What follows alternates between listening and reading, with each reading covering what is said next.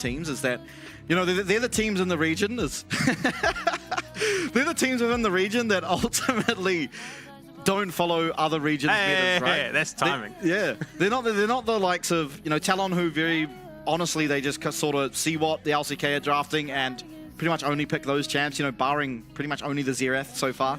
But Vietnam, it's been played. It was in Europe, but still been played. Yeah, but I'm saying that the other teams pretty much all just copy LCK, and the Vietnamese teams certainly do not. They come in with their own flavor to League of Legends, how they perceive the meta, how they think League of Legends should be played. And for the most part, it looks correct, because even going back to how they versed Talon, it was not ultimately, you know, their decisions on lane swapping that did them in. It was sort of these other decisions or capitalizations that Talon found on just uncharacteristic mistakes from Vikings. I'm thinking of in game one, the fight around bot lane. I'm thinking about Sulong going in too deep on the lane swap in the third game where Castle was actually there and was able to stun him up. And it's these mistakes that are not going to be reproduced all that much. It's things that you make that mistake once and it's like, okay, we're not going to do that again. So if they keep playing their flavor of League of Legends, I think they're actually looking good to make a deep run here. Well, I mean, I think that the interesting thing coming into the playoffs, I'd argue Talon, CFO, the most consistent teams in this competition. So they average sitting about here, but it's very consistent, very high level. I would argue the VCS teams, their potential sits here, but they're not averaging that. It's big peaks, big troughs. So sometimes they can come up. There are days, there are matches where they are arguably, undoubtedly better than the likes of Talon and CFO and potentially even international teams, but it's not a consistent thing because of the way that they approach the game, because of how volatile, how explosive they are. It can just absolutely fall apart at a moment's notice if they're not very, very careful. So while, yes, undoubtedly Talon CFO top of the feeding, you know, the pecking order at the moment, it's not by any secure margin. They are not safe on any given game day. Yeah, absolutely. And then, of course, we have SoftBank going against them, and I think for them to find a win here would be very surprising, ultimately. However, if they were to do so, I think it's going to have to come off the back of Evie ultimately stepping up a lot more. He is a very, very good player when he's playing his League of Legends, and I don't think we've gotten to see a whole lot of that here in at least split one. So I want to see, you know, you come into this playoffs, allow Evie to play his facilitatory champs. He's not the kind of guy that wants to go up top, lock in Fiora and win. He is kind of the guy that wants to play the Ornn. He wants to play these tank champs that are willing to give over 2-3 waves in the side lane here and there, but he find a team fight that's beneficial for his team. He also has the second best facial hair in the league. Oh, that is true. Because I'm pretty sure he's the only other player with facial hair aside from Lima. So I'd have to like double check player cams, but I'm like pretty sure. I'm pretty sure. To be fair, even if he doesn't, it's pretty noticeable. Like it is pretty distinct. So yeah, look, it's interesting seeing the current state of Japan. You look at the likes of DFM, Arya is just a standout player in that mid lane. He's consistently putting up numbers. Guon as well has been a huge supporter there. But then you look at SoftBank, they're just a little bit more consistent across the board. They're not the ones having the standout plays, but it is about that consistency. Their equivalency is probably Talon of the Japanese teams at the moment. But I think much like for you know, DFM and Chiefs, this is sort of like a building split, you know, sort of acclimatize to the environment, figure out how things are going to be playing, not just, you know, in the LCP, but in that stadium day, like game day, in and out, and all the rest of it. So yeah, like I can understand that expectations aren't super high, but they definitely still have the potential to at least take one, if not more games away. Yeah, well, ultimately, all they need to do is play their game of League of Legends for 2 games here. It's a best of 3. The loser sent home, but if they're able to hit their stride, play 2 very good games of League of Legends and take down Vikings, the playoffs get a whole lot easier for themselves, but everyone else in the league as well, because Vikings are ultimately they're the top team that has the most potential to truly disrupt the flow of things in the playoffs, right? They're the team that go up against Talon in best of 5, capitalize on some of the drafting mistakes, macro mistakes that Talon often have in the early game, and then manage to take out the entire split. But SoftBank, I think, honestly, they have all the parts of a really strong roster. They're just yet to truly piece those bits of the puzzle together. I think ultimately what we see a little bit too often from this team is Evie is going to give up a wave bot to go join his team to try and find a fight in the mid game. Fate does the same. The fight doesn't work out well, and then all of a sudden we've just lost a bunch of minions, lost a bunch of XP. Maybe someone even died in the fight, and then they're just trailing for the rest of the game, trying to make up for that deficit that they found themselves in because of whether it be, you know, just a bad call, whether it be a micro mistake, which we have seen quite often from the bottom of the leaderboard here. And I think just clean it up, make sure you're getting as much gold as possible, wait for the other team to make mistakes, because Vikings certainly are a mistake-prone team. We've seen it a lot. I mean, again, to bring up the Talon series again. They should have won all 3 games. They didn't because they made mistakes, not because Talon was being proactive, because they were actively doing things that they shouldn't be. Yeah, Vikings tend to force the issue more than not. But I mean, look, we're not far out. I think we're not far off starting, actually. So I just can't wait to get into it. Yeah, no, absolutely. I mean, more than excited for the series. I think we do have the second series as well tonight, but well, I've just had word. The voices in my head have informed me that we are going to go to a quick intermission. Once we're back, game number 1 will get all up and going for our playoffs. It's the first game we have. It's going to be a banger. It's SoftBank going up against Vikings.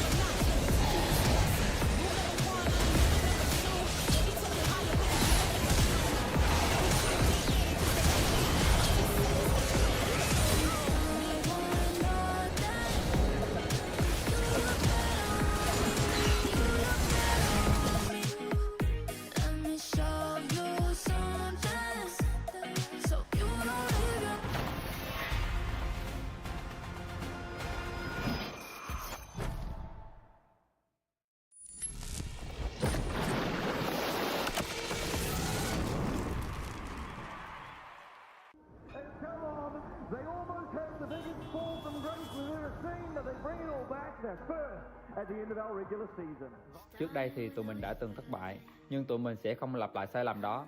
Viking đến đây là để thách thức tất cả. Sau trận vấp ngã ở đầu mùa thì nhiều người đã mất niềm tin vào Viking, nhưng mình chỉ muốn chứng minh một câu thôi, MVKE hoàn toàn xứng đáng.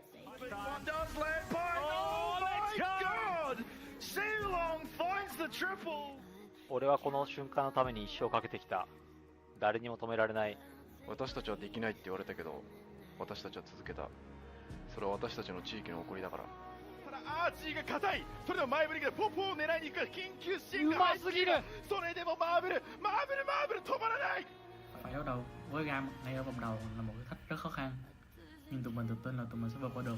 Cơ hội chỉ có một và mình sẽ không muốn bỏ lỡ nó.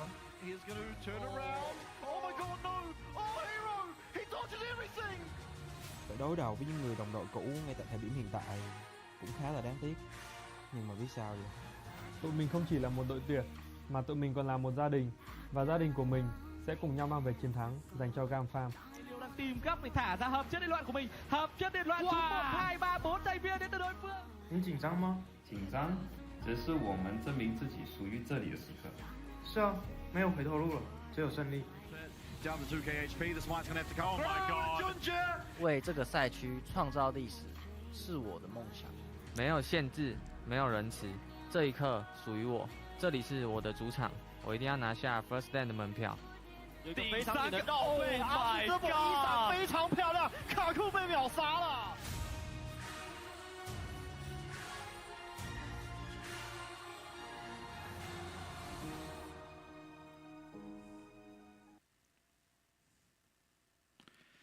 And it's time for our first qualifying series game, and what an exciting series we have on our hands.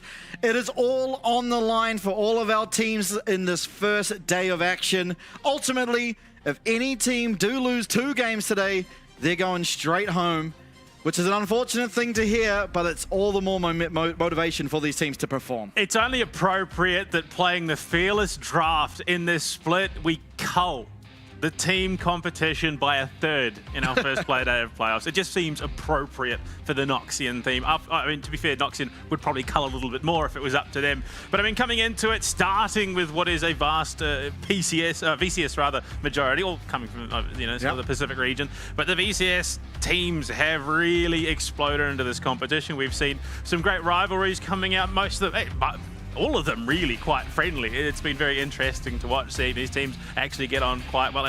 We saw it out of GAM and Talon. They just, all these teams getting along, but unfortunately, heading into playoffs, there are no friends on the Rift. Yeah, absolutely. And the unfortunate reality that the VCS fans face today is no matter what, one of their teams is going home. No matter what. First game, of course, we have Vikings versus SoftBank, and either one of them ultimately can stay. But the second game of the night is GAM versus Team Secret Wales. So regardless, someone's going home. Fun fact, if they have a good day, they still make up a 50% standing in the playoffs going into tomorrow. So so at least they've got that going for them. But I mean, on the whole, yeah, look, definitely is a rough road for SoftBank coming into this matchup, given how on fire the Vikings have looked of late. Yes, SHG have ramped up a little bit, and as we jump into the draft, we are going to see much as what we have seen coming into the day. But it is Rumble it through first for Evie. Look, I don't know if that is enough to overwhelm someone like Kratos, who has been an island in the top lane, but it's a pretty good start, honestly. Yeah, I think ultimately for Evie, this is the champ he's looked the best at. And so getting him on at game number 1, it's left open, slam it. Evie has the most experience out of your entire roster.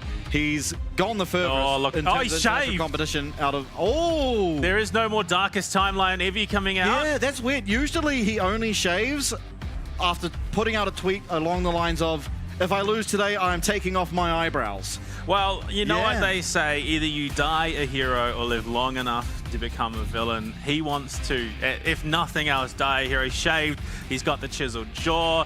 Look, if this was the olden days, he'd be standing there with a broadsword and it's probably katana, obviously. Yeah, so he'd be sitting there with his full kit ready to go. But yeah, he's gonna go onto the Rift honorably and take it as best he can. We rounded out with a Wukong for SHG, at least in their second pick, but Corky Varus at the moment. Yeah, look, there is one champion that is currently open, that is a jungler, that hasn't been banned, that's open, very free to take if anyone wants it.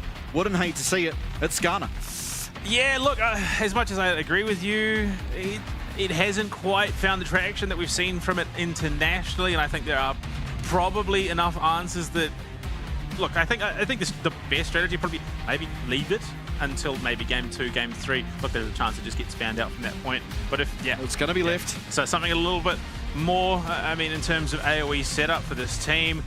The problem I'm starting to see is there is a lack of front line, so I'm expecting something pretty beefy in the top side and more than likely a CC tank in that support role. Yeah, I mean, Diana rounds out her build with a bit of tankiness, but for sure earlier on can be lacking.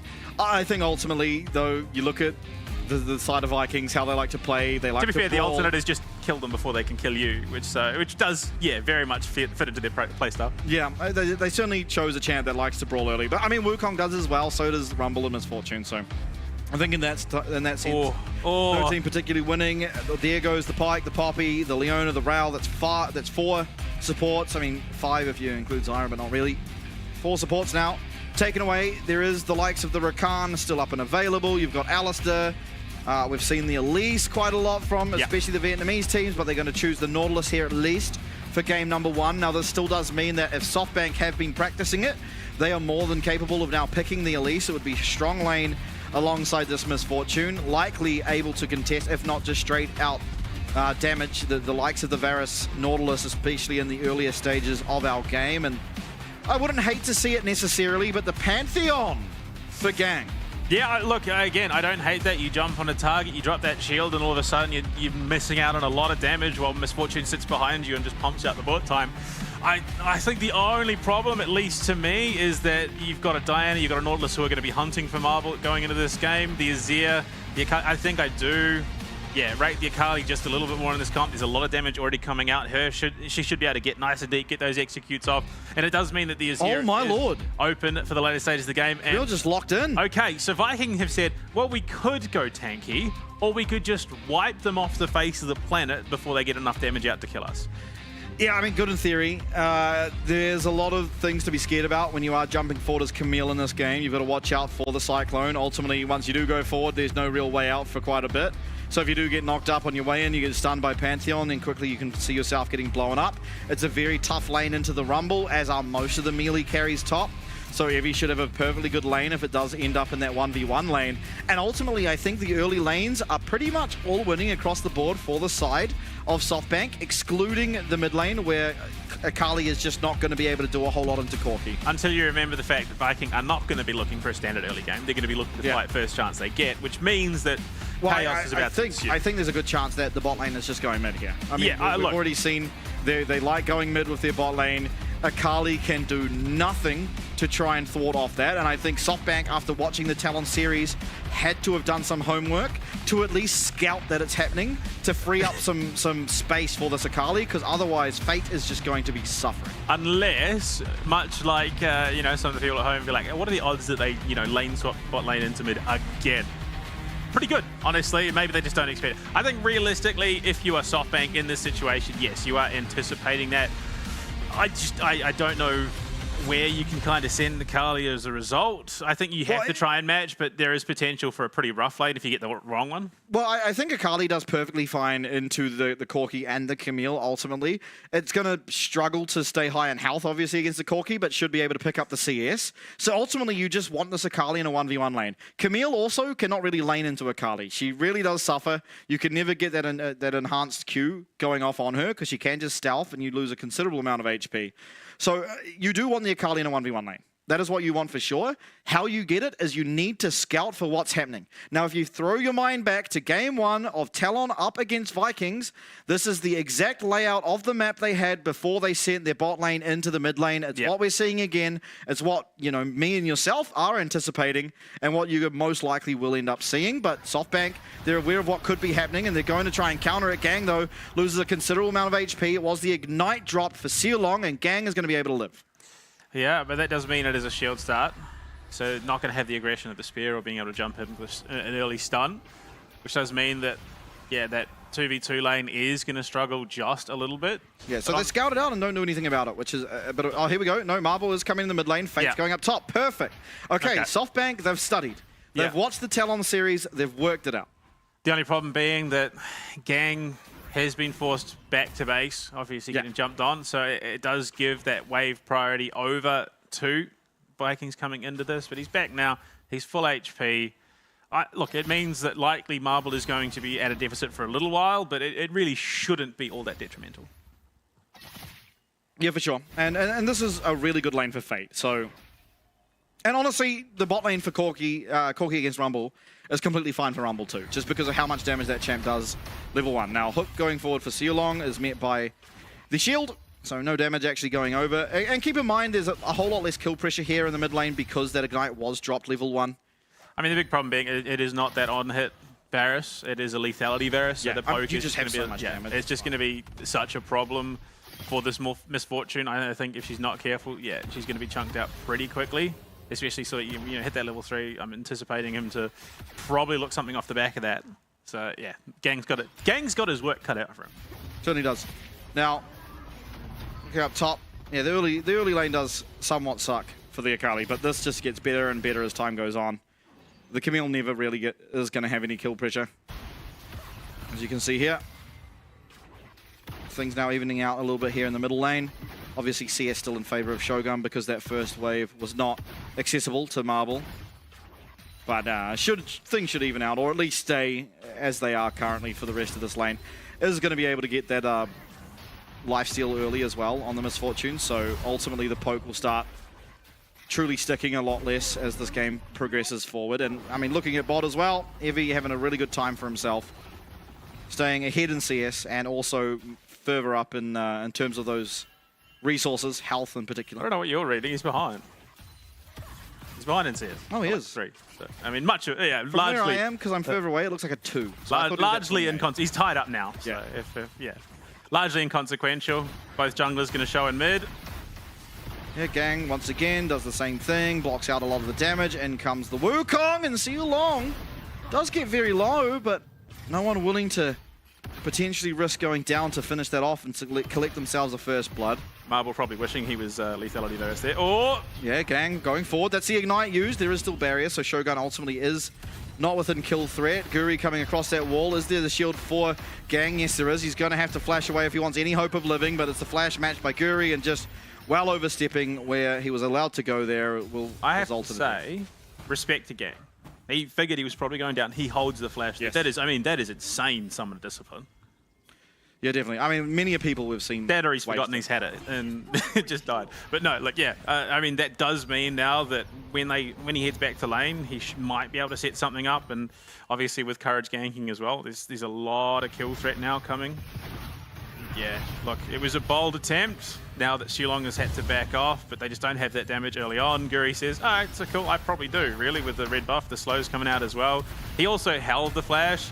So, I mean, there was a chance that maybe Gang got gapped, but I think that flash is far more valuable than his life at this stage. Kratos, no shield available to himself, is going to flash away, but he gets hit by absolutely everything. Gang is going to be able to tank up that tower enough for Fate to secure the kill, and that's one kill immediately answered back. And now it's Evie's turn. He does get hit there by the hook, but he flashes away. Cardi still trying to find the damage, will be able to do so. And so it is a trade of kills on either side of the map. Evie will be able to teleport back, as will Kratos. Yeah. I think, I mean, given the fact that Camille is now struggling very much so in lane into Fate. I mean, they were even 9 CS ago, or at least it was 9 CS ago for Kratos. Now, Evie having a great time, has the boots finished. He's going to be able to keep farming quite competitively against Caddy as well. Teleport to the backside. No, he has no idea. Yeah, he doesn't. He's going to be able to almost certainly escape. Actually, no, the ult's there. Fate just gets a freebie. Yoink. Perfect. I mean, just great work by the side of SoftBank, realizing that there is going to be a Corki in that lane. Ultimately, it's inconsequential if they don't find the kill because he would just be able to go collect the wave, but finding himself a kill now evens up the gold in terms of those two middle laners. He's also up the teleport because, well, not up the teleport anymore, but he was up the teleport, so Cardi has no way to get back to this lane, meaning he is going to miss out on a few more CS, giving that gold advantage slightly over to Fate. Fight breaking out of the mid lane, Gang getting very low, piercing arrow if it connects. Going to shoot it at Marble instead. Yeah, look, I mean, you could be critical of Cardi in that situation, but yeah, no way of knowing that teleport was coming. So realistically, the only thing he could have done to avoid it is walk a bit further back to the tower and then back, but which he probably should. Look, he had no idea that there was a ward in that bush that was going to allow the Gang to come. For sure. Maybe Evie under the pump once more. He does have Equalizer to clear out that minion wave if things got a little bit too sketchy. 2 Void Grubs will go over to Vikings, but it was SoftBank who claimed the first, so no progress towards the feat of monster slaying just yet for the side of Vikings, as in terms of the progress towards the Noxian Blessing, all things are even. Oh, this is a big collapse. Guri's yeah, a in lot trouble. of people on Guri. Guri does not have flash still and should just be taken out. A lot of damage coming down onto him. Who do we give the kill to? Evie, perfect. And that's going to be the feat of warfare now, secured for SoftBank. Yeah, look, unfortunately, timing is just... okay, decent chunk of damage there from Shogun, but yeah, unfortunately, timing's been a bit of an issue here for Vikings already, which we know... Oh, that's bold. That is very, very bold. Yeah, unfortunately, looks like Courage is just going to be completely annihilated. Chain of Corruption locking him up for long enough alongside Siu Long here on the Nautilus. And will be a kill answered back. So, I mean, this game is staying ridiculously even. SoftBank doing much better in the early stage than even Talon were. I think there was a world where, again, Courage got out, but he decides to hold his flash because ultimately it is going to be more value as an engaged tool for him to get that Cyclone off now that he is 6. So I have to say, SHG's discipline in this utility and what they've got available to them is just insane. Yeah, I definitely agree. I mean, I think they're playing much better than we've seen so far out of them. And I mean, it's a good sign. Fate now going aggressive. We'll be able to go back. I mean, he's having a great start to this game, being this strong as Akali already. Not even really being active in any form of skirmish either. Obviously, there was the one dive, but then finding himself a solo kill.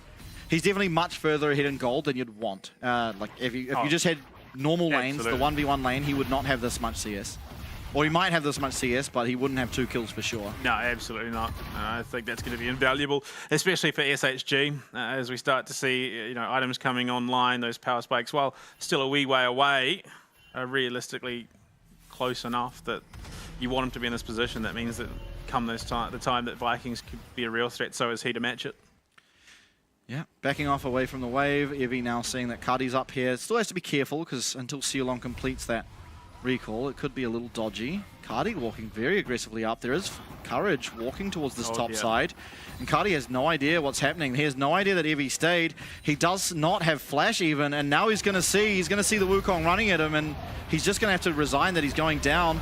Giving another kill over to Evie. That's 2 kills now on both of the solo laners of SoftBank, and boy oh boy, the LJR representatives are doing fantastic in the early stage of this game. I have to say, it is definitely feeling like it's a much more reserved Vikings than what we've come to know. They're not playing that high aggressive pace. Yes, they've been looking for fights, but usually they tend to then steamroll it into more fights, and ultimately either more kills or deaths, depending on how they go. And this lane assignment is just so good for SoftBank. I mean, Kratos is down CS. Yeah. He's down 20 plus CS. Yeah, you actually cannot interact with Akali as Camille. I don't think he can interact with anyone. I think there's a very strong argument that Akali might be it's very close to Camille's hardest matchup. Marble, oh my lord, I thought he was going to flash into that hook. Very narrowly avoids disaster, but Guri's now coming, and Marble did just lose the flash. We'll see if... There's no Cyclone either, so I suppose that... The Chain of Corruption comes out. That's going to be a massive lockdown, but it's a very, very good Equalizer. And Equalizer does just about gang, unfortunately, is just going to burn down to the tail end of that Ignite. And so a kill now given back. Kill back to even, and even plate being picked up by Cardi as this all happens means he's actually going to get a lot of gold back for himself. And unfortunately, no 6 out of gang, so he can't immediately turn around with that Grand Skyfall and look for something. Cardi does have the flash now, but probably should be enough. Potentially, that is just gross. This Rumble champ is so absurd. Cardi, he is going to get himself out, but he does lose his flash to do so. Evie, ever so menacing on this Rumble, and you do have to somewhat wonder why we gave it over to him. The flash! No! Oh my lord. Kratos dodging the flash himself. The flash Q was there for Fate, but unfortunately isn't going to connect, and Kratos gets that solo kill. However, I mean, you still have to comment, it was a solo kill with about 1,000 damage done to the tower. That's how almost entirely unplayable this matchup is. If you are under a tower, however, it does make it considerably easier. That was very, very rough. Oh, how? Oh, Kratos just gets the shield off. And dodges the damage. That's everything. That you talk about a tax bailout. That is a tax bailout. Kratos just gets 471 gold, which, look, it doesn't close the gap by a significant margin, but I suppose 1.1k down to 700. He's still alive, I think, is the main thing more than anything. Yeah, very well played by him.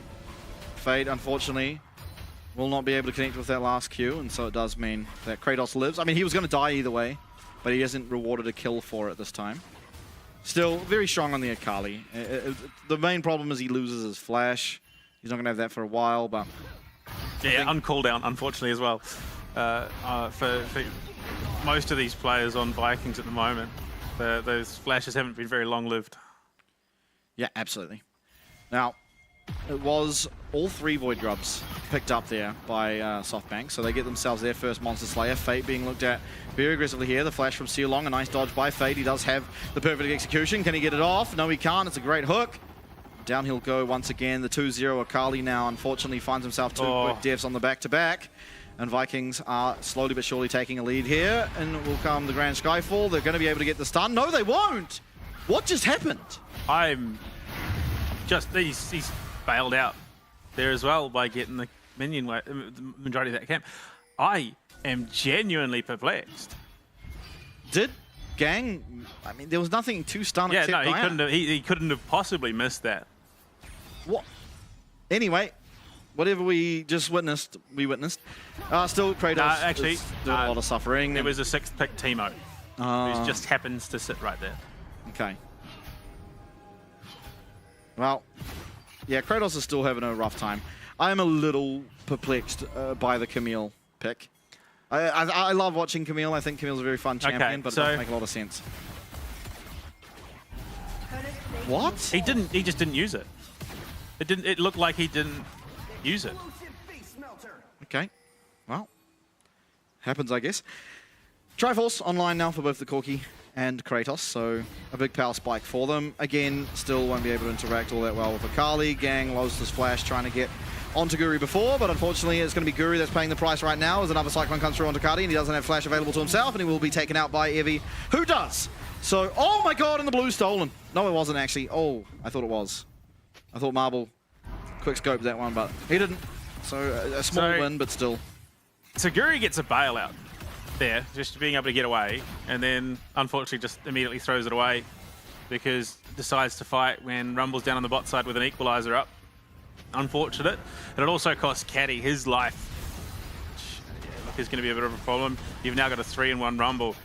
Look, I can understand why he probably thought he had the potential for a fight, but Xu Long had to know that there was more there. The reason that, you know, Courage is positioning so aggressively, it has to indicate support. So just a little bit of hubris there, unfortunately, for Vikings in that situation. They are punished quite heavily. And Evie on top of that is now accelerated once again. He's still up by 1,000 gold on Kratos right now.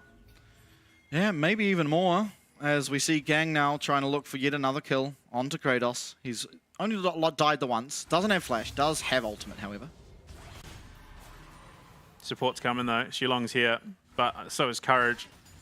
So they're going to have the numbers in this tower dive. Unfortunately, Caddy's TP is on cooldown, so this is realistically all the support you're going to have. Yeah, they do lose the dragon, but the cost of it, they need to make something work with this dive. They're not going to be able to, unfortunately. I mean, it did look near on impossible from where I was sitting. Yeah, Xulong is just too much of a problem. He's got the depth charge, he's got the hook, he's got the root. He's just anyone that's going in is ultimately probably going to die to that tower if they can target prioritize correctly. So. Shogun, however, is a lot easier to kill. Guri is here though. Yeah, unless he's sitting at his T2 with support. So yeah, it's a bit of a problem. Unfortunately, just not much they can find off the back of it. Yeah, Dragon's handed over. They don't find the dive top side. 15 seconds to Herald, which, I mean, that would be feat of monster slaying for Vikings, which would keep them in contention for that Noxian blessing. But I think realistically, Prio does go the way of SoftBank at the moment with the team comp they have. Yeah, I agree. I think skirmishes at this point of the game should favor the side of SoftBank. Especially they know where Guri is too. Yeah.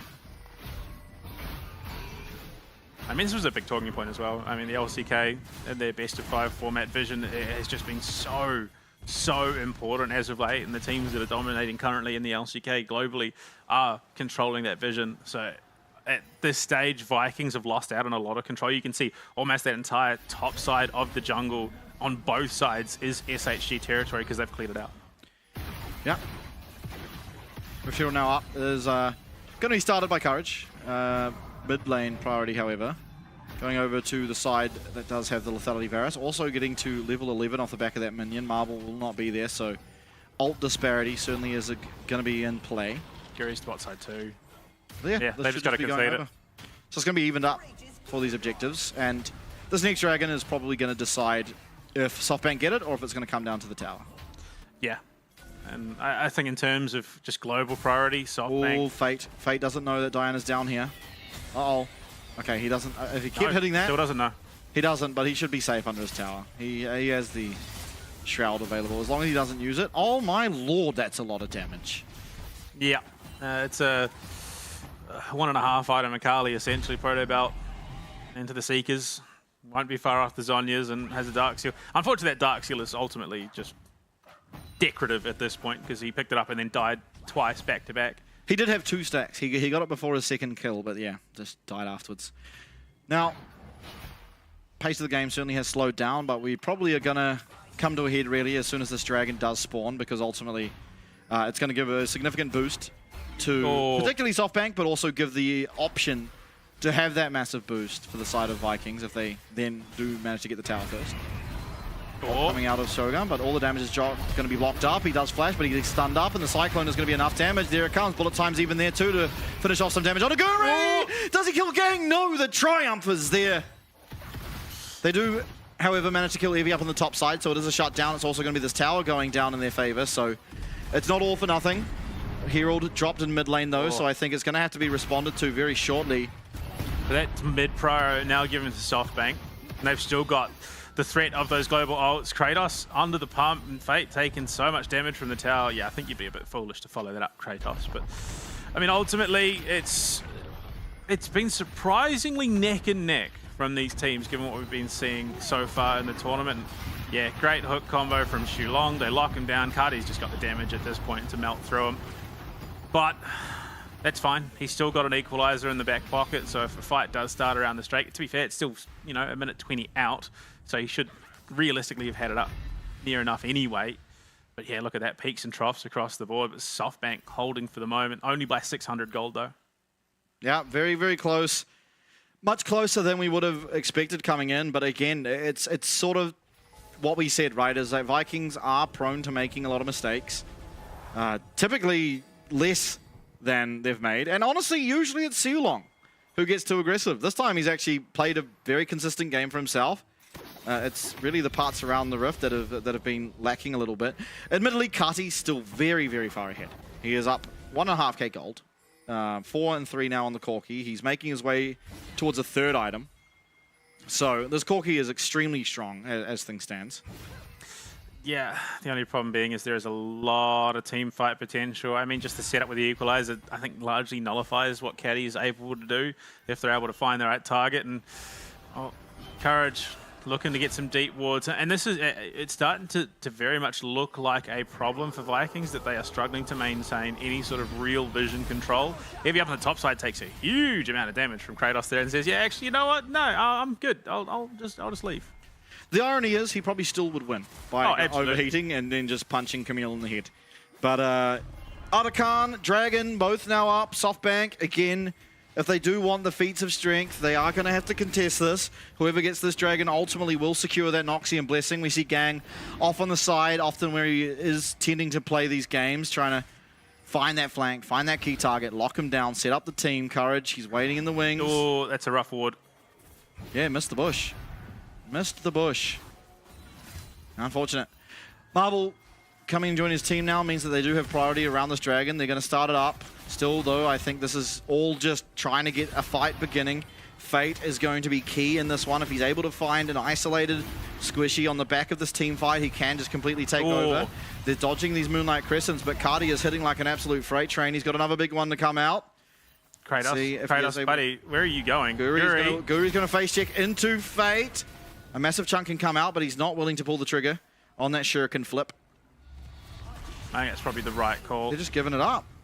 No, surely there's no way. Okay, I suppose Courage is just getting health back. Courage is getting health back off this red. He'll be able to come and now join his team I think that's why they were going to give it up, is because Kratos just takes that tower for free. He's going to do it anyway. They're looking for the collapse, but there should be enough distance. Yeah, Dragon's very low. Wow. He's going to go over. What an absolute steal. Yeah, Vikings just macro outplay, really, leaving Kratos to take a tower. They get the Dragon. They basically get everything they want and more. I think they would have ultimately just been happy getting one or the other, but, I mean, indecision that came out of SoftBank there, truly coming back to cost them. Yeah, I think Kratos, a great call there, realizing that actually with that Trinity Force I do have the damage. I'm going to shred that tower, and Evie is not going to be able to clear me out before I can get the tower done. And off the back of that, they have to rotate to answer. Vikings make the right call, and still ultimately Kratos gets out without losing his life. So that realistically was the best situation for Vikings, and that is a little bit worrying for SHG, because those are the opportunities that will allow Vikings to run away with the game. Absolutely. I think we're also now seeing something that has kind of plagued SoftBank the duration of this split, and the fact that they've actually remained even in this game in terms of the gold but because of macro misplays, they're down 3 dragons. Oh my lord. is going to be losing his flash now, as Gang does commit that Grand Skyfall, lands on him. But again, they're down 3 dragons in what should be an even game. So there's just been... Cardi single-handedly zoned Fate off that engagement. Yeah. Did almost his entire HP bar in, I think it was 1 rocket and 2 auto attacks. Yeah, he's hitting very, very hard now. Kratos, not at this fight, has teleport, but ultimately he's going to be able to pick himself up an inner tower. So another gold explosion in favor of this Camille. Things are just getting better and better for him. Shogun as well as Guri, they're going to locate Gang, who is half HP after the back of 1 singular Varus Q. Gang's going to try and dodge up some damage. Equalizer comes out and he's stunned up. Shogun's trying to struggle to get out, but the Cyclone locks him down. It's a 1-for-1. Guri will be going down as well, however. Evie just sitting there toying with him. Is Fate likely to lose his life as well on the backside? Fate actually, Hectic Ultimatum comes out, but he has the Shroud and the rest of the team's going to be able to get there. The perfect execution out. The clone used perfectly by Courage to deny any forward movement still for the side of Vikings. Now, low health bars, sure. But unfortunately, in the 4v5, Vikings are not going to feel confident enough, and SoftBank ultimately don't have the resources to be able to take this Arakan, so it is just the kill gold going over. And no real massive impact to the game. Yeah, look, poor Shogun continuing the trend of the Varus punch down. It has been the theme of this split so far for the most part. Yeah, I mean, Gang just denying all that damage there. The equalizer on top of Shogun.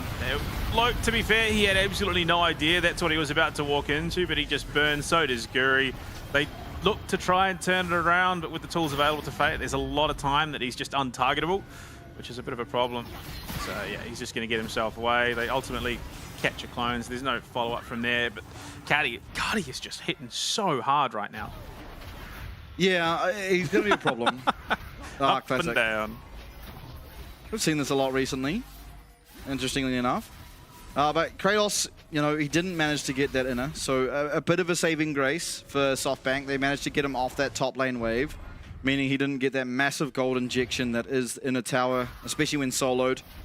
But they are, you know, even in gold ultimately, but only if they can take down Cardi will this game feel particularly winnable, because he is just so far ahead of anyone else that it feels a little difficult to get through. Now, he did stop off to get those upgraded boots, which is a little bit of a gold sink. Not really the most impactful item. Yeah, Gang sticking around. Or Kratos. Able to get out. Perfect execution. Shuriken flip. I don't think he goes under that tower again. We've seen how that one goes. Evie being looked at now. Gang is there, though. They're trying to find Cardi. The equalizer does go wide, but he has the flash away. The bullet time not going to connect with anyone. And so now Vikings in the 3v2 feel confident to keep going forward. Marble, though, able to dodge out of that Crescent Strike, and so will be okay. But still, a lot of ults used, ultimately across the map. In fact, 4 of them. Only Gang getting his up very shortly, which is not a combat ultimate. I think I'm beginning to understand what the LCP actually stands for. It's a large chaos potential, because there really is. Any game can just flip on its head as the all-in happens, and chaos ultimately ensues. Right now, Vikings, to be fair, they are down a couple of kills, but they are ultimately ahead in terms of global pressure.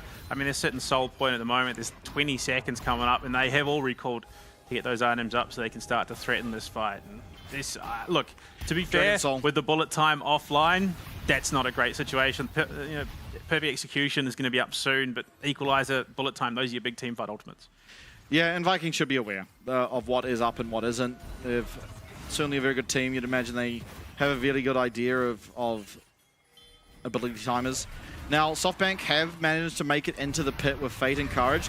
The Grand Skyfall's there. They are going to be able to try and get onto Shogun, but he does flash away, and Gang is taken out. On the other side of things, though, it's Guri getting targeted down. Evie very, very low and doesn't have equalizer to him. Is going to walk out, try and deny time, and it's up to Fate and Marble, really. The perfect execution is there, and they're burning away. Fate has so much to do, but he might just be able to. But he's stunned up the hook. One more auto, and it's not going to be enough. It's Vikings who take the fight. They'll get the soul, and they'll get whatever the damn hell else they want to.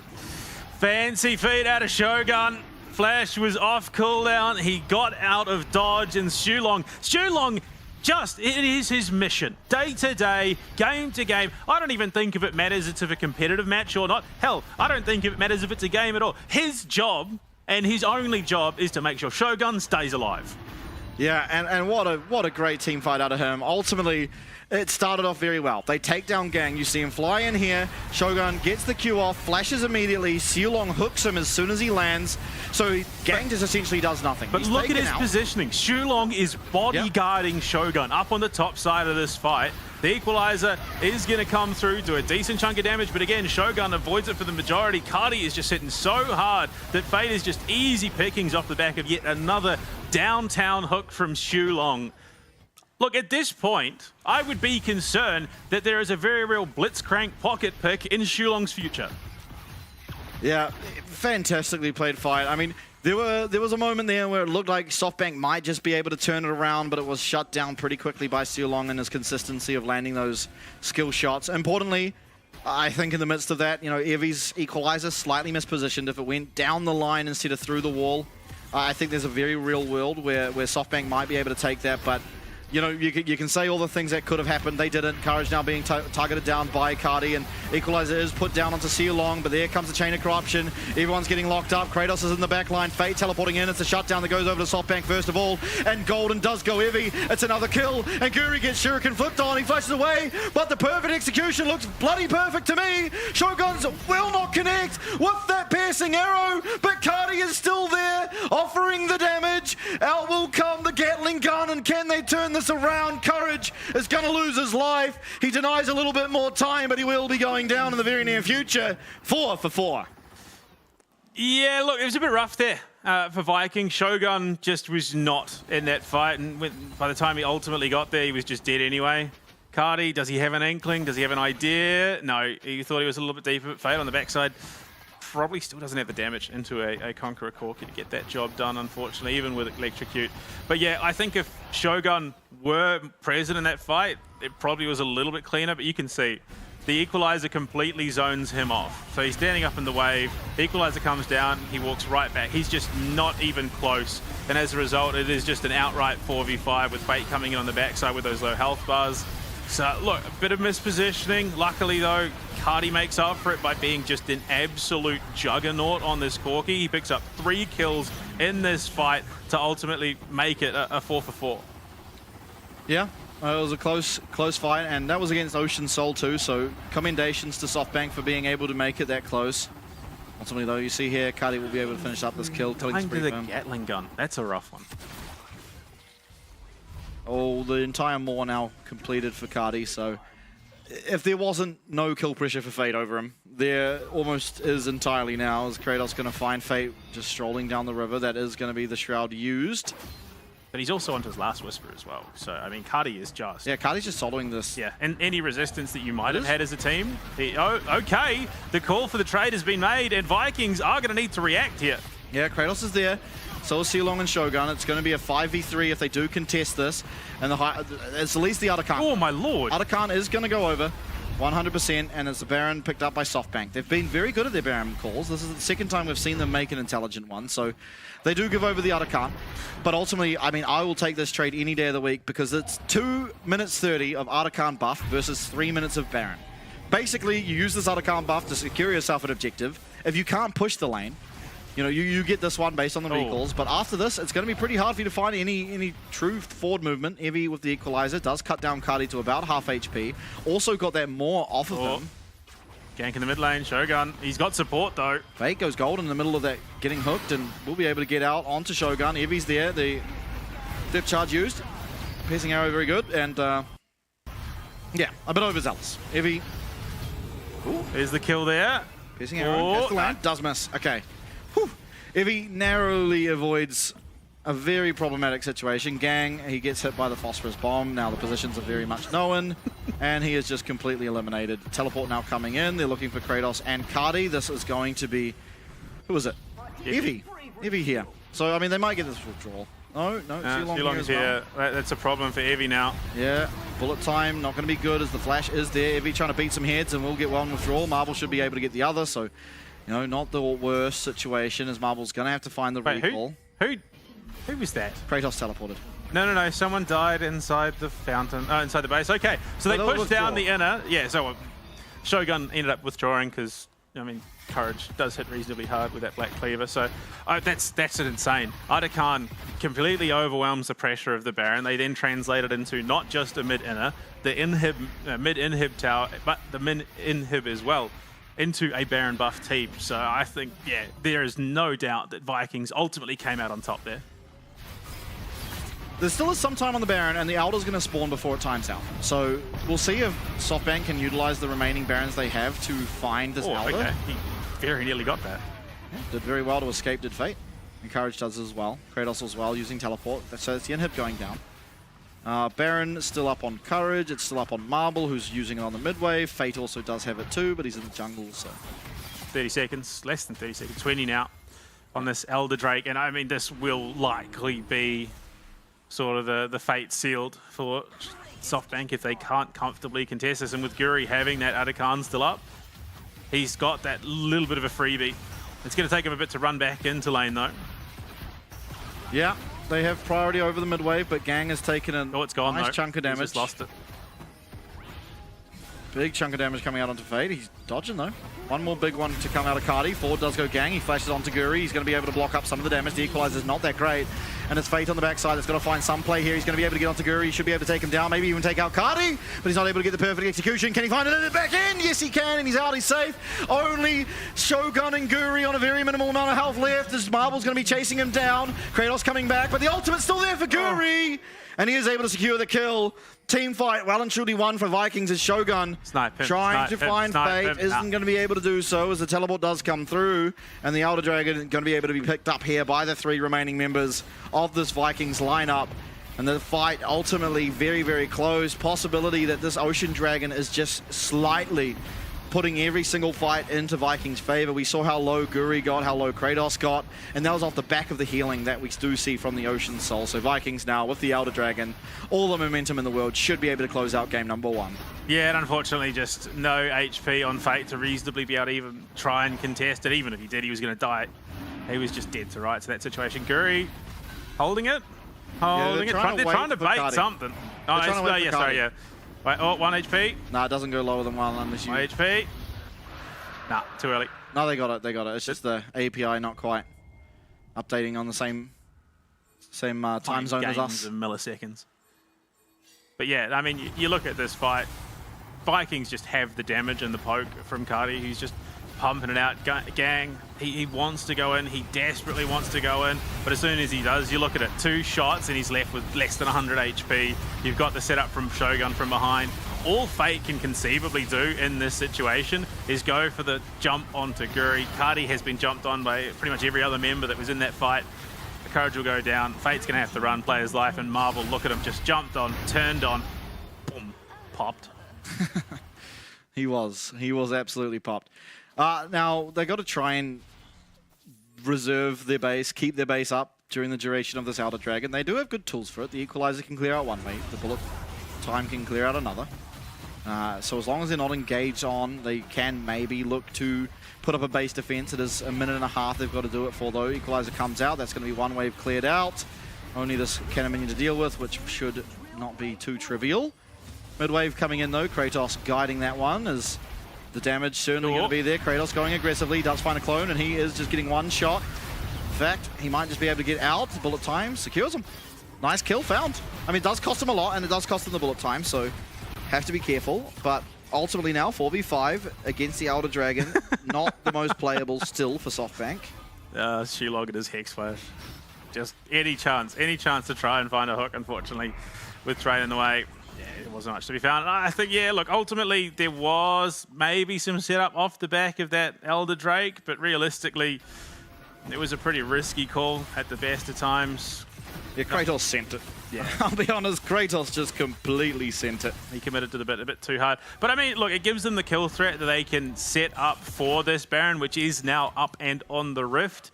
It is going to be just a little bit longer before Kratos is up and in action. We'll have the teleport to get involved, and there's not a heck of a lot of overlap when he does get back up. So I think, ultimately Vikings did weaken their positions off the back of that play. Yeah, they should be able to get this Baron, though. The Elder Dragon is going to be away, and SoftBank know they're not starting it. Although now they might think they have. I don't know if they have any more oracles is the problem. How else are they supposed to check? There's one, so they know it's not happening. And they also know now that the Elder Dragon's gone. So they legitimately can play these team fights. It's still going to be difficult because they are ultimately going up against an Ocean Soul. But it's a whole lot easier than against the Elder Dragon. Yeah, absolutely. And unfortunately, yeah, Vikings definitely erring on the side of caution. I think this is probably the most cautious we've seen them in a game so far. And with the lack of vision, this could punish, but Shulong's just so hefty right now. Gang's going to get caught up, though. This could be the start of a fight that Vikings ultimately do want. Chain of Corruption lands onto Courage, but it's only onto the clone. They're able to take that out. They do take out Gang, importantly, and they do land the chain. Or the hook, rather, onto Evie. Evie hasn't got the equalizer off yet. He flashes away. The bullet time's horrendously bad. Courage, though, he makes it onto the back line. Cardi does get that Valkyrie off, and the perfect execution will take him out. So it's a 2 for 2 as things stand. But now it's made a 2 for 3 as Fate is going to be taken out. It's Marble, who ultimately will be able to just keep the distance from that Nautilus hook, keep himself alive, and a defense onto this Baron might just be possible. We need to get Evie back. He has the teleport. He can come. He can try and spot out what's happening, try and poke around the rim. There's going to be a Grand Skyfall available for Gang in about 10 more seconds. And it's also a very, very, very, very slow Baron with a Varus. Especially not the lethality one, or off the mark, but Gang should still be caught here. Yeah, Evie unfortunately going to get locked up, but he is going to be taken down. Now, Marble has to run for his life. Forward goes Guri. Marble getting very, very low. Grand Skyfall's going to be coming through, though. Are they able to get back to Marble, though? Can Gang make it? No, he can't, and Guri just takes down that misfortune. Gang going a little bit too far forward with the Grand Skyfall and double kill to Vikings. Yeah, and that will allow them to ultimately go and crack that inhib again. And from there, they can position themselves. They've got 1:40 until that Elder. Courage is looking for a flank. The teleports coming in, though, mean that realistically, there is just no follow-up. There's not enough damage just coming purely out of Courage. Fate maybe on top. I mean, Vikings look like they might just try and end it here. Yeah, Courage being escorted away from the wave. Forward will go Fate. He does manage to make it at least inside his shroud, but he's going to be taken out there on after. And that, ladies and gentlemen, was a back and forth game, 40 minutes in. But Vikings will take our very first playoff game, and they'll lead the series 1-0. I mean, very interesting change stylistically from the Vikings, who have just been all about the fight, all about the chaos. They just want to brawl. They slow it down. Ultimately, I think they look fairly similar to the way Talon approaches the game. Very paced down, looking for those key item spikes, and then looking to fight as a team with just a little bit of poke setting it up. I think Shulong probably could have stopped babysitting Shogun after a certain point and started babysitting Cardi, but not much of a much. And Cardi did enough damage and survived long enough for the fights that he was doing what he needed to, and then Shogun come play mop up. Yeah, I mean, they did eventually win, but I actually think that the reason why it was so slow and it actually looked like SoftBank, I mean, they just were in a better position for a long time, was they worked out the lane swap. They worked out how it is that you scout for the lane swap and how it is you react to it. They did it very well. Each of their solo laners were ahead of their counterpart. Their mid lane was essentially even. Unfortunately, the game did blow open a little bit as Fate unfortunately died on the side lanes and Evie did the same. And so it made the games a lot harder, and Cardi eventually, he ended up very, very, very far ahead. And pretty much this win was off the back of Cardi and how far ahead he was, but also everyone did eventually play very well. I think Kratos had a very quiet one. He really came into it though in the end. I mean, 20k. Yeah, he really came into it and gave over a kill with Elder Dragon. To be fair, up until that point, he was doing reasonably well for the team. He was setting up a lot of plays and a big outplay. I mean, he was chunking by the time we started seeing that roving 5-man death ball coming out. I mean, he chunked out Fate for almost 50 HP off a single empowered Q, which meant that they had to pull off the Baron when they were initially trying to make something happen over there. So, I mean, look, yeah, they definitely were a bit of a slow burn draft coming into it, but I think ultimately, given how some of those drafts have gone for them in the past, they played this pretty much as well as they could have. They probably could have ramped it up a little bit more, but I think they erred on the side of caution. Yeah, for sure. I mean, yeah, I think, again, though, to SoftBank's credit, they certainly don't look like they're out of this. They look pretty competitive with Vikings. If you clean up a few of those side lane mistakes, then things are going to go better for you, and that's what you got to look to try and do as you head into game number 2, because it's not very long until we do head into that game. Some of the highlights, I mean, this was a big one. Kratos with a massive outplay ultimately here. Look, I'd be remiss, it'd be a misrepresentation to call it a fluke, but yeah, no, he was really in a tough spot. He played that there was literally no better that he could have played that other than just avoiding it, and he would have walked away with a kill when he did. And this was a bit of a rough one. Previously to this, Guri had been bailed out on the top side, but they go looking for something, maybe not respecting that there was already pressure down on this bot side, and as a result, they do get punished for it. And yeah, like justifiably, that was a big opportunity for SHG in that situation. They were in a spot where they could have made the comeback. And another one here, they jump onto Shogun, continuing like the punch down on poor Varus in the LCP. But the fact that on the backside, they just completely identify the fact that Fate's there. They just set Cardi up, and he just does so much damage. Means that Fate really can't do much more from this point on. Yeah, was ultimately able to get out, but yeah, this was big from Sealong. The immediate hook gives Shogun the time to flash. They're able to just take out Gang without him doing anything. And there is an equalizer that comes down as soon as it's up, but I think it's just slightly mispositioned. Part of it going through the wall means that ultimately it's doing less damage than it potentially could have if you do just slide it along basically where the blue wall caves in. Yeah. Because that was where both the AD carriers were standing. And maybe that's enough to turn it. I mean, it's going to be so close to call. The biggest problem, I think, ultimately for SoftBank, though, is their inability to secure any dragons. Because they were even, if not ahead, for a lot of the early game and weren't able to get a single dragon, which led to the Ocean Soul just essentially being picked up uncontested. And that was just a massive problem because, like, every single team fight, this one included, came down to the wire.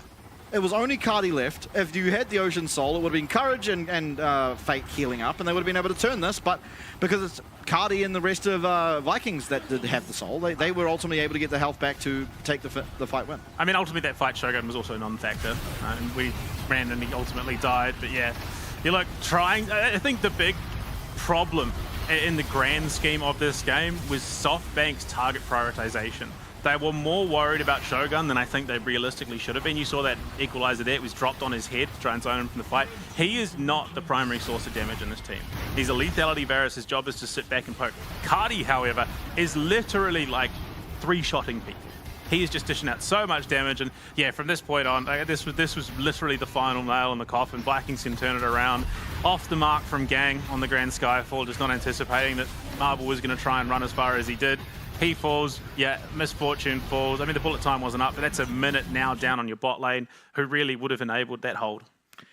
Absolutely could have, but game number one is for the history books. It's Vikings that do take it. We're going to go to a quick break. Once we are back, we will have game number two here. SoftBank against Vikings.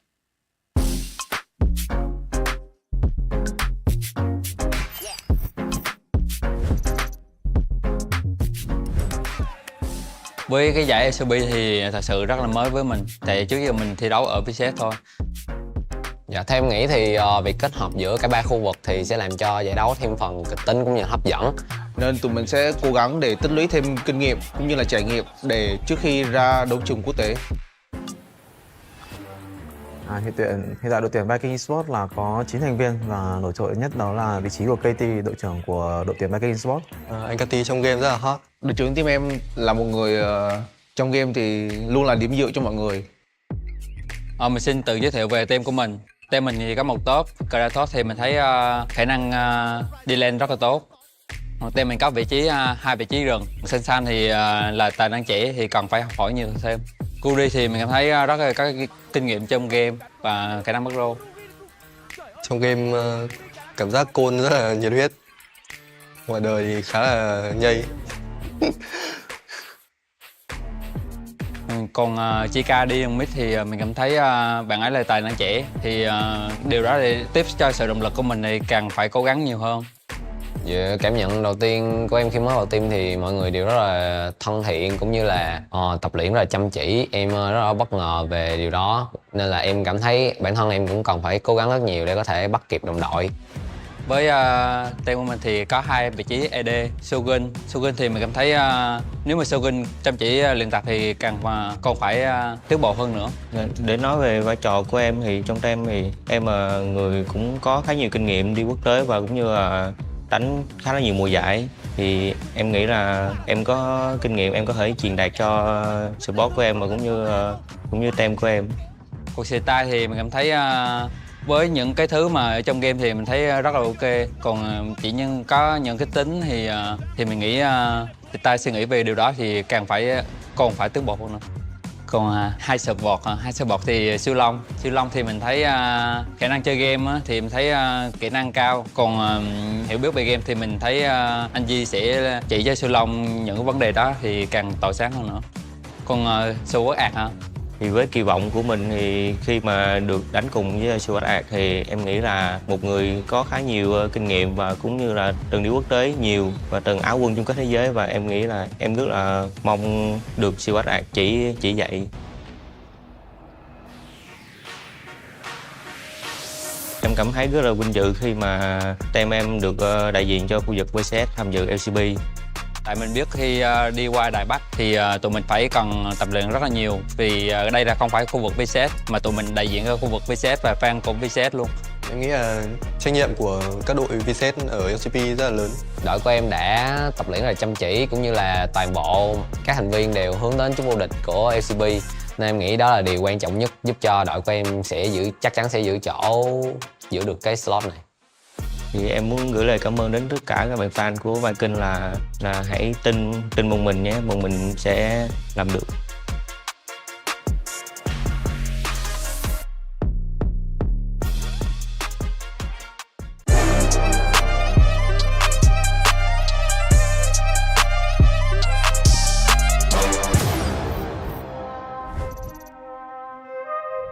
LCP 리그 자체가 이번에 처음 생긴 리그이기도 하고 여러 나라의 팀들이 모여서 리그를 한다는 것 자체가 되게 색다르고 재밌는 것 같습니다. やっぱり参加しているチーム自体が競技力が高いリーグで上位のチームなので、そこでお互いに競技力が上がる、中国、韓国を除いたアジア地域のレベルの底上げになるのかなというふうには。今回のリーグだともうおそらく全員が本当に最も強いレベルの相手と常に戦うことになるってことで、一戦一戦も本当にちょっと気が抜けないような戦いになるのかなと思ってます。ロースターも去年と変わってすごく手堅いチームになったなっていうふうに感じるし、 저희는 이제 소프트뱅크라는 AJL 팀이고 저희 팀원들이 이제 많은 좀 AJL 팬분들이 아실 만한 탑에는 이제 에비 선수가 있고, 에비 선수는 팀에서 이제 든든하게 탱커를 맡아주는 역할이라고 생각하고 리더 같은 역할을 하고 있고 팀 이제 분위기 메이커도 하고 있는 것 같아요. 모두를 놀라게 하는 선수요. 그거는 제가 될 것 같습니다. 항상 하면서 이제 발전하고 있다고 생각해서 밑바닥에서 이제 시작한 만큼 모두를 깜짝 놀라게 할 수 있습니다.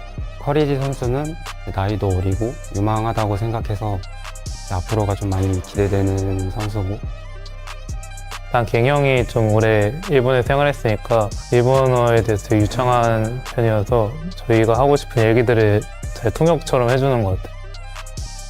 またソフトバンクホークスゲーミングっていうチームの名前を背負って大会に参加できるっていうのもすごく貴重な経験だと思うので、貴重な経験だと思います。 저는 이 팀에 와서 생각보다 놀란 게 이제 마블 선수가 좀 그래도 되게 잘하는 선수다라고 생각이 들 것 같고, 마블 선수도 제가 AJL 내에서는 되게 신예라고 얘기를 많이 들었는데 그중에서 좀 되게 잘하는 유망주라고 들어서 마블 선수도 아마 되게 잘할 것 같고, 인게임에서 팀을 이제 선수들한테 어디로 가야 될지 방향성을 좀 제시해주는 리더가 이제 페이트 선수 같고, 저희 팀에 있는 선수들이 경쟁력이 있는 선수들이라고 생각을 해서 저희들도 뭔가 가능성이 되게 크게 있다고 생각합니다. 国際戦のトーナメントとリーグはどう違うかっていうのは、やっぱりトーナメントっていうのは負けたらそこで終わりじゃないですか。そのリーグっていうのはやっぱり学びながら戦える場所だと思ってるので、やっぱりその試す余地っていうのがトーナメントはやっぱなくなるので、その点リーグ戦は試す余地っていうのがすごく大幅にあって、それによって新しい戦術とかチャンピオンとかで新しいものがリーグ戦によってのおかげで見れるようになるんじゃないかなと思いますね。 이 롤이랑 게임을 정말 일본 내에서 좀 인기를 좀 끌어올리고 싶고, 그리고 소프트뱅크를 응원하는 팬분들 입장에서 얘네 팀은 정말 한 팀이구나, 다 같이 하구나, 이제 그런 생각을 가질 수 있게 하고 싶습니다. 그게 성공이라고 생각합니다.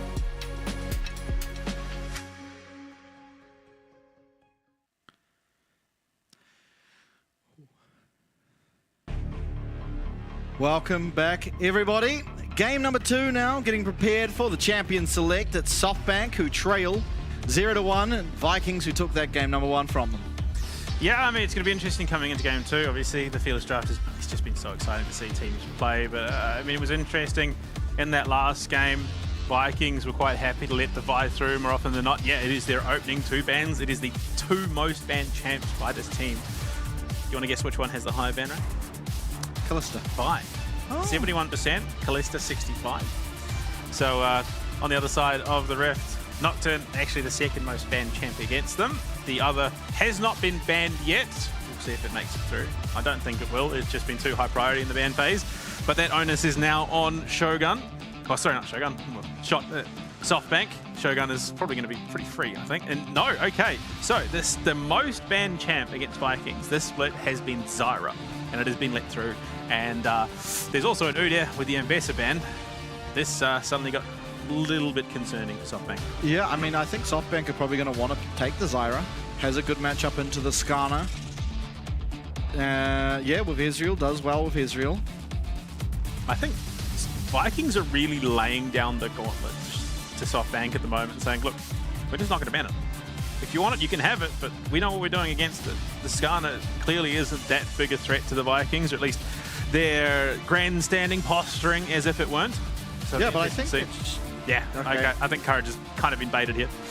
Yeah, I mean, it's just going to be answered by the Zyra. And Zyra does well into Skarner. Interesting. Absolutely. And, I mean, Guri is pretty solid jungler, all said and done. I mean, there's a reason that it's being targeted away from them so much. I wonder just how much that might come back to bite SoftBank. No, we're not even going to entertain that. And there's the Zyra. To no one's surprise. Now, third pick, mid laners, 80 carry, yeah, the Ashe is still open. It means it also won't be any more focused towards the 80 carry bans, especially considering SoftBank already have theirs. Yeah, look, I think this is going to be interesting. Guri, it has been so targeted against him. This is only his second Zyra pick of the tournament.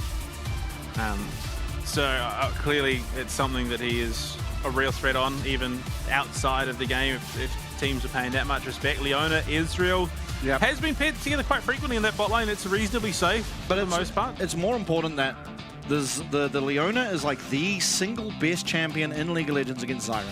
Because, again, it's one of the only engage supports that you don't have to just fully commit to the engage.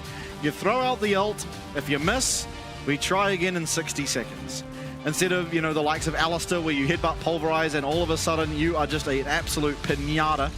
And Zyra loves those champions, so, you know, if you are able to land an ultimate onto Zyra or force out a flash, you are then able to land the next ultimate, she becomes very vulnerable, and I think it's a very smart idea to pick this up before the second phase of bans, cop a few top bans. Evie, ultimately, he's played League of Legends for so damn long, he's going to have something up his sleeve. Oh, absolutely. I mean, realistically, there's a lot there, and there is a lot of respect being paid to Shulong this tournament alone. Not even just going into playoffs now that we've seen it banned twice against the Met Pike. But this tournament that has copped so many bans, and when it's been let through, it has just been to devastating effect. He is really just... it's not even that he blew maps wide open. He blew open maps that were already just exploding around the other team and made it that much worse because of the acceleration that he offers. Yep. He's been a pretty standout support player all split long, and oh my lordy lord, we might have a Zac top. I mean, look, it's a great AP tank. It's possibly the best AP tank in League of Legends. Obviously, you can just first item the Spirit Visage, so that means Udyr will do a considerable amount less. It means Zyra will do less. Ashe already a champ that struggles to get through tanks at the best of times. Yeah. No, this is Ashe. This is going to be Ashe, yeah. Ashe, and then obviously Smolder mid lane. So the double 80 carry coming through once again for Vikings. Yeah, a lot more of a ramp-up time for the Smolder. Oh. Shen in the support position is a counter pick to the Leona. Obviously, Leona, she Zenith Blades in. You put down the Shroud, and all of a sudden she cannot follow-up stun you with that Q. Works well in practice. The Victor, however, should have a very, very easy lane against the Smolder. Should have priority for the majority of the time, and honestly can maybe even look to capitalize on Courage on the Skarner to find a lot of early stacks. And if he does get you know, put forward or put ahead as the victor can quickly take over teams. I mean, how many times have we seen late game fights decided by the fact that this Chaos Storm is just ramping up and getting bigger and bigger? It's happened quite a few times already here in the LCP, and it's Fate that's looking to do it again. Yeah, I mean, it's an inventive comp. It's probably a little bit ambitious if we're being honest with ourselves. I don't hate it. I think this is a great counter-engage comp from Vikings. They are going to do a lot to punish an overextension from SoftBank, who are going to have to play these team fights not perfectly, but pretty well to not be, you know, threatened as much as they are, because obviously Zach and Skarner, while offering some damage, it does mean that that onus is now on your mid and bot lane to really be pumping it out. So if they have a rough time in that jungle in the top lane, Vikings are just going to have a huge amount of threat. Yeah, I mean, I think both teams have set themselves up for success here. If they're able to capitalize on their team composition, obviously for SoftBank, they want to lock down that Zyra, take it out, and then run through the team fights like that. Whereas the other side of things, kite back, let Smolder just fire off these Qs. You're going to be able to find a lot of damage late game if that's, you know, if they're able to do that. But ultimately, I think a lot of this game is going to depend around Guri. If he's playing safe enough, if he's staying well clear of threat, it should be a pretty easy game for Vikings.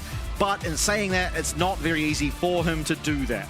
It's a very difficult job against Skarner, against Zach, against Leona, to find yourself in a safe position that you're still able to offer team fight damage. I mean, the big problem that I'm seeing is, one, we've got a Hail of Blades Ashe, Shogun, so it's going to be looking for that immediate ramp up of damage. Cardi is also going for the grass, so a little bit more sustaining in that mid lane, wants a bit of bulk. But yeah, choke points are a big problem for SHG going into this game, and we're starting to see that already clumping up. You're going to be sharing a lot of that damage, and the VCS continue to look for that early brawl. Yeah, yeah. As we've come to know and love. Honestly, it's such an exciting thing they do. Oh my lord. They're looking for the first blood, and they'll find it just like that. How easy can it be? Vikings make it look pretty simple. It's going to be Shogun with first blood on the Ashe, and that's a terrifying concept. First blood on the Ashe with Hail of Blades is likely going to go back. He's going to come back to lane with he's going to go boots rather than longsword. So, yeah, look, okay, smart rather than aggressive. I think identifying that he wants to be a little bit more mobile than anything in these team fights allows him to follow up on Shulong a little bit better and stay out of range of Gang as well. So, look, Vikings, this is what we've come to expect from them. In this time, it is going to be, once again, the AD carry match in the mid lane. SoftBank have read it and said that actually, no, we don't want to sack our mid lane off. We want to be able to contest this as best we can. Yeah. I mean, early lane's going to be pretty miserable down in the mid lane, I guess, as things stand. The classic Vikings love their mid, or their... They just love their lane swaps. Yeah, they like the chaos.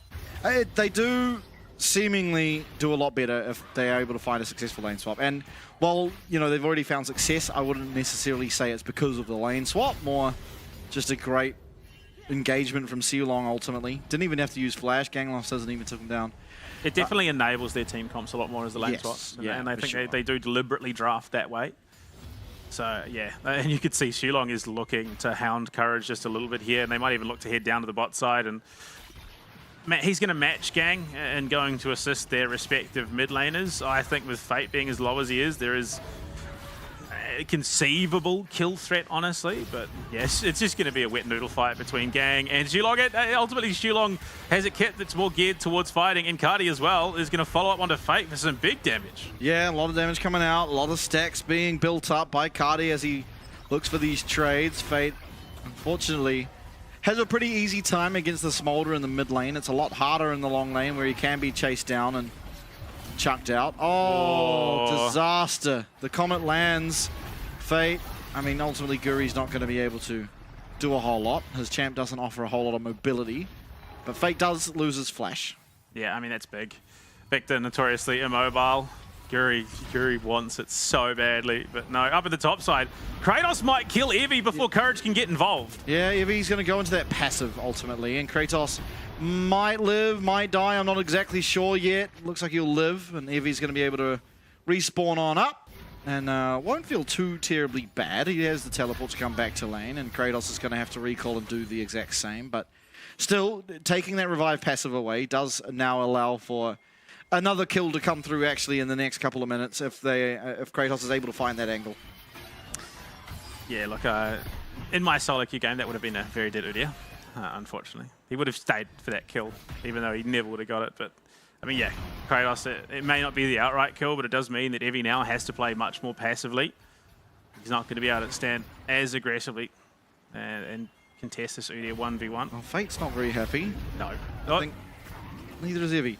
The lane state bot lane is pretty abysmal for Fate, and with Xiulong immediately pathing out bot alongside Cardi, and I think they realized, they looked at the wave and they're like, oh, this is terrible. Victor can't play this. And they both come out together, make sure he's not able to walk up and clear it.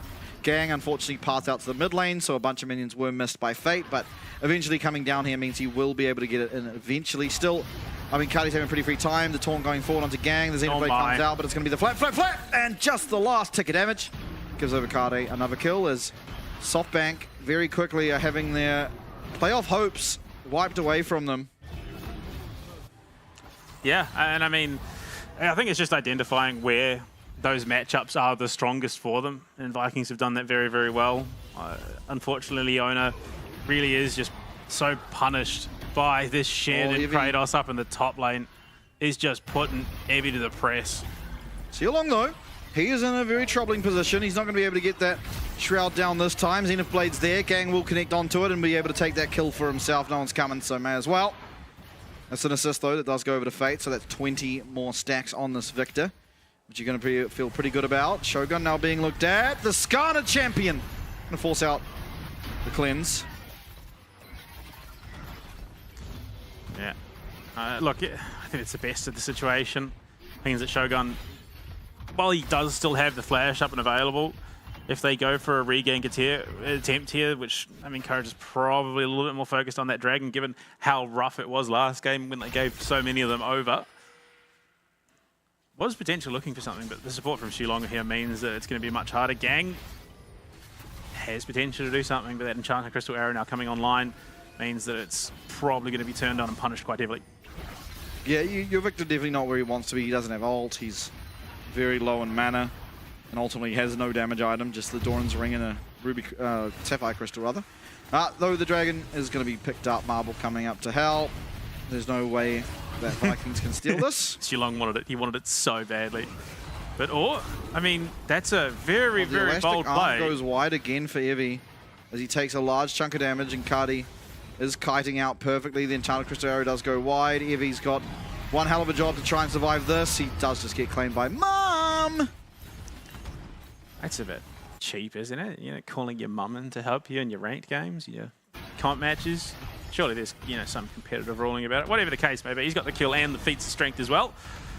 Off the back of that, they now only need 2 more of these jungle objectives, or a tower to their name, to claim the Noxian Blessings. And this is what I expected realistically out of the Vikings coming into the playoffs. Yes, the last game was a little bit slow, but I think that's more to facilitate the draft they had this time. They do have the potential for brawling, and in fact, they do really want to accelerate, because going to the later games, it is going to be a little bit harder to get through both that Zac and the Skarner. So you kind of want to end the game before they become those big, massive, tanky beasts that they can be. Yeah, I mean, the SoftBank scaling is just better outside of, I guess, the Zyra scale as well, and the Smolder as well. But I think ultimately, if you do take the straight 5v5 later on, it's going to be very difficult for this Ashe, especially with the Halo Blades, to get through those large health bar tanks. And the Smolder as well, well, yes, obviously it has the Execute and the true damage burn. It's not what it used to be. It's a lot weaker than we saw in 2023 in particular, but alas. Yeah, I just, unfortunately, I don't think Vikings bar Kratos would have the health pool to survive in a sustained fight, especially if Gang lands that Solar Flare. They can follow up with a Chaos Storm. There's just too much that will completely obliterate the Vikings roster. And with Courage rotating up to the top side, and Gang here as well, man, Kratos just does not care at all about Evie right now. Classic Udyr. Yeah. But ultimately, the Udyr, honey badger of League of Legends, he just does not care. I think Evie caring less and less as well, importantly.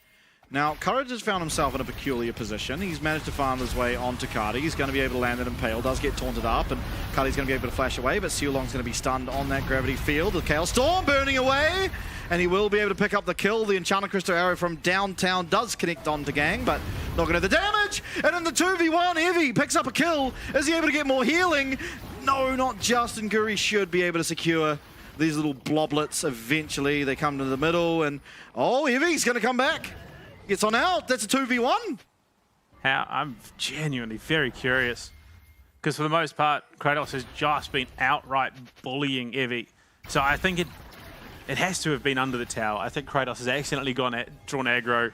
He's been jumped on by Evie and ultimately gone down off the back of it. Fate maybe overstaying.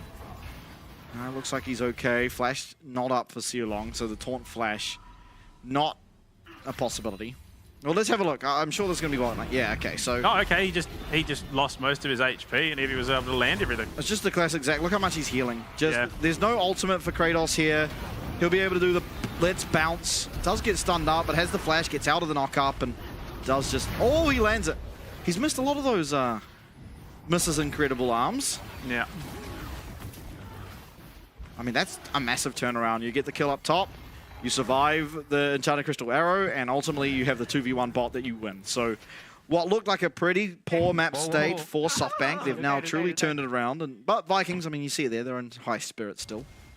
Yeah, I think that definitely is afforded to them by having a map advantage. I think if SoftBank had ultimately walked away with Game 1, probably not feeling as jovial in this matchup after what just occurred. But I mean, look, realistically, the fact that they've claimed the feats of war first mean that Viking don't lose out on as much as they could have off the back of that third kill going over to SoftBank. They're going to get themselves at least a 1 grub, so denying a feat of monster slaying away from SoftBank. Best it is going to be for them is 2, but Kratos, in the thick of it, they do have the setup for a potential team fight here.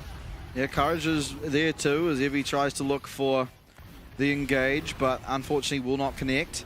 Still, Enchanted Crystal Arrow comes down, lands on the Gang. That's about who you'd want it to land on if you were the side of SoftBank. So that's another team fight ultimate now gone for the side of Vikings. And they don't find anything off it. Smite for Courage there does secure themselves that Void Grub. Evie once again in the pit. Kratos trying to mark him. True Shot Barrage is great, fantastic from Marble, and he's feeling confident. Geelong's taking a lot of damage. If he's going to go in, he's going to have to make that call soon. Guri just holding his ult there. He's waiting for the engage. Evie is still just doing this Void Grub. He's going to unfortunately lose it. He does not have Smite or the flash forward, and Gang finds his way. Everyone finds their way onto Guri. The Impale's good, but unfortunately down will go that jungler. The Skarner no longer on the map. Down will go 2 more. A SoftBank is Fate running in there as fast as he damn well can. Guri has flash. He's going to be able to get out the other side of this pit, and we see him go, but now it's Marble and Fate locked up, and Marble plays aggressively and is able to turn around 1 kill, but it's still going to be Vikings that claim the win in the 4v5, as we still have Kati wailing down on that bottom side. Long have we waited, Japan now debated, BCS fans elated as they are looking good to potentially, take this seriously. They could still throw it. Any game is throwable, honestly, but Vikings looking very, very solid. Even though that was an intensely chaotic fight, the fact that Kratos gets a couple of kills there means that he's going to ramp up that tankiness even further. Look, it was a pretty solid attempt to start off with there from SoftBank, but the fact that Courage is just so low means that Impale doesn't ultimately achieve what they want it to. They do get a couple of kills, but Shogun just able to dish out some big damage on the backside.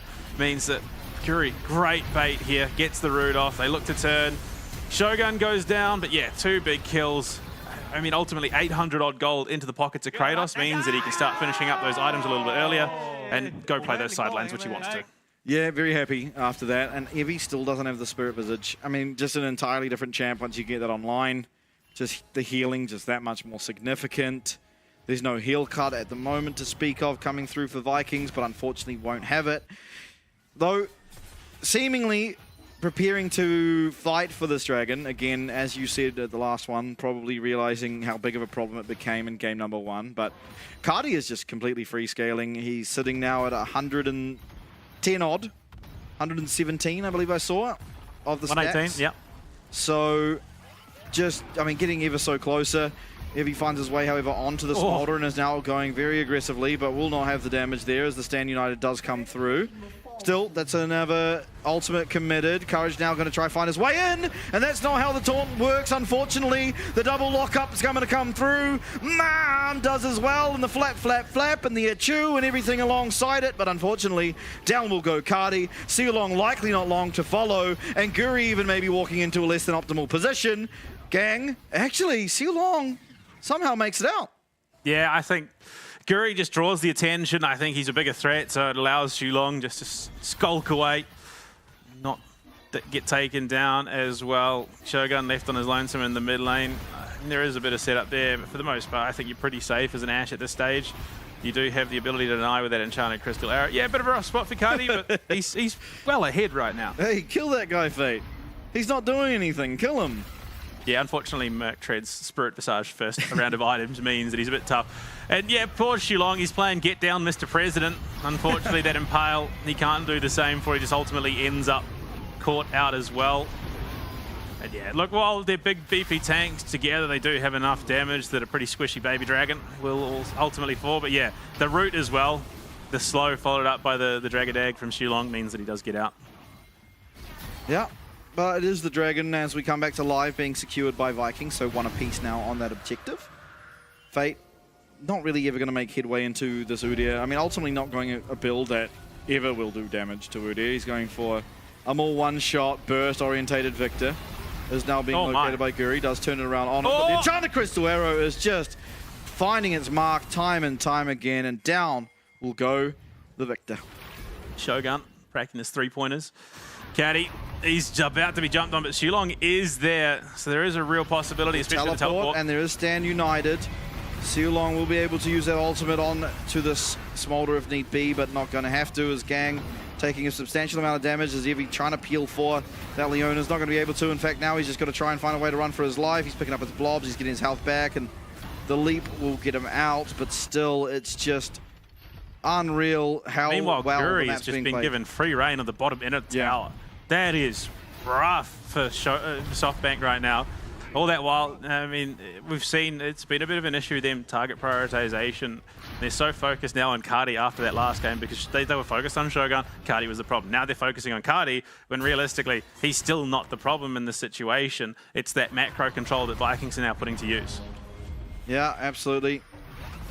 I mean, there's not really much to see here. They try, but there's, I mean, this is never anything.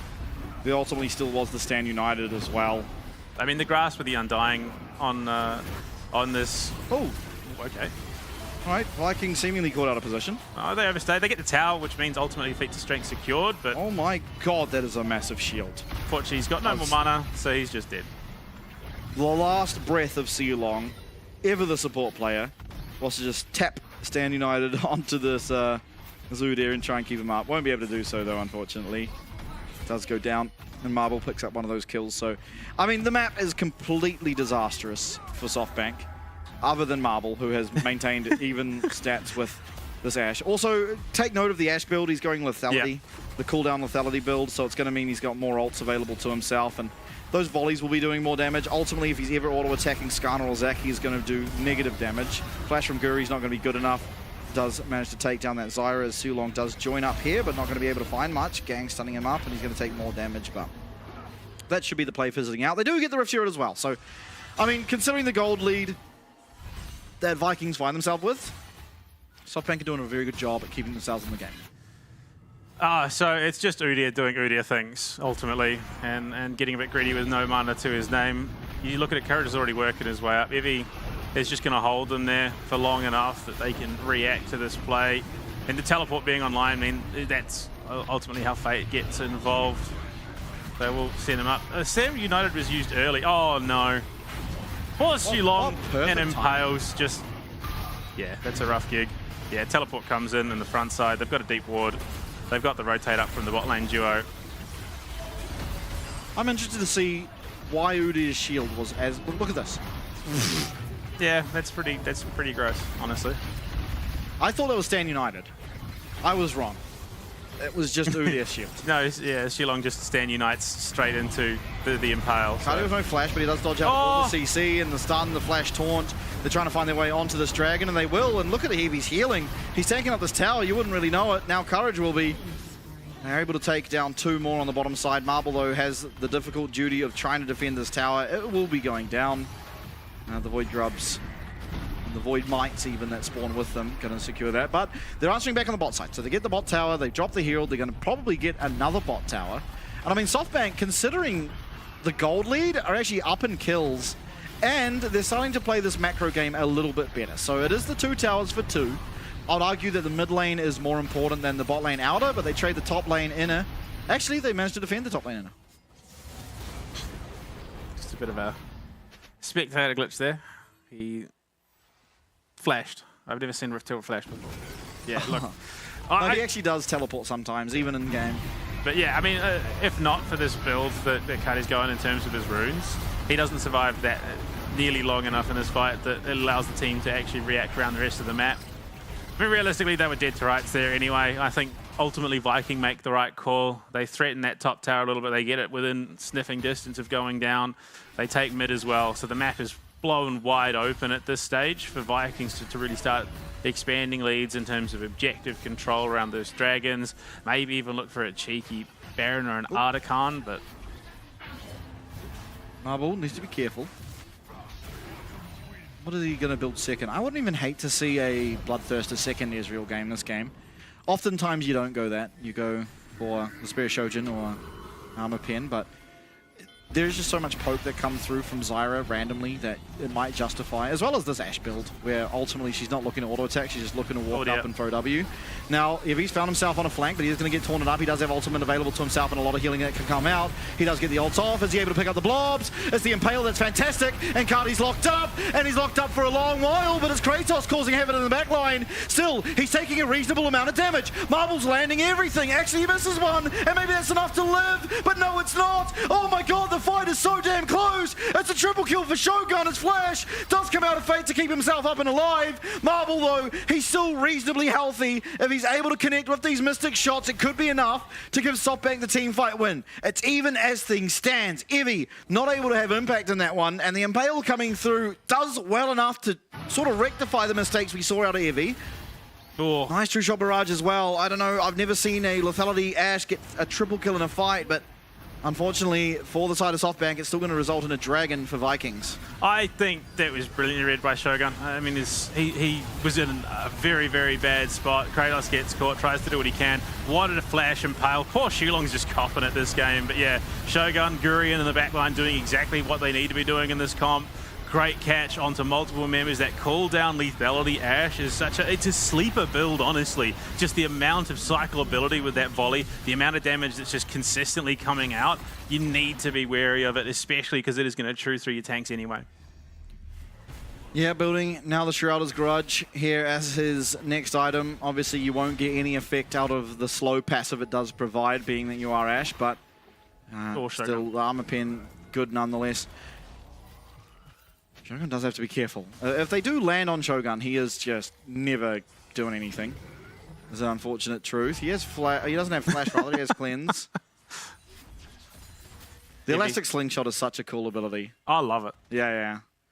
I actually would wonder what Evie's item levels are this game. Not item levels, sorry, ability leveling is. Because in jungle, you typically level up the Elastic Slingshot first. In top lane, maybe, for trading tools, you'd want the W. Now, Artican being set up by SoftBank, they have complete control over the river. Evie is still trying to be menacing in the side. He's going to get stunned up, but he does have ult if he needs to use it. Rather, for the moment, he can probably just look for that Elastic Slingshot. He's trying to get his health back it, though. And Shogun trying to be annoying on the sides. Here it comes, Elastic Slingshot, it's going to land. Here comes the cleanse out of Shogun, though, as Courage does go forward. Kratos finds the first king onto Gang, and Cardi's in the back line, firing off these Dragon Breaths. That's one, that's two. The Chaos Storm from Fate, though, he can't get it into the pit. It's only Marble, and Marble cannot do anything in this kind of scenario. He needs to be landing the Mystic shots to give him anything of a chance. Here comes yet another Arcane Shift, but Kratos will make it up, will get the gap closed, and secure another execution for Cardi, who is well and truly online. Yeah, unfortunately, Zyra just being a bit of a nuisance there with that red buff, just got the last touch onto Marble, and that was enough slow that Kratos could ultimately close the gap. Those plants are a right pain, a right nuisance out of gear, and you can see why it's such an effective jungler and why it is so consistently banned against this Vikings roster. They've really ramped up. And I mean, to be fair, look, Gang has been such a target for these enchanted crystal arrows. You can really not do a heck of a lot. By the time they get that solar flare turnaround, he's lost most of his HP, so the follow-up's just gone. Evi's too deep. The fight is too split, unfortunately, for SoftBank, and with Cardi just coming in at the perfect time, avoiding all that damage, he's just purely there to play mop-up while Kratos wreaks havoc in the SoftBank lines. Yeah, poor Marvel. There is really nothing he can do in this situation. He's almost out. Yeah, gets hit by the plant, and he's just not got the movement speed to avoid what is already a pretty speedy Kratos. Yeah, definitely, and Artican picked up by Vikings now. We'll have that buff for 2.5 minutes. It was what ultimately cracked open the game last time. We just look at that volley damage onto what is, for the most part, full, well, not full tank just yet. He's 2/3 tank, let's be honest. Zach at the moment, and with such low cooldowns on that volley, Shogun is just pumping out the damage. Yeah, and Enchanted Crystal Arrow now coming through. In will come Mum. They don't have the damage just yet. The burn's not going to be enough, and so Evie does narrowly escape, but they're going to lose their bot lane tower for it. Courage and Sealong going to meet there in the bottom side of the Wolf Pit. Sealong, I mean, 100% can play his life here. He's got that Artican buff. If he has to, he'll withdraw and then stand United just right back into the middle of a fight to save one of these important carries. As a result of the Artican, unfortunately, SoftBank have just had to concede everything in terms of outer tower buildings. 25 minutes in, they are starting to pressure onto inhib towers. Look, it's not an impossibility for SoftBank to bring this one back. One good jump, if they get Caddy and Shogun at the same time, they really do have a chance. Unfortunately, for positioning, oh boy, yeah, look, you can throw that away. It's such a low cooldown anyway. You're not going to be that punished for it. But yeah, SoftBank just cannot find them both at the same time. They're just too well split. Vikings are playing this very well. Yeah, absolutely. Now, Dragon spawning, it's not going to be the Soul, but it would be Soul Point if Vikings were to secure that objective. The Artican buff should be going away soon, but Kratos has teleported in. They see the orb, so they know he's somewhere behind them. And now they will have eyes on him as Fate has spotted him, but Kratos is not taking all that much damage to this Victor, and Courage now trying to dissuade the forward momentum that the Zudir is finding. He's going to take a bit of damage, but in will come that Turtle stance upgrade. But still, he is locked up. No one yet following in with this damage. The Stand United does come through, and out will come the Stranglethorns. There's a lot of damage. Sealong might just go down, but not before Courage does. And Gang's going to be soon to follow. And Kratos is back to full HP. Evie lands on him to knock him up, but it's going to be another execute coming through. He does have the passive available to himself, but look at Faye. He's not able to go anywhere. Another one, and make that one more just for good measure. As Vikings striking hot, a clean ace, only 26 minutes in. It was a back and forth affair here in game number 2, but the series wasn't, as Vikings will advance through to our playoffs. Sorry, Vestian, can you please explain to me where that damage was coming up to Kratos? Because he not only ran the entire length of mid lane, he wrapped up and around the inhibitor turret, came out still alive as his team just wiped the floor with SoftBank, and now they've just gone and taken the Nexus as well. Like, that is just illegal. I'm sorry. There should not be a top laner who can conceivably run the entire distance of the red side of mid lane, do a lap of the tower, and then come out unscathed. Yeah. While fighting 1v5 for the majority of it. Yeah, that was the state of Udyr, unfortunately. It's the state he got to. I mean, at some points of that game, Evie was down something like 60 CS. He was very far behind. He was finding team fights and you know, some play within the game. I ultimately think Fate kind of trolled his build. He was going for like a one-shot orientated build with the Luden's Companion, where I think it's probably correct to go the Blackfire Torch Leandri's route this game, being that you are majoritively going to be hitting this Udyr. However, he did not. And with that, that's going to be Vikings moving forward. We don't know who they're versing yet, because Talon will get to choose who they want to go against based on the results of today's game. The one thing we do know for certain, however, is that we are no longer going to be seeing SoftBank here in Split 1 of the LCP. Yeah, unfortunately, the Japanese hopefuls are out of playoffs and out of the LCP ultimately. But I suppose the one consolation prize is they did survive longer than Oceania did. Yep. Yeah, that they did. Yeah, I mean, it's been, I think ultimately looking at SoftBank, their game, especially game 1 today against Vikings, was a step up from what we saw from them in the regular season. And so while, you know, the result of their series was much the same, I think you can look at that individual game, even this game, right, where they were ultimately trailing, they were still doing a pretty good job at keeping themselves in it. I think you can look at this, it's something to build on in Split 2. It's something you can go forward and be pretty happy about. Mostly, SoftBank definitely felt like they felt back into some of their bad habits that they've had this split, but also Vikings played a pretty drastically play style in game 1 and then went back to exactly what we expect out of them in game 2, which for most teams, even at this level, would be pretty jarring for the most part. Yeah. Yeah, and I think even then, SoftBank did play better. I think, you know, they had a very odd draft. I think they built odd items. But ultimately, they were playing reasonably well. I mean, they were down gold, but still found themselves, you know, 10 kills to 11 at one point in that game. They were certainly looking for things. I think where they fell apart was, honestly, CSing. Evi was down a ridiculous amount of farm. Fate also built items that's never going to be able to kill a tank. Really, they were laser focused on taking out the Zyra, but the whole time, Guru was just playing so safe and in the correct position that they were not ever actually able to find the kill on that Zyra. Yeah, I mean, it also doesn't help that you've got 3 pretty substantial damage threats in this team. And Guri, Cardi, and Shogun. I mean, well, yes, it's lethality. Ashe might not appear like a huge damage threat. We saw the damage she was pumping out. She is cleanup. She is the janitor of this roster. She's just there to sit in the back lines, throw out volleys, and then come mop up the kills if she's needed, assuming Cardi isn't there to take it himself. And Kratos was just this ever-present menace. I mean, we saw that fight. We were watching the same thing. He was fighting 1v5 well into enemy territory, and I mean, yeah, this is where it fell apart. Yeah, unfortunately. I mean, just too disjointed on the fight. The idea behind this Leona pick is you really do want to shut down the Zyra. They commit Evi just jumping straight here onto the backline, onto Shogun. They don't find him. He just cleanses and walks away. No Leona ult lands to any meaningful target, notably the Zyra. Threw out the strangle forms, and yeah, Kratos was just Fun fact, Shogun actually mistimed his cleanse. Yeah, he did. On the solar flare. So but he wasn't facing it, so he didn't get stunned up. But I mean, on top of that, Evi was realistically a little bit deep. He should have been playing in the back lines, waiting for them to push in. He then jumps in, he gets the let's bounce off, and the turnaround is just an absolute collapse, and cinematic is all heck. Kratos, look, I would be remiss in saying that he was MVP in the first game, but yeah, look, I'll give it to him in the second game. Sure. He was pretty instrumental when it came to team fighting.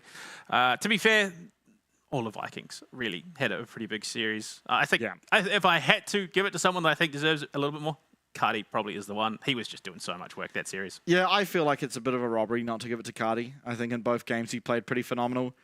And Kratos in game number 1, you know, he had that one outplay. Other than that, was a bit of a quiet game from him. Ultimately, I think, especially in game 1, he gave really the only chance back into the game to SoftBank. You know, you got the Elder Dragon. Wow, we get to win the game now, and just sent it straight into the Nexus Towers. But, I mean, game number 2, especially from him, was very, very clean. He was certainly looking menacing on that Udyr, but yeah, Vikings, they'll move on. I mean, my guess is they're going against CFO. I'm pretty certain that Talon aren't going to look at the two, you know, it's either GAM or Team Secret Wales that also they get to choose between. I'm pretty certain they're not going to choose Vikings ultimately. Yeah, I don't think so. Well, who knows? We'll get to find out soon. But before we even get to that decision, we are going to have yet another best of 3. This time it's a VCS Civil War. It's GAM against Team Secret Wales. We'll see you after the break.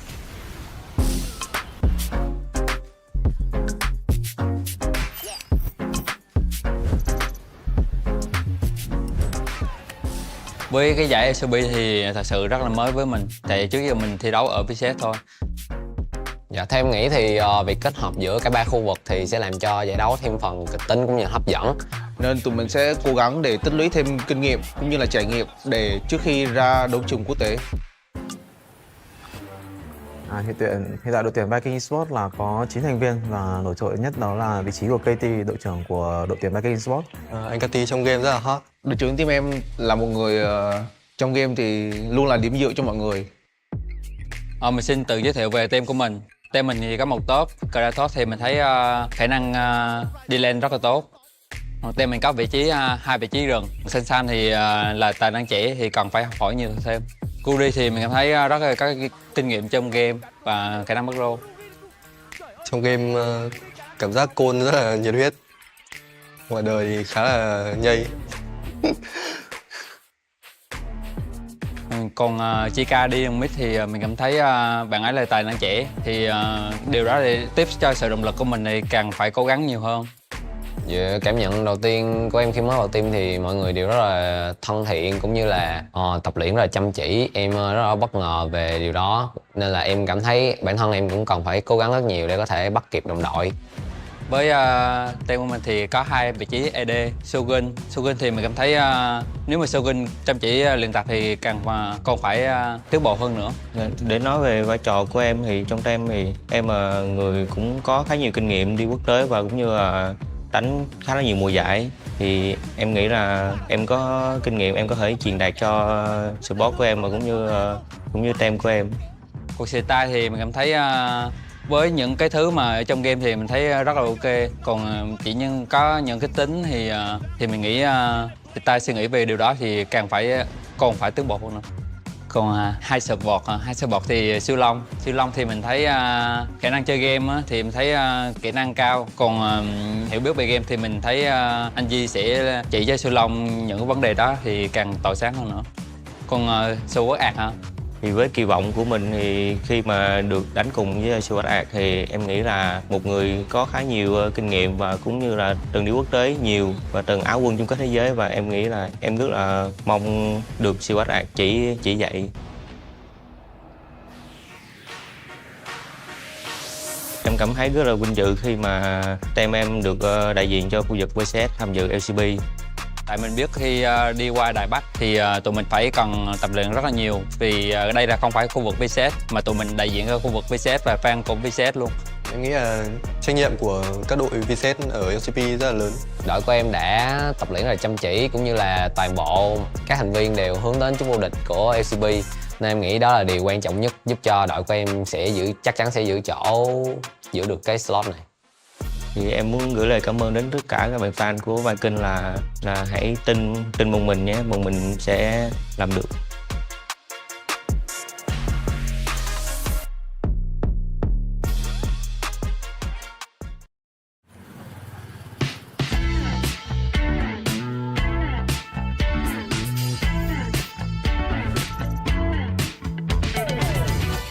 Đầu tiên thì em nghĩ là em sẽ cảm thấy rất là vui vì sẽ được nếu mà được thi đấu ở LCP năm sau các thứ. Mình rất là hào hứng khi mà sắp có cơ hội được thi đấu với rất nhiều những đội tuyển mạnh ở những khu vực rất là mạnh.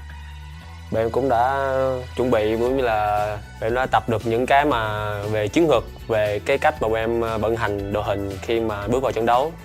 Còn em trông chờ thì em rất là mong vào đến hạt nhanh ngày 16, 17, 18 gì đó tháng 1 này.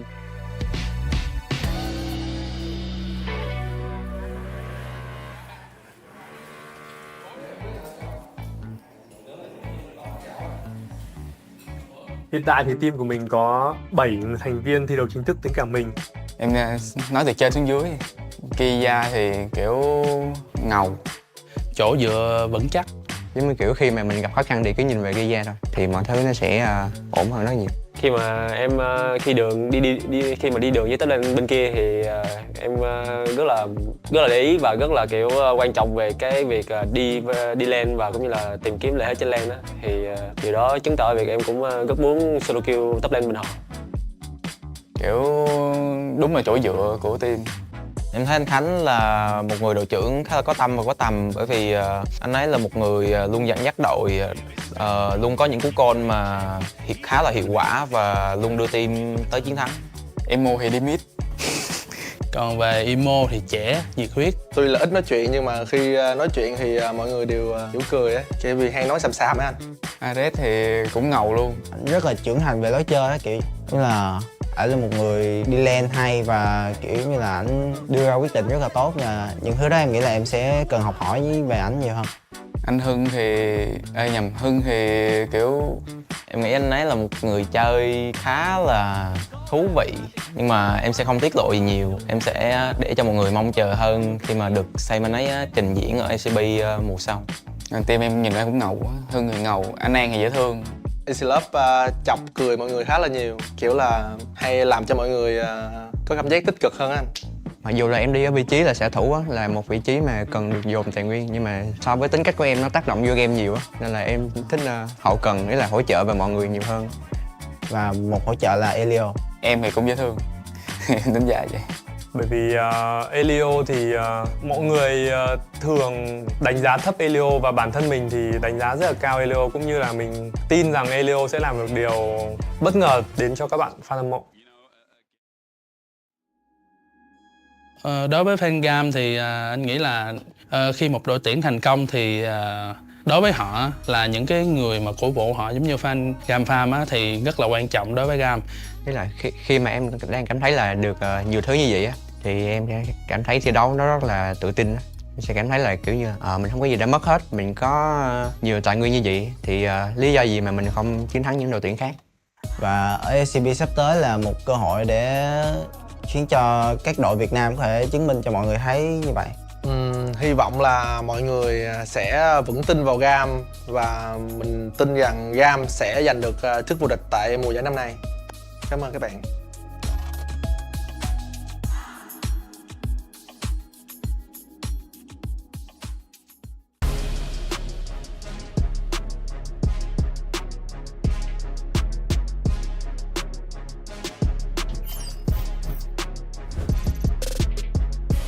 Em cảm thấy rất là hãnh diện và tự hào khi mình là một trong những người Việt Nam có cơ hội cọ xát ở giải đấu LCP lần này. Đây là một cơ hội tốt để em gặp những tuyển thủ giỏi ở những khu vực lớn. Đối với em, tân binh và đánh giải như em thì em nghĩ cũng hơi áp lực. Nhưng mà em vẫn sẽ tự tin để đánh giải LCP lần này. Ý nghĩa với em là cái giải đấu lần này chắc là coi như là lần đầu tiên em đánh ở quốc tế đi. Tại vì nó cũng lớn rồi, nên là cái tham vọng của em là sắp tới là rất là cao. Tham vọng chỉ tham vọng thi đấu với tham vọng thành tích các thứ này nọ hơn. Hiện tại team em đang có 7 thành viên và anh Taki là đội trưởng. Và trong game thì Taki cũng làm rất là tốt vai trò đội trưởng của mình khi mà dẫn dắt được những người trẻ hơn mình làm tốt vai trò đó. Cá nhân em thấy một điểm khá là riêng biệt là em có thể tự tin đánh với bất kỳ mọi AD nào, và em cũng có thể tạo ra được sự tự tin cho mọi người với cái vị trí của mình. SD thì là khác với Taki một xíu. Thì em cảm thấy anh ấy rất là trầm tính, ít nói và cũng rất là hòa đồng luôn. Em nghĩ là lần chơi lại này thử thách lớn nhất là bản thân em. Còn những đội khác thì em nghĩ là em với mọi người có thể làm được, là lo chính bản thân mình với đội trước là được, không quan ngại những đội khác. Tại vì vừa rồi em nghỉ một thời gian ấy, nên là em hơi dè chừng một xíu về bản thân em.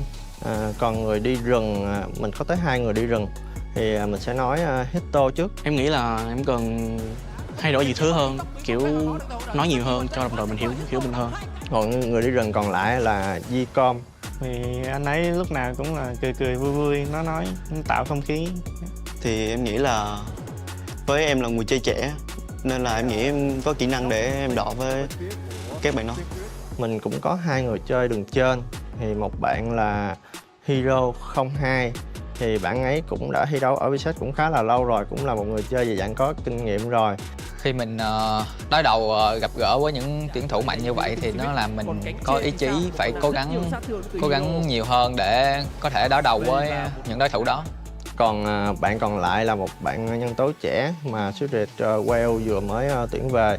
Bản thân em đã chuẩn bị cùng với đội rất là nhiều thứ, từ luyện tập rồi đến giờ giấc sinh hoạt, rồi các chiến thuật thi đấu các thứ như nào. Em đã rất là cố gắng để có thể thích nghi với giải đấu lần này. Dimic thì cũng là một tân binh của từng thi đấu tại... Em nghĩ em chuẩn bị tinh thần thật tốt khi đánh giải LCP lần này. Team Wales trẻ, đó chính là Daire. Em nghĩ nó không có gì quá là đặc biệt, chỉ là có những tuyển thủ trẻ lần đầu được thi đấu một giải đấu lớn với niềm khao khát được chứng minh bản thân mình thì em nghĩ phong cách chơi của đội em tại giải sắp tới khá là thú vị. Chắc chắn khả năng cao sẽ được về cho đánh theo kiểu máu chiến. Vì đội của mình trái mà nên áp lực là đương nhiên là có, nhưng mà bọn em sẽ cố gắng để thích nghi. Em nghĩ đội em đánh khá là hay, nếu mà cố gắng thì thành quả nó sẽ gặt được thôi. Em mong chờ em và cả đội cùng nhau vô địch giải LCP lần này.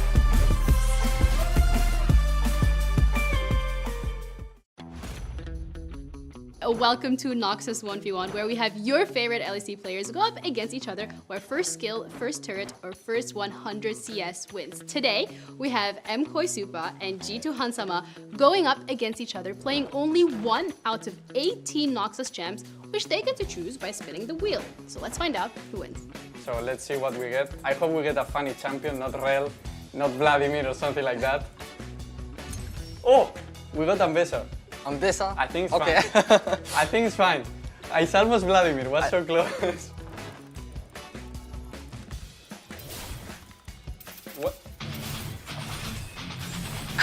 Wait, I missed this. I lose my Q as well. What?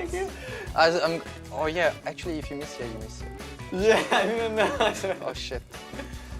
I forgot.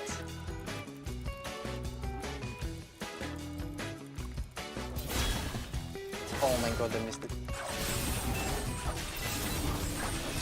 Okay.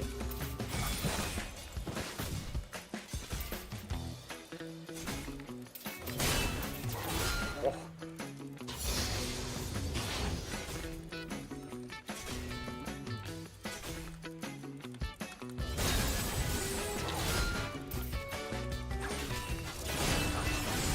Oh. Guys. I don't know what I'm doing, no, but this champion looks so fun. No! But what is the damage? Actually, I don't know. Like, yeah. this champion is weird. I played into Ambessa in lane swap, and sometimes he can 1v2, it's crazy. Yes, he can.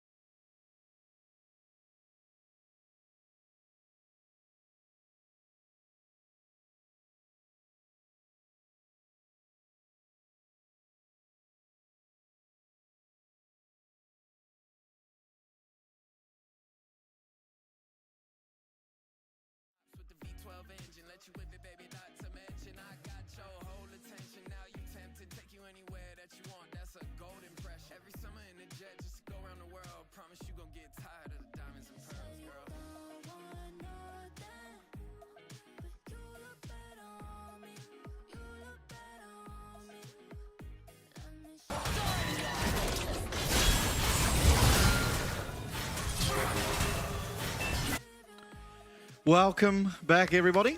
Series 2, Champion Select, in fact, just started. So hopefully we get that on the screen for you very shortly. But, I mean, it's going to be Team Secret Wales going up against GAM.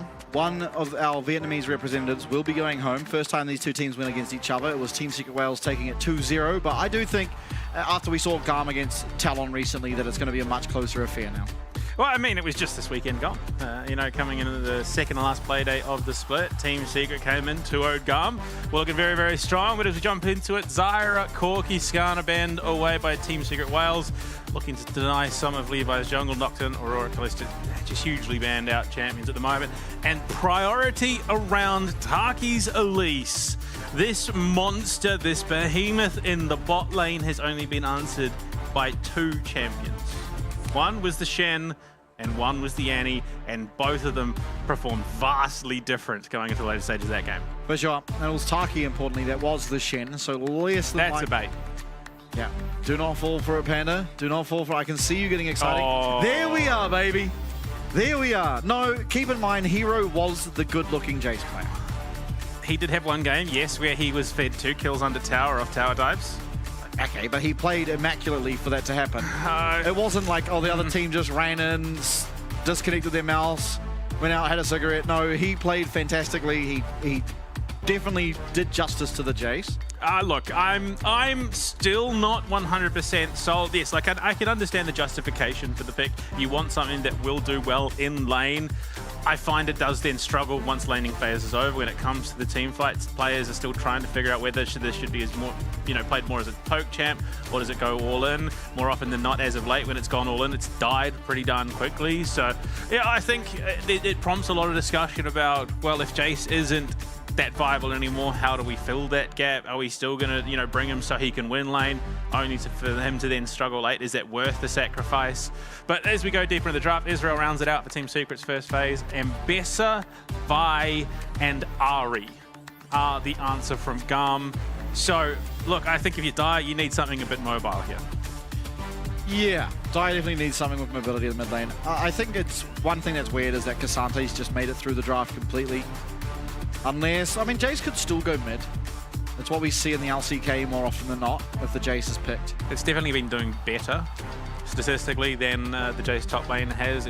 I mean, since the patch, mid Jace has been the one that has won more often than compared to its top lane counterpart. Cassante into Mbessa, for the most part, is just sort of a bit of a handshake. Cassante is just too beefy to, realistically go down in a 1v1. Mbessa, much the same. So, look, misfortune to pick up. Misfortune. This setup from GAM means that there is one person who just outright dies at the start of a team fight. Yeah, that's pretty much the purpose of their draft. Galio does a good job of denying it. Galio actually an incredible pick here. Ultimately, it's not going to suffer against the Ari. It's also a really good dissuasion to the forward game style, the constant wanting to go at one person, really, that GAM is showing here in their draft. Zinzao, much the same. They have, I'm liking what Team Secret Wales have put together, ultimately. Yeah. And another press R on someone champ. This Galio is just continuing to get more and more and more and more and more value. I rate the Rel over the Nautilus, I think, into this comp, just because you want something that gives a little bit more in terms of AoE setup. Especially paired with a Misfortune. I think the Magnet Storm is going to do a little bit more. If you, sort of catch the Jaces in the Galio all in the clump, you can really just murk their health bars. It's not going to outright kill them, I don't think, bar potentially the Jace.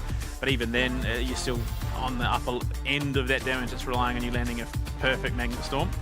So yeah, look, going into it, I think there's a decent amount of response from Team Secret. They've got kill threat, they've got response in terms of GAM going for the full commit. And I just wonder if potentially they've committed too much to the single target lockdown than necessarily team fight setup. Yeah, I have the same concern. If they're ahead, they're going to just steamroll the game, but it does rely on them getting ahead, which is less than easy when you're up against the elite support, who ultimately will be freed up on the map more often than not, and just a little bit more impactful than the engaged support we see out of the RAL. So, I mean, GAM have to going to really navigate this early game pretty well to get a lead, and then, you know, if they do manage to get a lead once these items come online, they will be able to just chuck R at someone and they will go down. The Galio won't be able to do too much about it, but it's still, I mean, it's a big task. I mean, it's also that shutdown potential onto the Galio. It means you're not going to get that, you know, hero's entrance if all of a sudden you just CC'd out midway through. I mean, the big problem is it almost forces Team Secret to play as sort of a death ball 5. They can't really afford to be spreading too far around the map once they hit, I mean, once those ultimates start coming online, because I mean, the public execution, cease and desist, you are locking someone down for a very long time. If you then chuck an Ari charm on top, yeah, you're not conceivably getting out of that situation alive. Yeah, I mean, I think a lot of it's just going to come down to how we play the early game. I think the early game is going to be very important, and honestly, in this series on Sunday, that was as well. I mean, Team Secret Wales just completely outplaying GAM in the early stages of the game and completely ran away with it. Most impressively in game number 2 with the Jinx reset comp coming through. We'll see if they're able to do it again. I mean, Histo has been a standout performer for this team alongside, honestly, Eddie and Taki. I think these three have in particular just performed game in, game out. So excited to see if they're able to do it again, because, I mean, it's not going to be easy against Levi, Artemis, and Nalio. Do you want to know a little fun fact as we go into our game? Love to. So Artemis currently holds the top spot for one category in this league, and that is the most multi-kills. Damn. He has 5 triples to his name in this league. The next highest is 4, and that's Betty with 1 quadra and 3 triples. So look, Artemis, he's picking up some big opportunities in these team fights. I definitely think that could help him a lot, especially going into this. He's someone that is going to be mopping up, you know, attention. I mean, he's also second highest most kills in a single game. Doggo's actually taken first and second. Artemis is tied That's just second. greedy though, really, yeah. isn't it? So Doggo, 13 kills against Chiefs. Doggo, 12 kills against Chiefs. Artemis, 12 kills against Chiefs. I'm sensing a theme, unfortunately. 4 of the 5 games and the most kills in a single game are against the Chiefs. The only one that's not, Talon versus GAM, and it was Fofo on his mouth. Oh, I do remember that game. Yeah. Ah, well, big jobs. They're not here anymore. So there is a pause, unfortunately, at the moment. It's due to the coach disconnecting. So hopefully we'll get the coach back in so they can watch the game, because it wouldn't be very easy to guide your team going into game number 2 if you didn't get to watch game number 1, ultimately. So pretty important that he has access to that. Get that back up and running and get back into game. I mean, it's an exciting one. It's unfortunate for the VCS fans, as I said before. They do have to lose one of their teams. Obviously, LJL unfortunately met that same reality. And Osa's waiting at the airport for both of them. You know, finishing up on Sunday alongside DFM. But I mean, look, realistically, I think the one big benefit a team like GAM has coming into this matchup, because realistically, Team Secret are favored over you in this matchup, is just the sheer volatility that VCS teams bring to the table. GAM seem to be this absolutely beast or famine team. Either they do really, really, really, really, really well, or they do really, really, really, really, really bad. So if they could have 2 really, really good games, they might actually win the series, unfortunately, for Team Secret Wales. It was the same with Chiefs as well, unfortunately. Yeah, they're not even in the competition anymore. We don't need to mention them anymore. It's just salt in the wound. Why we mention them. No. We got to focus on the teams we still do have. There's 5 of them, soon to be only 4. Interesting though, we've had 2 series, we're eliminating 2 teams, and we will not eliminate another team for at least another 3 series. Wow, it's a lot of games of the League of Legends potentially. There is. Friday in particular. Friday could be a long day. I mean, it has the potential to be, but it also has the potential to be just a regular sized day, depending on, I guess, how the games go. But I mean, we still got to get to there as well.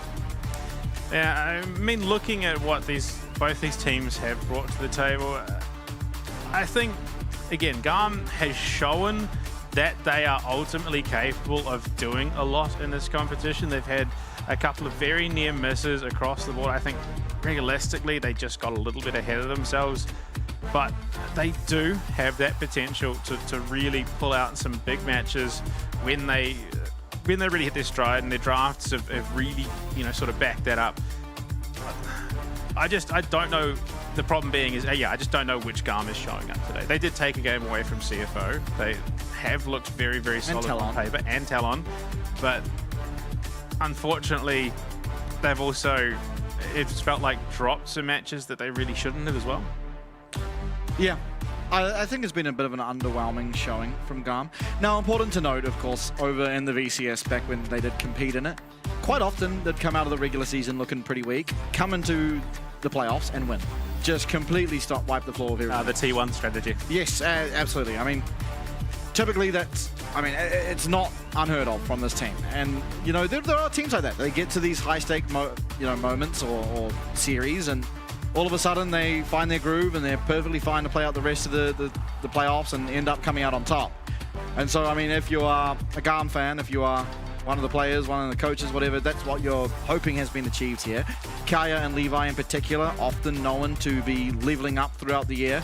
You know, they can start off a little bit weaker, look a little bit rusty, but then when it comes down to it, they ultimately show up better than almost any of their counterparts in their given region. So obviously, this one particular game is a VCS versus VCS game, so if they do follow the same trend, it would be probably a positive result for the side of GAM, but I mean, we just saw this exact matchup on Sunday, and it did go in favor, ultimately, of Team Secret Wales.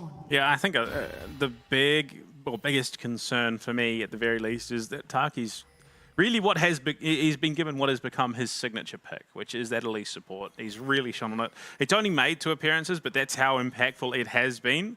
So I think there's justification to be concerned. Levi has been jumped on, but GAM are looking for the claps here. Yeah, he should be fine, and ultimately it's now a 3v3, 3v5, and yeah, it doesn't really bode well for the team with 3, as Kaya is going to start with an early kill, and if the Jace has been struggling recently, well, that's just going to make it all the more hard. Now, admittedly, 300 gold isn't enough as a top laner to get anything of importance immediately. He could, you know, opt into a cloth armor, which you don't really care about. You could possibly get a glowing moat, but nothing that offers all that much just yet.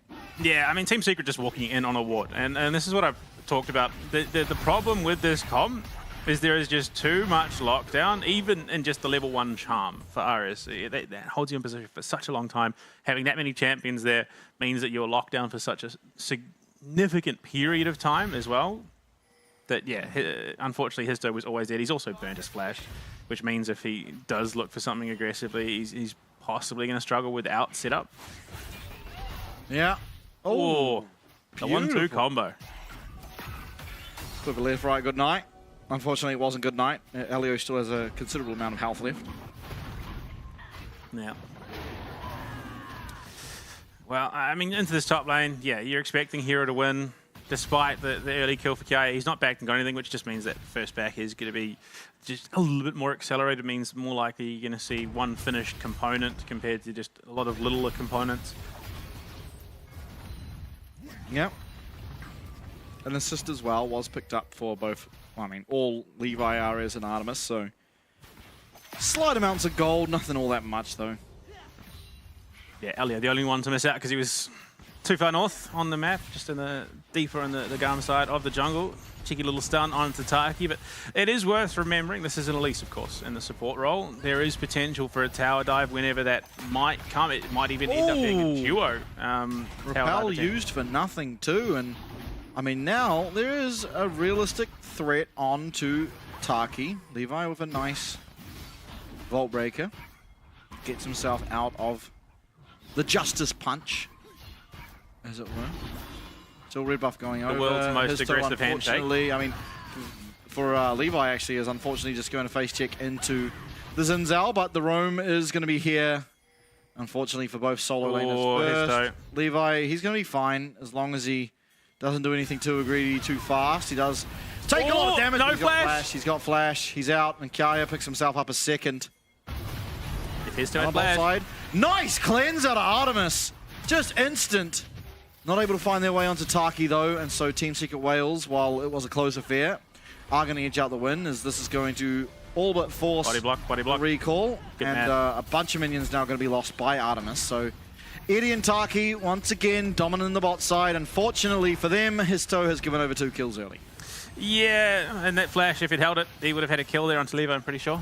Would have avoided the charm and then probably going to fall out. He would have died anyway, but he would have likely got at least himself a kill. So hubris is a bit of a problem, unfortunately. No one has that item yet. Yeah, look, unfortunately, it is just all over Histo's face, as he's now died twice rather needlessly. And look, to be fair, yes, it is the VCS style of play, which is heavy aggression in the early game. Look for fights where you can, but that can also be punished by a team that is familiar with that playstyle. Yeah, absolutely. So, an unfortunate early error or two has led to a reasonable lead, considering the stage of the game, and also, you know, you've got this Ambassador that's ahead, which you'd probably hope wouldn't be at this specific stage of the matchup, but alas. Threading the needle there on Artemis. Yeah, Artemis and Elio ultimately doing pretty well in their lane too, considering they are against the Elise. Dire finding a substantial chunk of damage onto Ares, but being that he is Galio, he does his little chunk, and that is his damage all but gone. Also electrocute on the Ambassador instead of the Grasp or Conqueror. So it just means quicker trades, higher burst. He's now going aggressive, but not level 6. So we'll be taking a reasonable amount of damage on the backside. How close is he to 6? Not halfway. Actually, yeah, he's not that close at all. Mainly because he lost a bunch of minions going to help his jungler. Yep. Hero likely realizing that is why he is playing aggressively.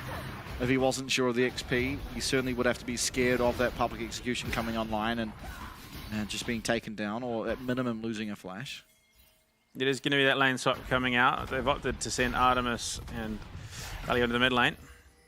Ki off that back, heading down the bot side, knowing full well that there is likely some priority around this dragon. They want to be able to contest it. And we've seen already what giving too much control over the dragon has done in the most recent series. It was pretty brutal in that first game. But Hero's entrance online, which means that realistically this should be a pretty free Team Secret Whales dragon, just because Dire can come and respond so quickly. Yeah, look, Elio faking pressure, trying to see if he can make Team Secret Whales budge, but they are very well aware that this is completely safe to take. They will get it. There's going to be a trade for the grubs up in the top side, maybe looking for a dive. I don't see this going particularly well, although the cocoon lands. There comes the Hero's entrance, and public execution does not really find its mark. It's going to be more damage coming through. Dire's going to go down. It was a pretty well-found trade by Elio, all things considered, but a bunch of tower plates also going in favor of Team Secret Whales, and a pretty good result. And it does give over the feeder strength, and with those grubs taken, GAM technically now ahead in the Noxian Blessing race, but not by, I would say, a huge margin, given how the pacing of these games has gone. And to be fair, up until Dire did die, it was pretty solid play out of Elio that secured that in the end. Things were going very, very well. Repelled out of Taki, and then, yeah, just popped by Eddie. Great attempt at the public execution. Unfortunately, that stage, yeah, just too low. The stun, Dire's just tanked up too much at that stage. Turns and burns, which, look, it nets him the kill, which could have potentially slipped away into the hands of Taki. Not the end of the world, but I think Dire personally would probably prefer it to go to him. Yeah, greedy mid laners. All right, more action. VCS. Let's get to battling. Oh, Levi. Disaster. We call that a caster smite around here. Yeah. Does just unfortunately give up that scuttle crab over to Hero, so he's going to be pretty happy. And look, you complain about this Jace. Despite the fact that 2 kills have gone over to Kaya early, he's up 30 CS. He's up in gold. He is doing exceptionally well for himself. To be fair, it's because he's not just running it down. And Team Secret also haven't been looking for fights on the half of the map that Hero's on, so it does mean that he's not jumped in the middle, ultimately died, and has come out worse off. So, yes, I think situationally he's doing very well. I think there are other games where it doesn't do so well. But look, all I'm saying is every game of Jace we've seen from Hero since the nerf, he's played well. Situationally, contextually, yes.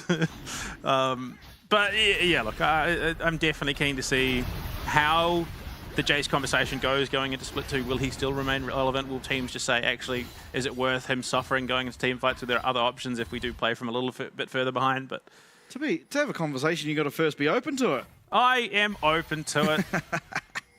Just not with you. Yeah. No, but in all... You're Jaceco corporate shill #1. In taking stock of the game, though, I think it is Team Secret Wales that, despite the kill lead going over to the side of GAM, are very comfortable. Absolutely. Absolutely. And I think what we are seeing is, again, that sort of adjustment of mentality that we are seeing now from Hero on the Jace. It's not one that's, for the most part, he was pretty willing to go into a fight because he had that tankiness to back himself up. Whereas he's playing a little bit slower, he's playing for the farm. He's playing more for when we leave lane phase than necessarily just outright winning his lane. Yep. Still, it is Team Secret Wales with a lot of priority around the map, and I think, honestly, you got to start considering why did we leave this Elite Champ open, as once again Taki's found his way into a fight and he's going to take down Levi. So it's just, what it seems to me is that every other team, the wall as well, every team bans the lease because of exactly what's happening this game. GAM have tempted fate, they've left it open, and Taki has done what we've seen him do in his prior 2 games. And it is costing GAM a lot of gold, a lot of pressure. It's going to cost Elio his ult. Here comes at least the bullet time, but his toe ultimately is going to stay alive for a little bit.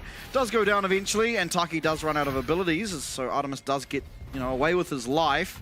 However, again, it's just more going down. It's Team Secret once again winning.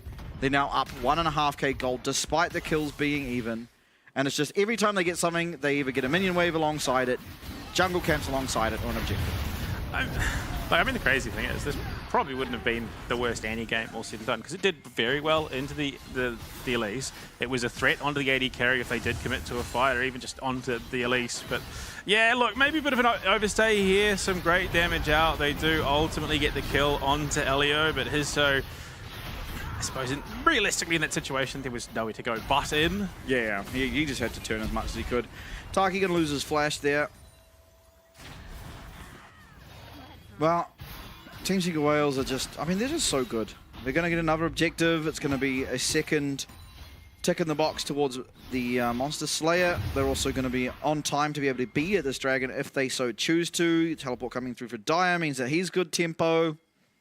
I think this might be Histo's alternate interpretation of the Baus strategy. Just run it down Zinzao and suddenly just start winning anyway. But whatever the case may be, yeah, I think realistically, we have seen Team Secret really come into their own in this competition. They, week by week, play day, they have steadily ramped things up in the way that they approach the game. Their macro players looking a lot cleaner, while yes, still enabling them to play that chaotic style that the VCS so excels at.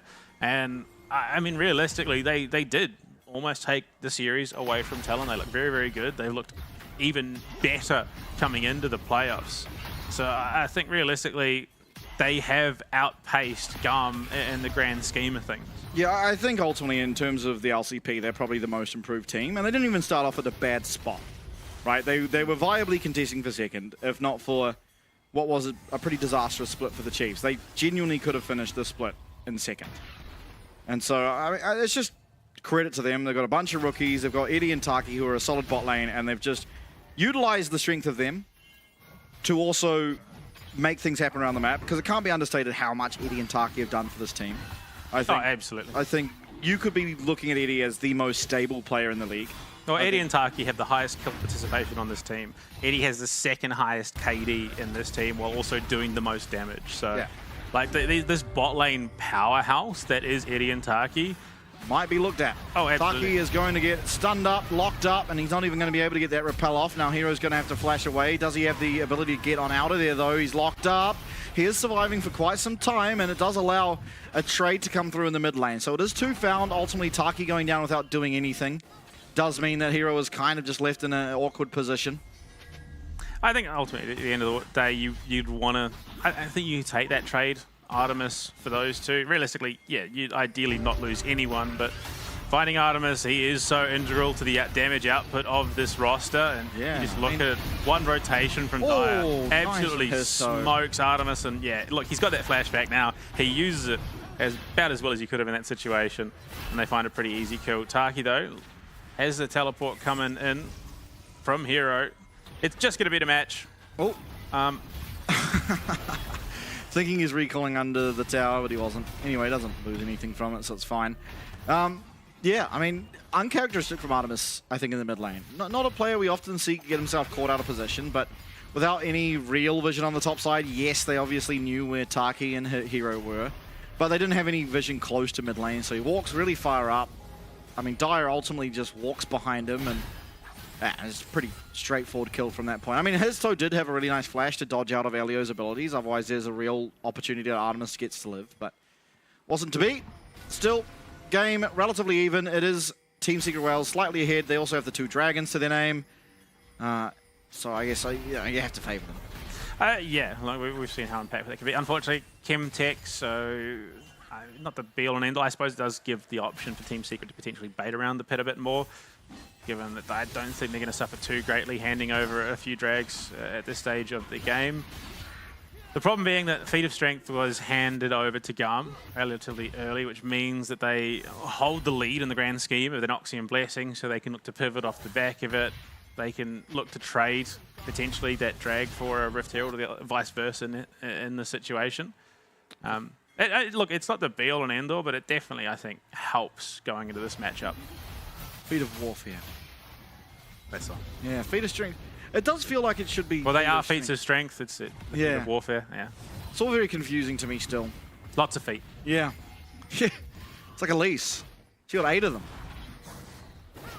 Talking about. Finds Elio clearing vision, but should be fine. Oh, I mean, I guess there was no actual threat on Taki there, but he probably didn't know what was behind Elio. Ultimately. Fun fact. Yeah, flash forward. Are they able to actually take down this Jace? He's relatively tanky. I mean, they're committing a lot to this. Oh my, that's 3 ultimates. I mean, you will take that. Ultimately, you're going to lose 4. your tower now. That was 4. Yeah, 4 ultimates for your Jace. You get to do anything you want on the map now. That is going to be feats of strength, though, going over. So I suppose in the long run, I'd say worth it, honestly, just purely for what it offers you in terms of the boots. But yeah, it is the Rift Herald going over, so I mean, it depends what you get off the Rift Herald, I suppose, for Team Secret Wales. Ultimately, there's no way this can be fought by GAM. So, yeah, I mean, they get the kill, they get the tower. I guess it's worth it, as long as they don't give up too much off the back of this Rift Herald. Yeah. In the grand scheme, it is going to mean that Artemis is that much harder to tie down, depending on which boots he does go. But yeah, they were hungry for Hero here. Yeah, unfortunately, one of those little pesky wards and a pretty, what is generally an insignificant position, but just being they're all on the bottom side of the map, they're able to capitalize immediately off that vision.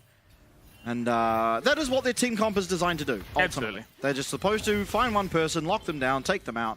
If there's any real team fight, you're trying to hope that you're able to lock someone down for long enough that between the Magnet Storm and the bullet time, you actually have done a significant amount of damage. You can eventually mop up the team fight, but that essentially is what this team comp wants to do. You don't usually want to commit all 4 ults to it, but I mean, they haven't really lost anything for it, at least.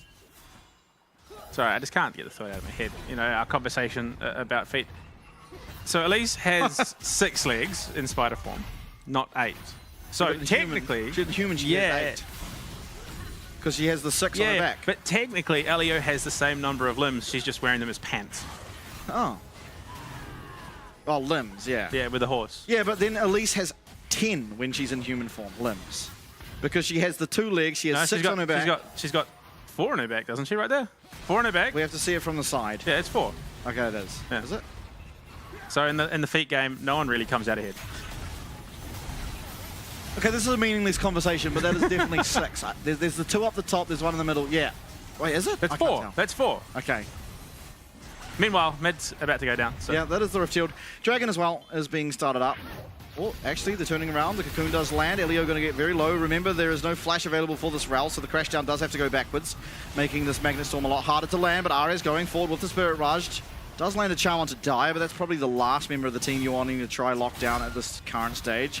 Very tanky here on the Galio, and the Spirit Rush is just going to unfortunately go to the wayside. Histo does go forward. Kalia having to try and get out of there. Will lose his flash for it. And with that, all pressure towards the mid lane. Gone over to Team Secret Wales, and this Dragon sure to follow. Yeah. And I mean, look, that was pretty solid read from Histo, but interesting. So they've just completely removed GAM's priority there. And Histo goes and gets Scuttle on the top river. Junglers, man.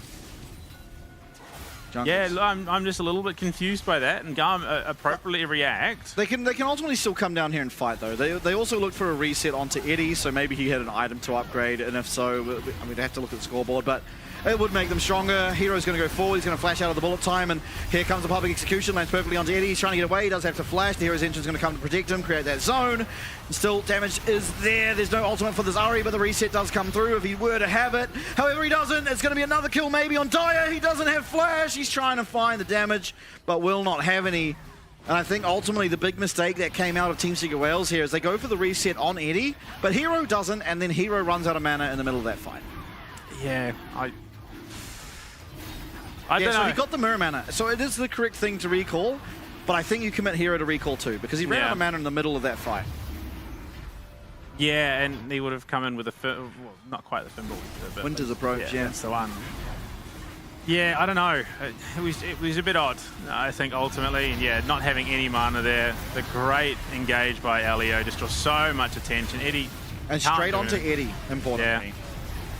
I mean, I think ultimately this probably should have been a good fight for Team Secret Wales. Just poorly handled, really. Like, Eddie just gets everything, lands straight on top of him.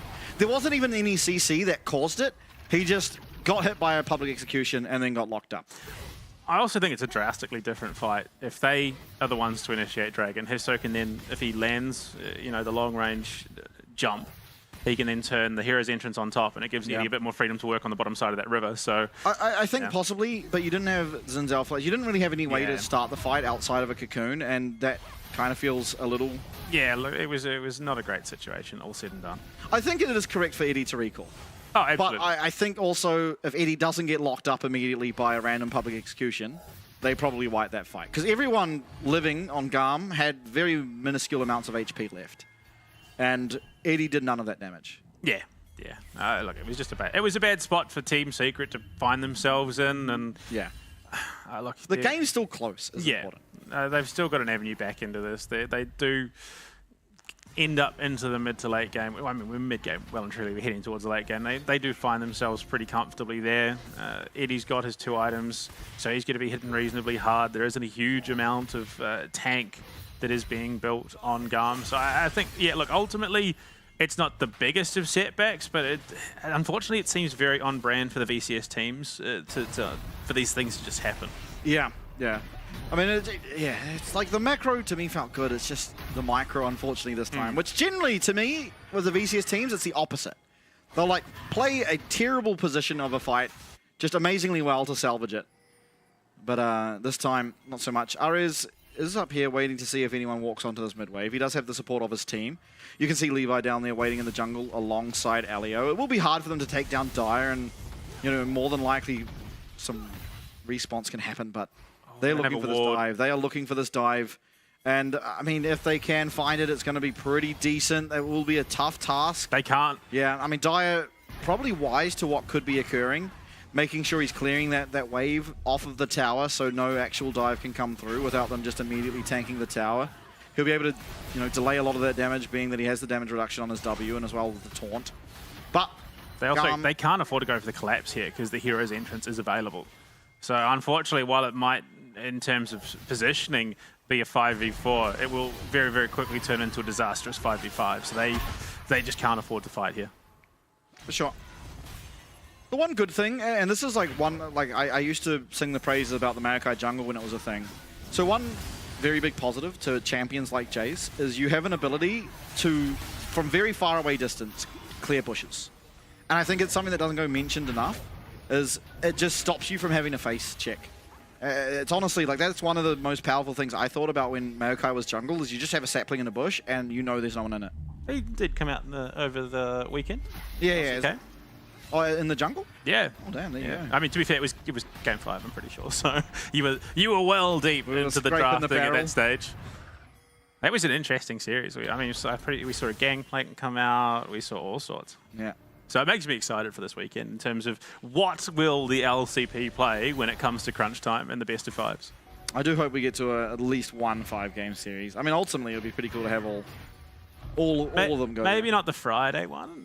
That one might be a bit rough. The The vocal cords on life support by that Have stage. you ever wanted to commentate 8 straight maps of League of Legends? No, you haven't. You don't. They're great to watch, but that is a lot of talking. It is. I'm very keen. I don't care. Yeah, no, me too. Especially if both games do go to 3 and 5, it'll be a pretty hype day. Atakan being started up. Obviously, Team Secret Wales are aware to this going on, but for the time being, they don't have any real way into the pit. It is still, 9,000 HP. Elio's found a way forward, and they do find a massive amount of lockdown. It's on to the Elise, not the most impactful member of the Team Secret Wales team, and it was a lot committed. The Ari now without ult, as well as the Vi. Eddie, oh my lord, that was scary, but the big blast cone gonna all but secure his safety. Mid lane tower now looking to be the prize for their pick, but Histo's not so sure about that. The Magnastorm's great, but the public execution does not connect onto Eddie. Eddie's still sitting at the back of this fight. Hero's Engine's going to come in, and it's so many low health bars. They're all blinking. There's no burn, no red buff means Levi is going to limp away. And Team Secret Wales, they won't be able to turn anything around. It's GAM that do manage to get the tower. However, sole point now for Team Secret Wales. Or, look, unfortunately, I don't think the timing's going to be there, but that True Shot Barrage is not far off cooldown. And if he just whips it towards the enemy fountain, as soon as it's off cooldown, there is a realm where he finds a kill, but no. Timing's just a little bit off. And he did use it at the start of the fight when Taki got caught. So there is really a world where he didn't, because I think all he caught was Kiaya in the end. So, a bit unfortunate timing-wise. If he'd held it, he probably would have picked up 1, if not 2 kills off the back of that fight in mid lane. But they do get themselves the Drake. They are now sitting on Chemtech Soul Point, which, I mean, just even posturing while on Soul Point gives you so much priority around the map. Yeah, and look, while Chemtech Soul is not the greatest, obviously, I'm never going to deny that, it does quite a lot, considering the enemy team is trying to put together what is essentially a pick comp.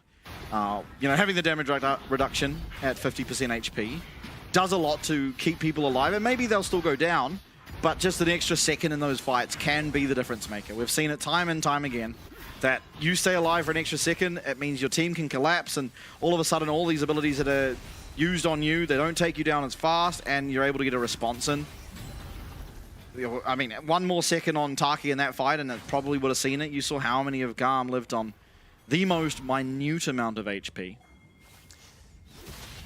Yeah, look, I am willing to concede at the moment that the Jace is doing well. He might be 0-2, but I will preface that by saying this is about as well as this match has gone without Jace being ahead. Usually by this stage, the other team is pushing them into team fights, and the Jace really can't do a heck of a lot. So Hero, I mean, primed in a key spot in this game that very few Jaces post that nerf have found themselves. Yeah, Divine Agree is doing well. Kaya going to be claiming himself some of these Krugs. Ara's waiting, but Kaya is very low, and Dyer feels confident enough to take this. Phase rush for him. Unfortunately, lockdown is absolutely well and truly there, and he takes a fight on the weak side of the map and is punished. So, well, maybe this Atakan goes over. Ultimately, Levi's there. Alio's coming alongside Artemis. They do have the flash. They do have the Magnet Storm and the bullet time. Teleport as well, going to be committed. Now, Ares is going to have to do the same, and there it is. We see him channeling it now.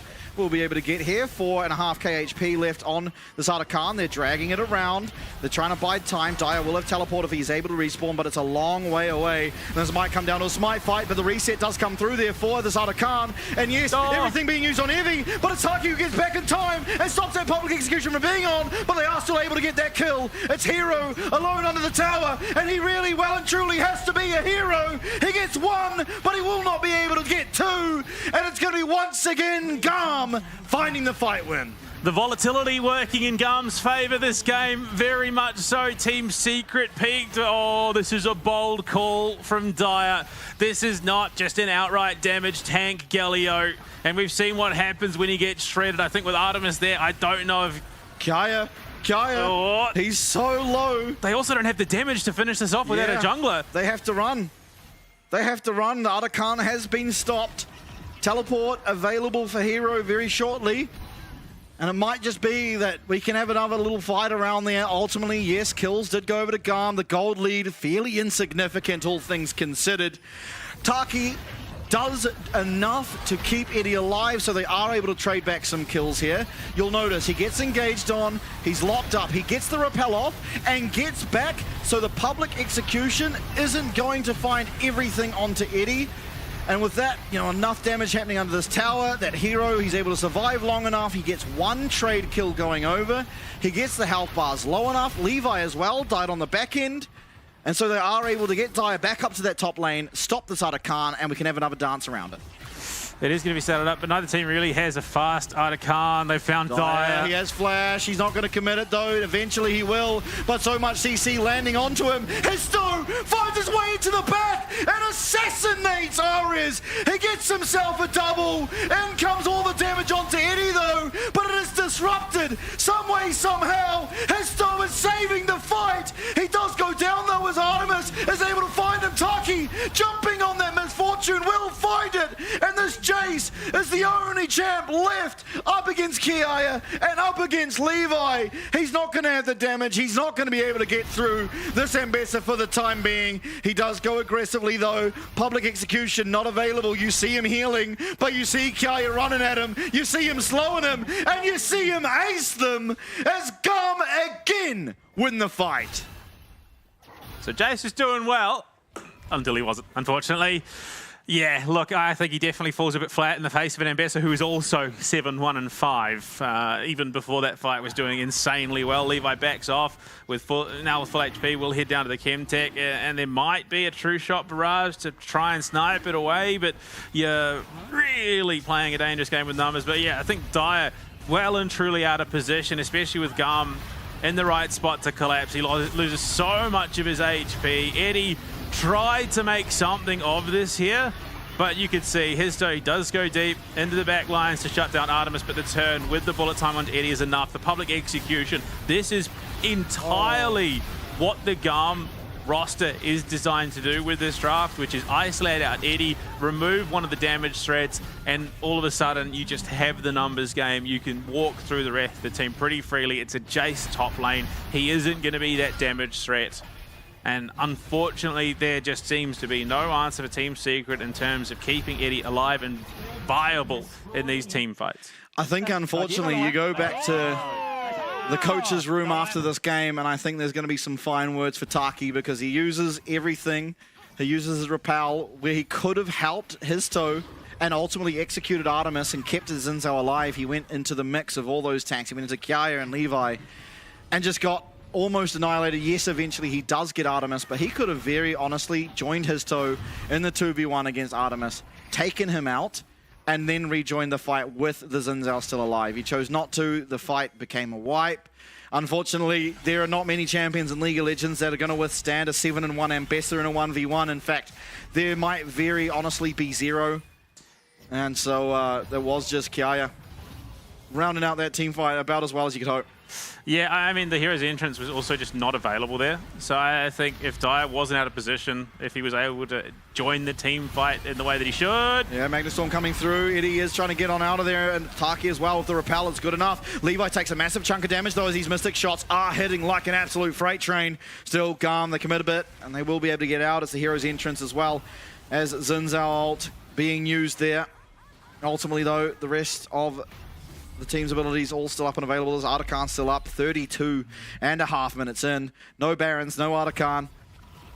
These teams are just on the brink of winning, both of them. GAM, they keep seemingly winning these team fights harder and harder, but aren't actually progressing this gold lead at all. I mean, Team Secret are just falling off the pace. That's the issue. The problem with GAM's draft is you can single-handedly isolate out the two main damage sources from this team. Those being primarily Dire and Eddie, and let's be honest, Eddie is the main one. If Eddie's gone, Team Secret really do not have the damage to comfortably teamfight, which, I mean, the draft perfectly exploits that fact. Oh, it's Artikan Dance, number 317 here on Summoner's Rift. as GAM will be starting it up. There's no answer at the moment, down to 11k HP, and you know, because there's been so many dances, this game keeps getting longer and longer and longer. The damage keeps getting higher and higher and higher, and this one will not be controversial at all. It's just taken out. Spirit Rush coming through. Histo is going to have to do a lot to try and ever dream of surviving here. He does have the ultimate, he does bash Ares back to his team, and then will come Hero, but he is going to get locked up by that cease and desist. Still, he is able to peel away. Histo lands that lightning meets wind, and there's public execution once again onto Eddie. Just time and time again, finding the correct member. Yes, Hero's in the middle of 4 people. He gets 1 withdraw, but Eddie just being found out every single fight. It's Kiaya running away with it. Elio is just an absolute menace. That was just a phenomenal engage to perfectly set up Artemis to absolutely wipe out any conceivable damage threat off a Team Secret. And I think inherently Team Secret drafted poorly because there just is not a damage threat outside of Eddie. Histo doesn't survive long enough to do any real damage, and you see, these choke points are not where Team Secret should be fighting, which is a problem because their comp really thrives in a choke point. You look at it, Elio positioned to split the fight. He's about to come over that wall. Eddie and Histo caught, boom, absolutely destroyed. Yeah, I mean, it's just every single fight that Team Secret Wales are having, you can see that they probably can win them. If not for Eddie outputting literally 0 damage. He is just getting caught and taken out every single time. And as soon as this Ezreal's removed from the fight, there isn't really any damage or any conceivable way to reach that back line and actually take them out. Yes, Hero finds 1. Now, is the Baron buff still available? There's about a minute left on this Arakan as well. And GAM, they can very, very possibly look for a dive here. I mean, just so dominant. GAM, the gold lead is now ballooning. It's taken a while, but it truly is now. That's now 3k off the Baron power play, 3.5 even, as they quickly are making their way to create this a 4k.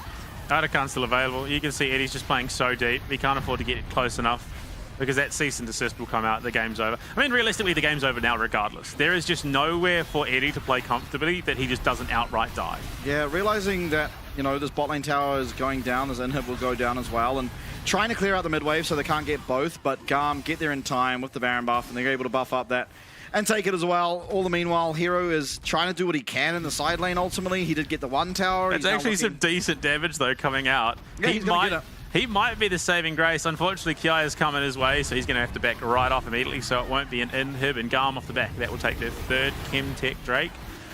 I just don't see an avenue back into this game for Team Secret, unfortunately. Their team fight, while yes, if you're setting up Eddie, is answered too cleanly by the cease and desist and public execution. Even if you don't land both of those, the Magnet Storm setup from Elio has just been so clean. You drop the bullet time on top of it, and immediately Eddie is just a non-factor. So, yeah, look, I think realistically, they backed themselves into a spot with this draft.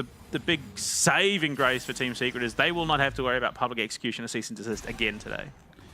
Yeah, I mean, I actually think they still have a shot. If they're able to withstand this inhibitor, the double inhibitors being down, and importantly for them, by the time the inhibitors are back, the dragon will not have spawned. So they can legitimately, you know, get these inhibs back and then start to look to contest for the soul.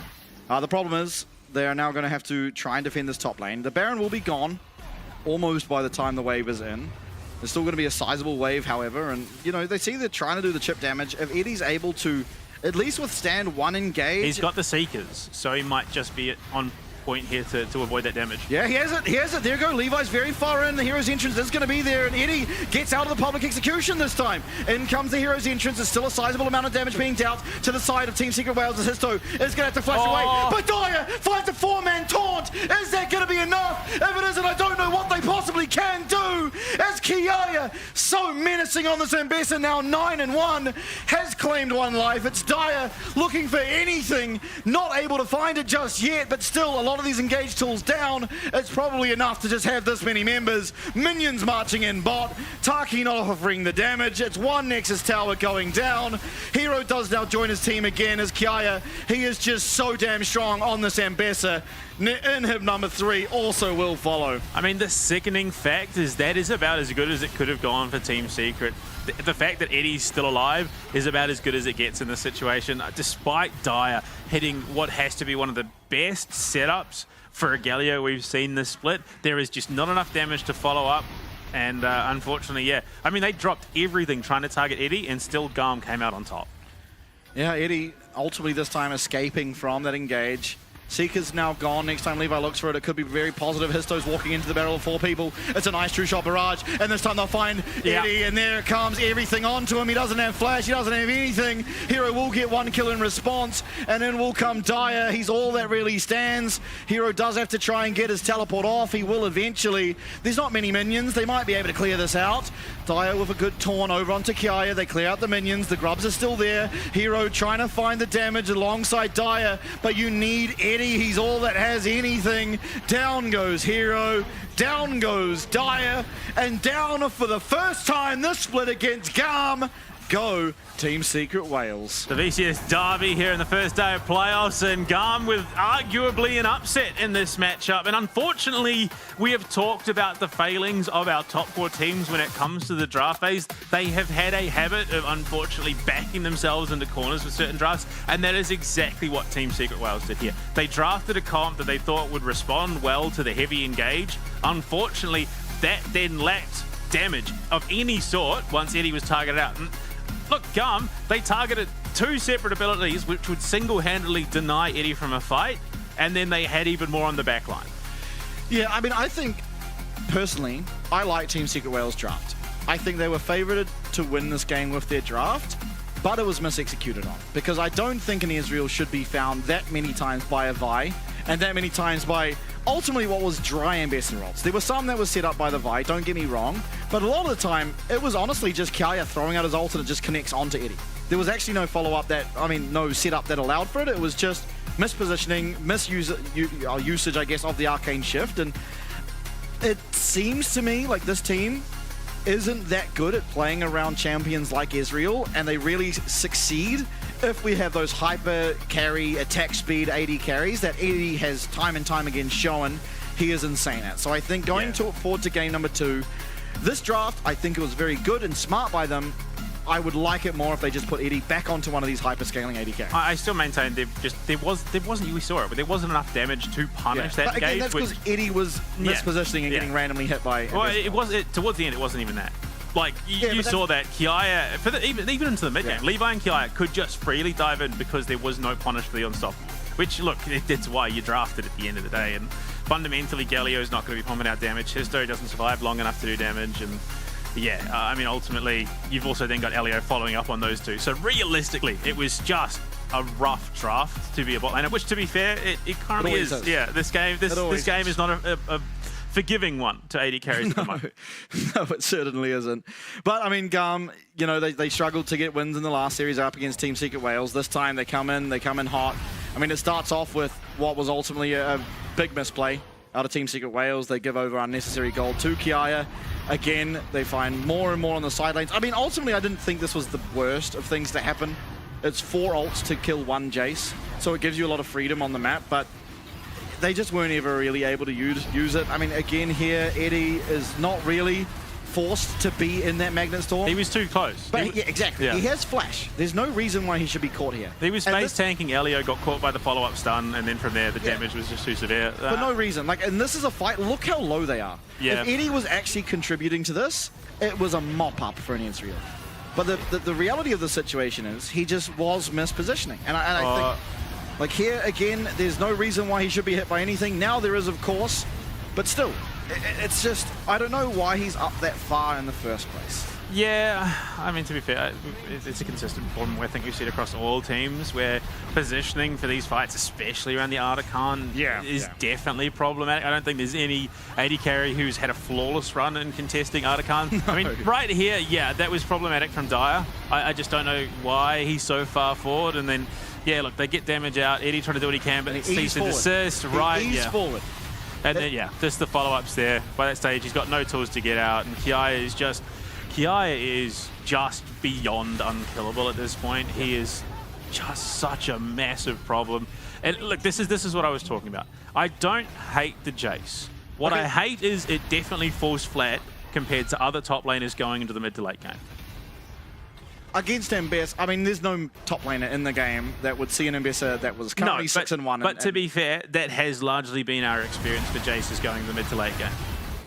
Is they fall a bit flat. This replay is a little drunk. But here again, I mean, this was one of my.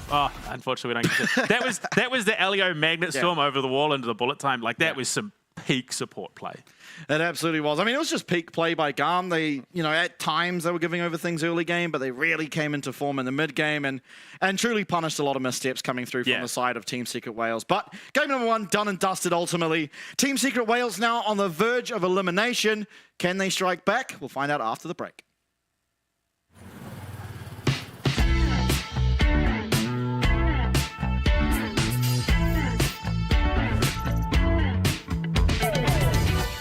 Đầu tiên thì em nghĩ là em sẽ cảm thấy rất là vui vì sẽ được nếu mà được thi đấu ở LCP năm sau các thứ. Mình rất là hào hứng khi mà sắp có cơ hội được thi đấu với rất nhiều những đội tuyển mạnh ở những khu vực rất là mạnh.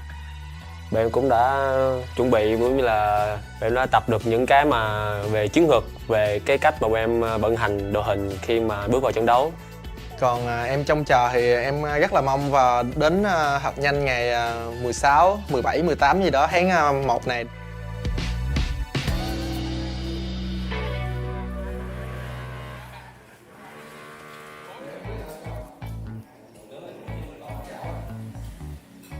Hiện tại thì team của mình có 7 thành viên thi đấu chính thức tính cả mình. Em nói từ trên xuống dưới. Kia thì kiểu ngầu, chỗ dựa vững chắc. Giống như kiểu khi mà mình gặp khó khăn thì cứ nhìn về Kia thôi thì mọi thứ nó sẽ ổn hơn rất nhiều. Khi mà em khi mà đi đường với tới lên bên kia thì em rất là để ý và rất là kiểu quan trọng về cái việc đi lên và cũng như là tìm kiếm lợi thế trên lane đó, thì điều đó chứng tỏ việc em cũng rất muốn solo kill top lane bên họ. Kiểu đúng là chỗ dựa của team. Em thấy anh Khánh là một người đội trưởng khá là có tâm và có tầm, bởi vì anh ấy là một người luôn dẫn dắt đội, luôn có những cú call mà khá là hiệu quả và luôn đưa team tới chiến thắng. Emo thì đi mid. Còn về Emo thì trẻ, nhiệt huyết. Tuy là ít nói chuyện nhưng mà khi nói chuyện thì mọi người đều hiểu cười á, chỉ vì hay nói xàm á anh. Ares thì cũng ngầu luôn. Anh rất là trưởng thành về lối chơi á, kiểu như là anh là một người đi lane hay và kiểu như là anh đưa ra quyết định rất là tốt, và những thứ đó em nghĩ là em sẽ cần học hỏi về ảnh nhiều hơn. Anh Hưng thì Hưng thì kiểu em nghĩ anh ấy là một người chơi khá là thú vị, nhưng mà em sẽ không tiết lộ gì nhiều, em sẽ để cho mọi người mong chờ hơn khi mà được xem anh ấy trình diễn ở LCP mùa sau. Team em nhìn ra cũng ngầu quá. Hưng thì ngầu, anh An thì dễ thương. Chọc cười mọi người khá là nhiều, kiểu là hay làm cho mọi người có cảm giác tích cực hơn anh. Mặc dù là em đi ở vị trí là xạ thủ á, là một vị trí mà cần được dồn tài nguyên, nhưng mà so với tính cách của em nó tác động vô game nhiều á, nên là em thích hậu cần, nghĩa là hỗ trợ về mọi người nhiều hơn. Và một hỗ trợ là Elio. Em thì cũng dễ thương. Em đánh giá vậy. Bởi vì Elio thì mọi người thường đánh giá thấp Elio, và bản thân mình thì đánh giá rất là cao Elio, cũng như là mình tin rằng Elio sẽ làm được điều bất ngờ đến cho các bạn fan hâm mộ. Đối với fan GAM thì anh nghĩ là khi một đội tuyển thành công thì đối với họ là những cái người mà cổ vũ họ, giống như fan GAM Farm á, thì rất là quan trọng đối với GAM. Thế là khi mà em đang cảm thấy là được nhiều thứ như vậy á, thì em sẽ cảm thấy thi đấu nó rất là tự tin á. Em sẽ cảm thấy là kiểu như mình không có gì đã mất hết, mình có nhiều tài nguyên như vậy thì lý do gì mà mình không chiến thắng những đội tuyển khác. Và ở LCP sắp tới là một cơ hội để khiến cho các đội Việt Nam có thể chứng minh cho mọi người thấy như vậy. Hy vọng là mọi người sẽ vững tin vào GAM và mình tin rằng GAM sẽ giành được chức vô địch tại mùa giải năm nay. Cảm ơn các bạn.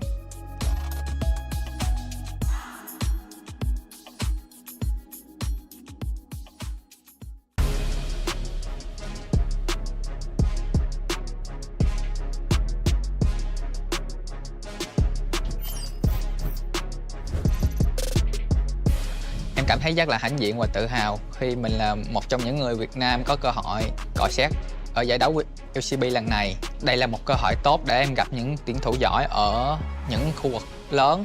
Đối với em, tân binh mới đánh giải như em thì em nghĩ cũng hơi áp lực. Nhưng mà em vẫn sẽ tự tin để đánh giải LCP lần này. Ý nghĩa với em là cái giải đấu lần này chắc là coi như là lần đầu tiên em đánh ở quốc tế đi. Tại vì nó cũng lớn rồi, nên là cái tham vọng của em là sắp tới là rất là cao. Tham vọng chỉ có tham vọng thi đấu với tham vọng thành tích các thứ này nọ hơn.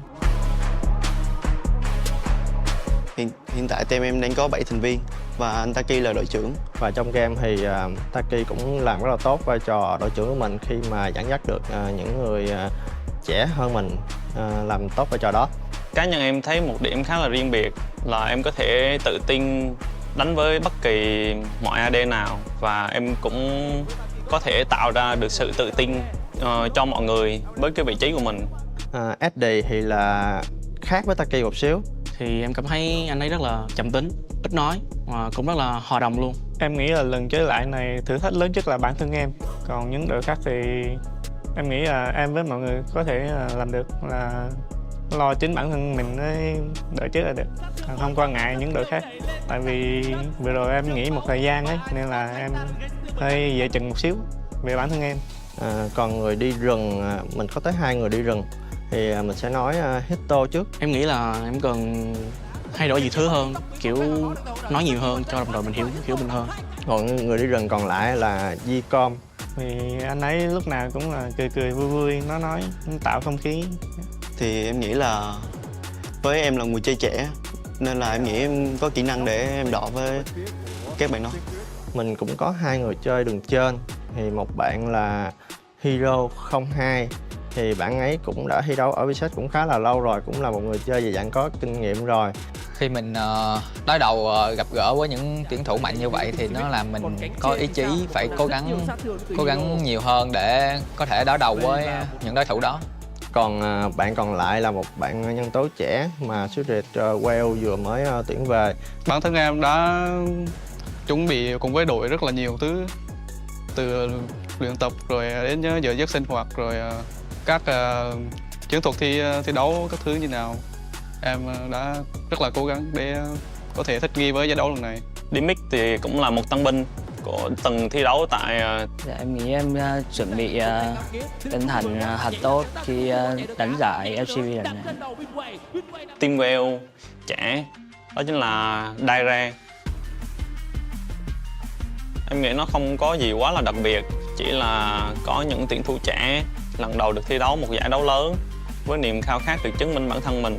Thì em nghĩ phong cách chơi của đội em tại giải sắp tới khá là thú vị. Chắc chắn khả năng cao Spirit Wales sẽ đánh theo kiểu hỗn chiến. Vì đội của mình trái mà nên áp lực là đương nhiên là có, nhưng mà bọn em sẽ cố gắng để thích nghi.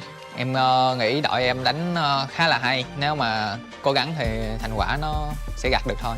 Em mong chờ em và cả đội cùng nhau vô địch giải LCP lần này.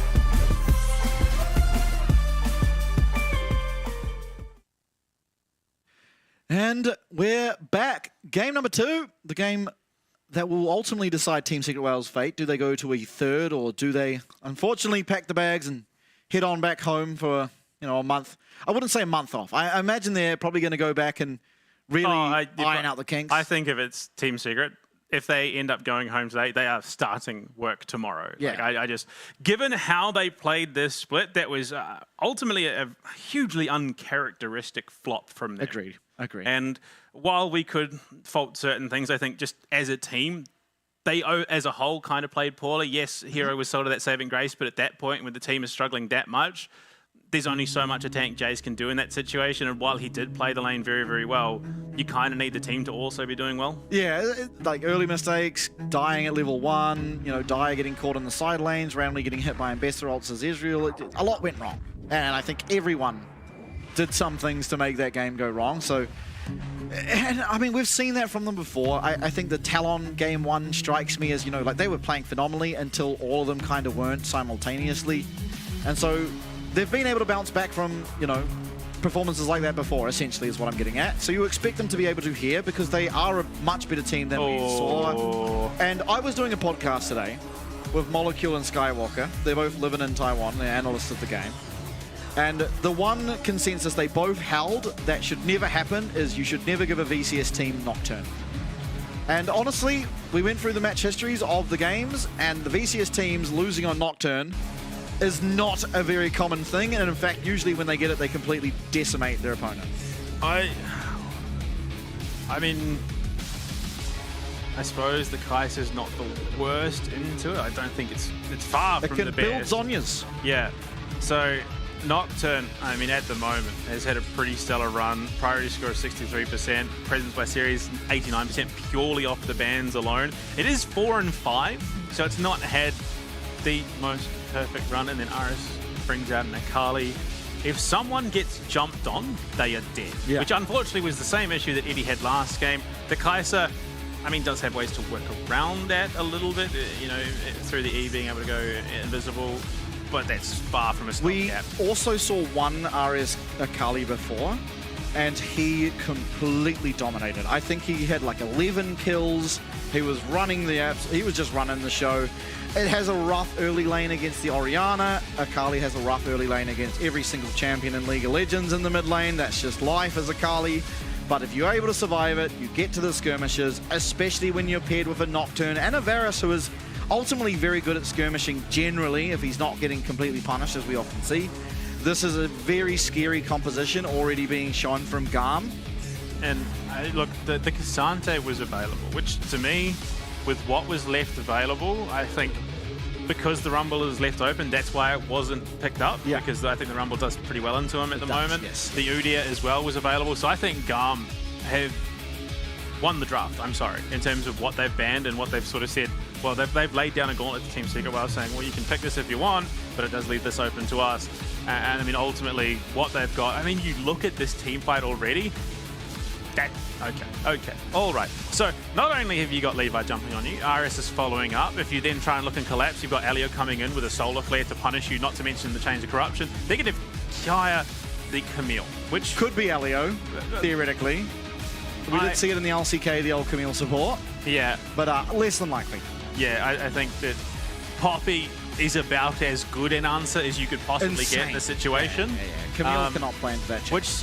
Which, I mean, to be fair, now GAM have sort of backed themselves into a corner. If they ban Poppy, it leaves either Udyr or the Cassante up and available, which, look, the Poppy, yes, does do a lot to punish their draft, but the Cassante and Udyr, arguably two of the strongest top laners in the competition, if not the two top strongest in the competition at the moment. Yeah, I think the problem that GAM have faced is they've picked the Camille, I believe is a flex pick, where it can ultimately go either lane. But the Poppy being secured can also do the same. Renekton has a good time against Camille as well. So now this Camille feels a little homeless. No matter what lane it goes into, it's a pretty rough time. If you do manage to survive the early game though, the Renekton matchup becomes a lot easier in the later stages of the game. And, you know, I mean, that's kind of what we saw in our first series. Second Camille of the night, interestingly enough. I mean, I don't hate the Renata. In fact, I really, really like it. Yeah, because of the turnaround.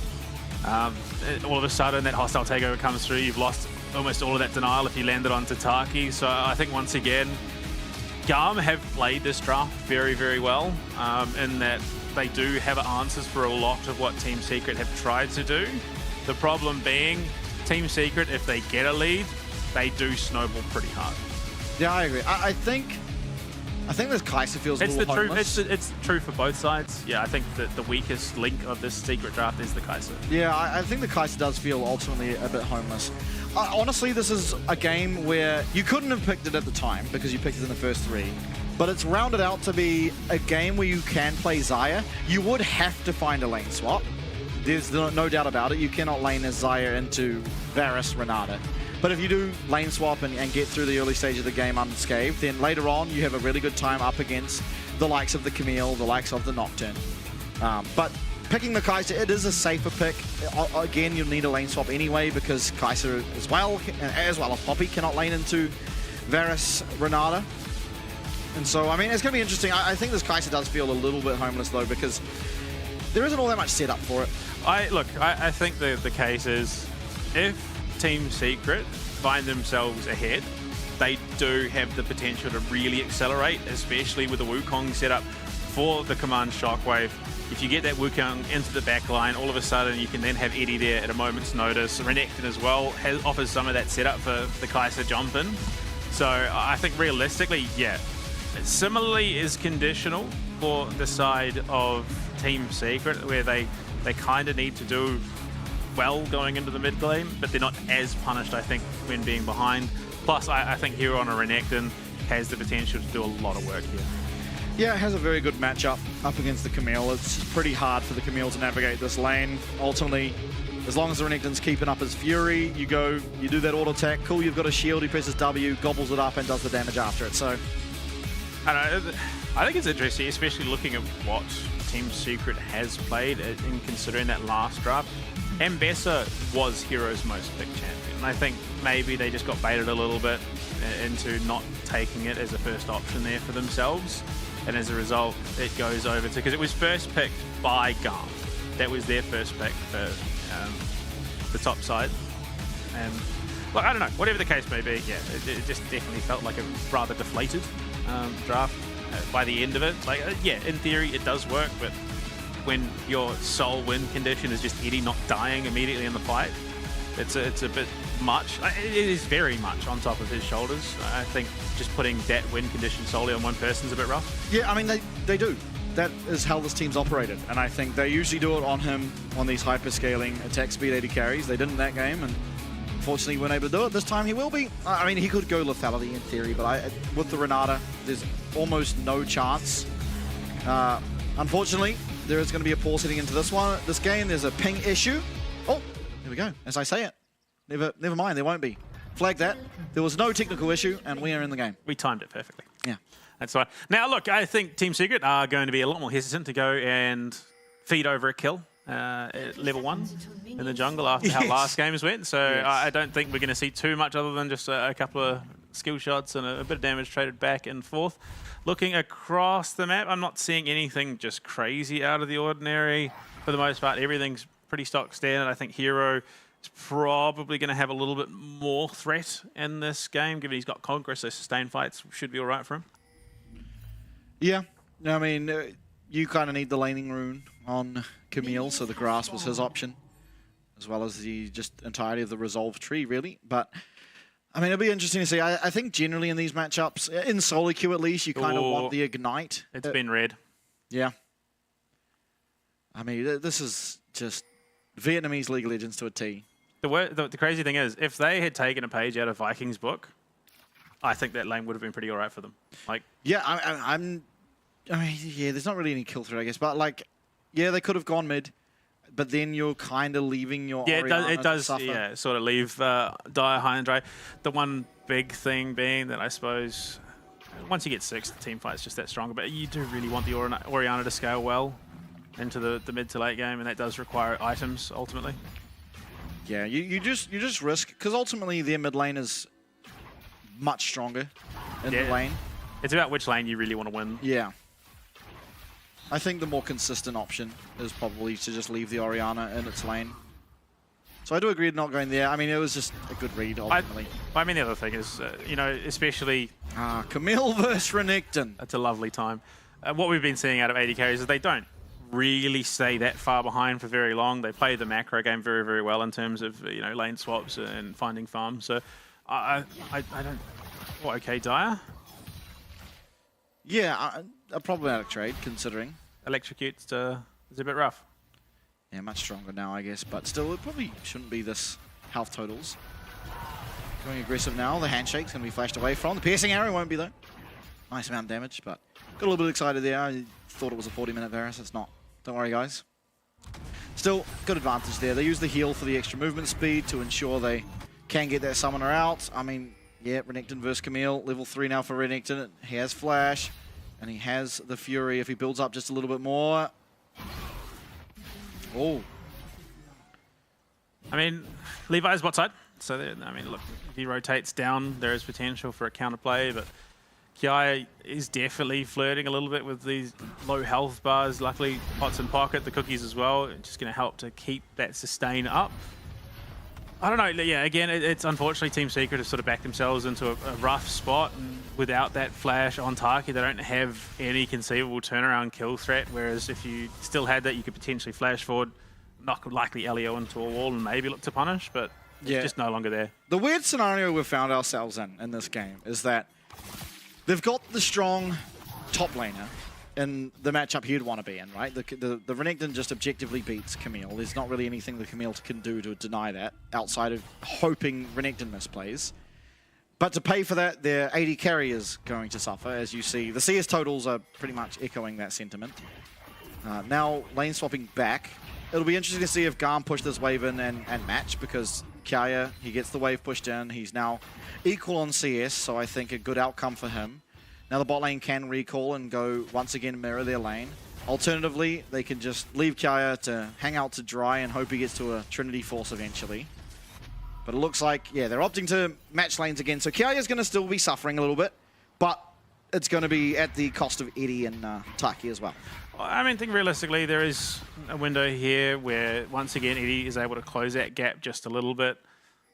Probably not the best idea to then look for yet another lane swap, but it kind of might just be their best option in the next wee while. First Drake's coming up soon. Yeah, they're going to do just that. They're just going to look to avoid, shove the wave in, they match the CS, and then look somewhere else to farm. Unfortunately, this will ultimately, I think, punish Hero a little bit.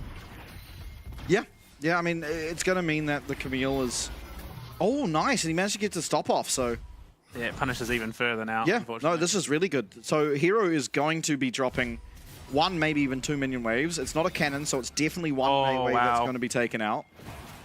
They're going to get the dragon. This will be the grubs, securable for Team Secret Wales, but at least from my perspective, the dragons have just been so much more impactful, especially since the nerf. RS is coming down, trying to shuriken. That's my job done, guys. No, it's actually important. I don't know if he has the precision tree as a secondary, but basically any neutral objective, if you have the precision tree, so your second rune, you get a stack for it. So it speeds up the stacking of those runes quite substantially. So like AD carries will often just go auto attack the dragon once and get that stacking up. But it's behavior that would be very much on brand for a mid laner for the most part, even if it weren't the case of getting a stack. Just, that's my bit done, guys. You've got this. I'm going to go and farm. Damn, GAM are really trying to get the most out of the map. I mean, Hero now is going to get a lot of free time alone with his tower. GAM seemingly want to get all 3 of the Void Grubs. I don't think it's possible. No, they are. There's just no contest. They don't have land priority. Unfortunately, Dire doesn't have the mana for a sustained fight, so it is just going to be handed over freely. Okay, interesting. I mean, yeah, interesting. I don't feel like they had to. Maybe they just don't want to fight without their Renekton, who ultimately will be their strongest level 6 champion. But I mean, they don't have Cyclone either, which, I mean, realistically makes up the vast majority of your team fight setup with the Command Shockwave Cyclone combo. Yeah, I mean, GAM just winning across the map. I mean, probably more respect than necessarily needed to be given, but I think after that last game, Team Secret are playing a little bit more cautiously. For sure. Yeah, I mean, you get gold on your Renekton. He probably should be up gold anyway. At the cost of losing now 3 grubs and the dragon. It's just a peculiar position to have found yourself in, ultimately. Yeah. Look, it's a rough spot to be in for sure, but at the end of the day, it's only the first lot of grubs and the first Drake. Depending on which soul it is, they might find more success if they can test the later ones, and giving over the feat of monster slaying is definitely recoverable, given that you could pivot into kills and obviously going for towers. But Hero, yeah, look, unfortunately for Kaya, this is just his reality now. It does get better. That's all I can say to Kaya. Hold in there, pal. It will get better. But unfortunately for now, you are pretty stuck just suffering. Ooh. Oh, hearing that sound is always scary. Absolutely. 6 already there for Artemis, which means that Chains of Corruption into a handshake combo means someone's going to be locked down for a pretty significant amount of time if they're not careful. Hero being turned on by Kaya purely off the back of the fact that Levi's here. Yeah, in comes the Paranoia. The Dominus has popped and he's doing a lot of damage. Kai ultimately running out of mana. He does find at least the upgraded Q, and unfortunately the color of the make, and Levi might just be inting. Oh my lord, he lives. It's a Hero, close surely call. not. Surely not. Surely there's no turret. Oh, my lord, Hero, you are flirting with disaster there. I think he would have. If he had Flash, he probably double kills. It's a trade for the bot side. No Flash. Oh, Flash was used from Artemis at the expense of the Cyclone. And the Flash out of his, though. So the setup is going to be a little bit weaker for the next wee while. Yeah, I mean, that was a very close call. If Hero didn't have to Flash to get out originally, with the empowered Q available, thanks to those Fury stacks that the ult does provide, he would have absolutely double killed there. He would have been able to flash forward, 1Q would have killed Levi, would have given him Triumph and the healing that you get, and there is no way a 0-mana Camille is ever battling a Renekton, so... You've got to feel for Hero, though. He's having these moments for the team, and I would argue he's probably the strong point in that last game, despite the ultimate result. But now he is ultimately being the sacrifice for Eddie to ensure that Eddie has an alright game. Command Shockwave onto Ares. Yeah, Flash available, so he should be able to get out this... Oh, nice, okay. A lot of times you won't see people respecting the fact that Poppy can flash on you. On this occasion, Ares is wise to it. He's not going to get locked up against his tower, and he is going to survive. At the cost of course, some tower damage. It's going to be minions going down, possibly a plate, but being that they have no Void Grubs, the chip damage not quite there, seemingly. Once again, GAM just matching the rotations of their bot lane opponents. Pretty successfully at that. Taki, though, in position with his dough. No flash now, and unfortunately no Cyclone either, but they do have Taki with that ultimate available to potentially set up a knockup. Yeah. Once again, Hero's able to just trade aggressively. He has his Fury stacked up now, so it's only going to get worse for Kaya if he looks for a trade. But Hero does commit it onto the lane. Looks like we're going to have a trade for the 3 grubs for the Dragon. Again, this just evens out the grubs. However, GAM now are up 2 dragons.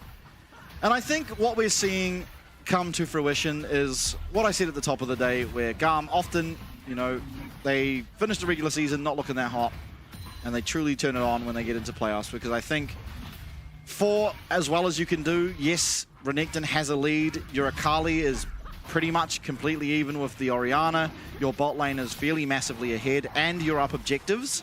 This is a very commanding position to be in at this stage of the game.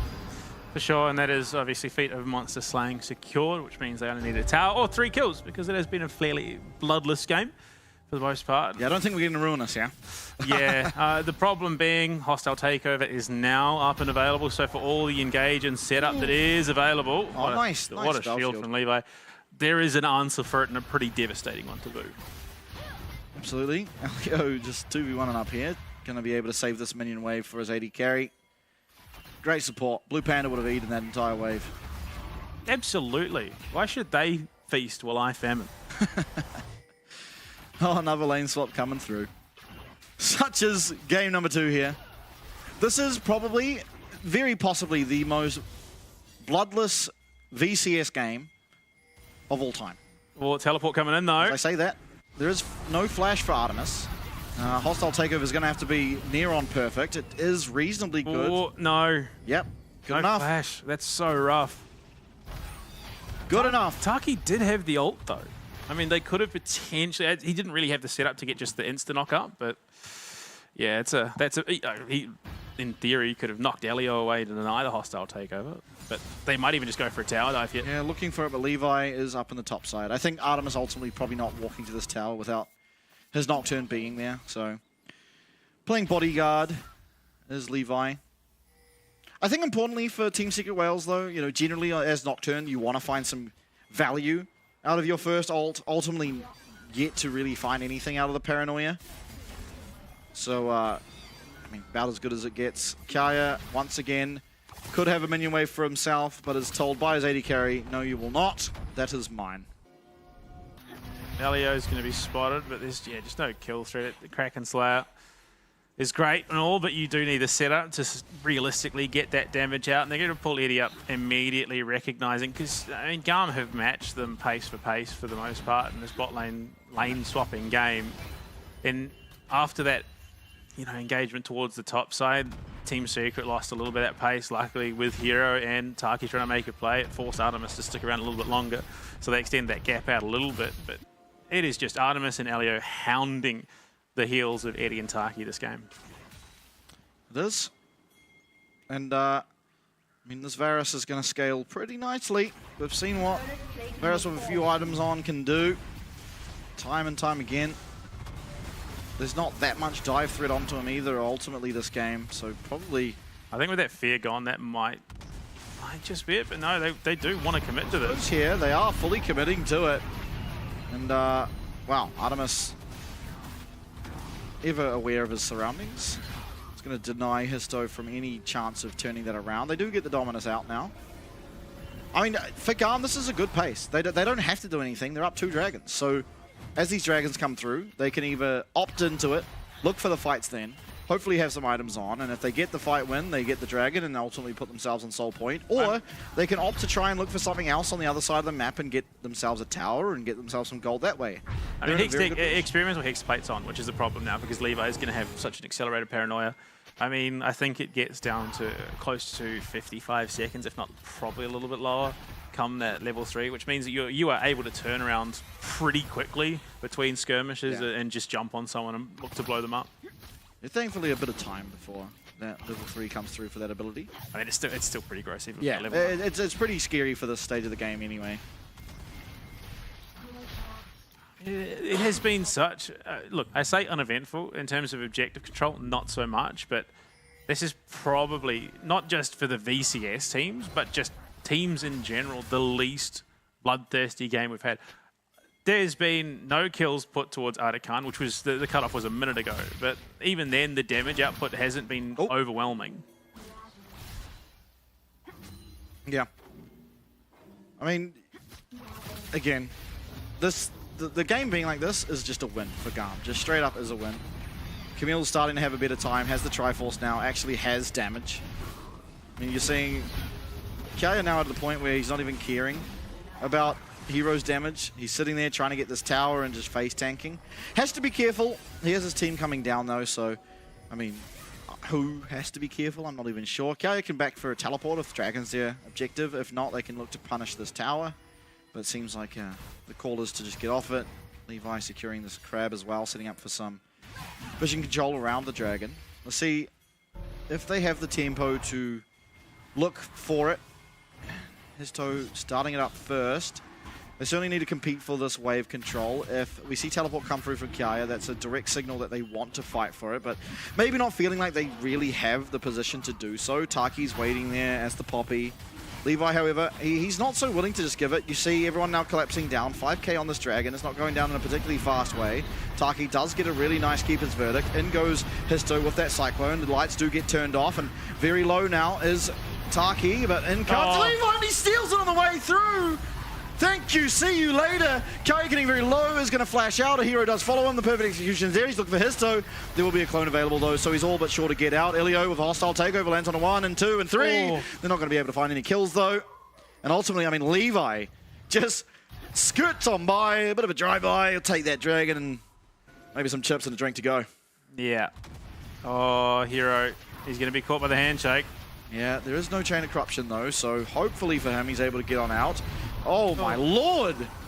Like that first and second kill of the game found for GAM. It's Artemis picking that one up for himself as, I mean, Hero just walking a little bit too far up before Dai was able to get here to assist him. And I mean, you're going to feel pretty good about the state as GAM already now. Oh, so the problem being your Orianna is just nowhere to be seen. Teleport comes in way too late.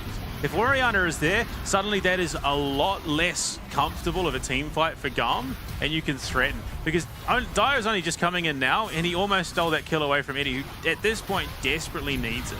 Which is just, yeah, that is not ideal at all. Just good vision play here.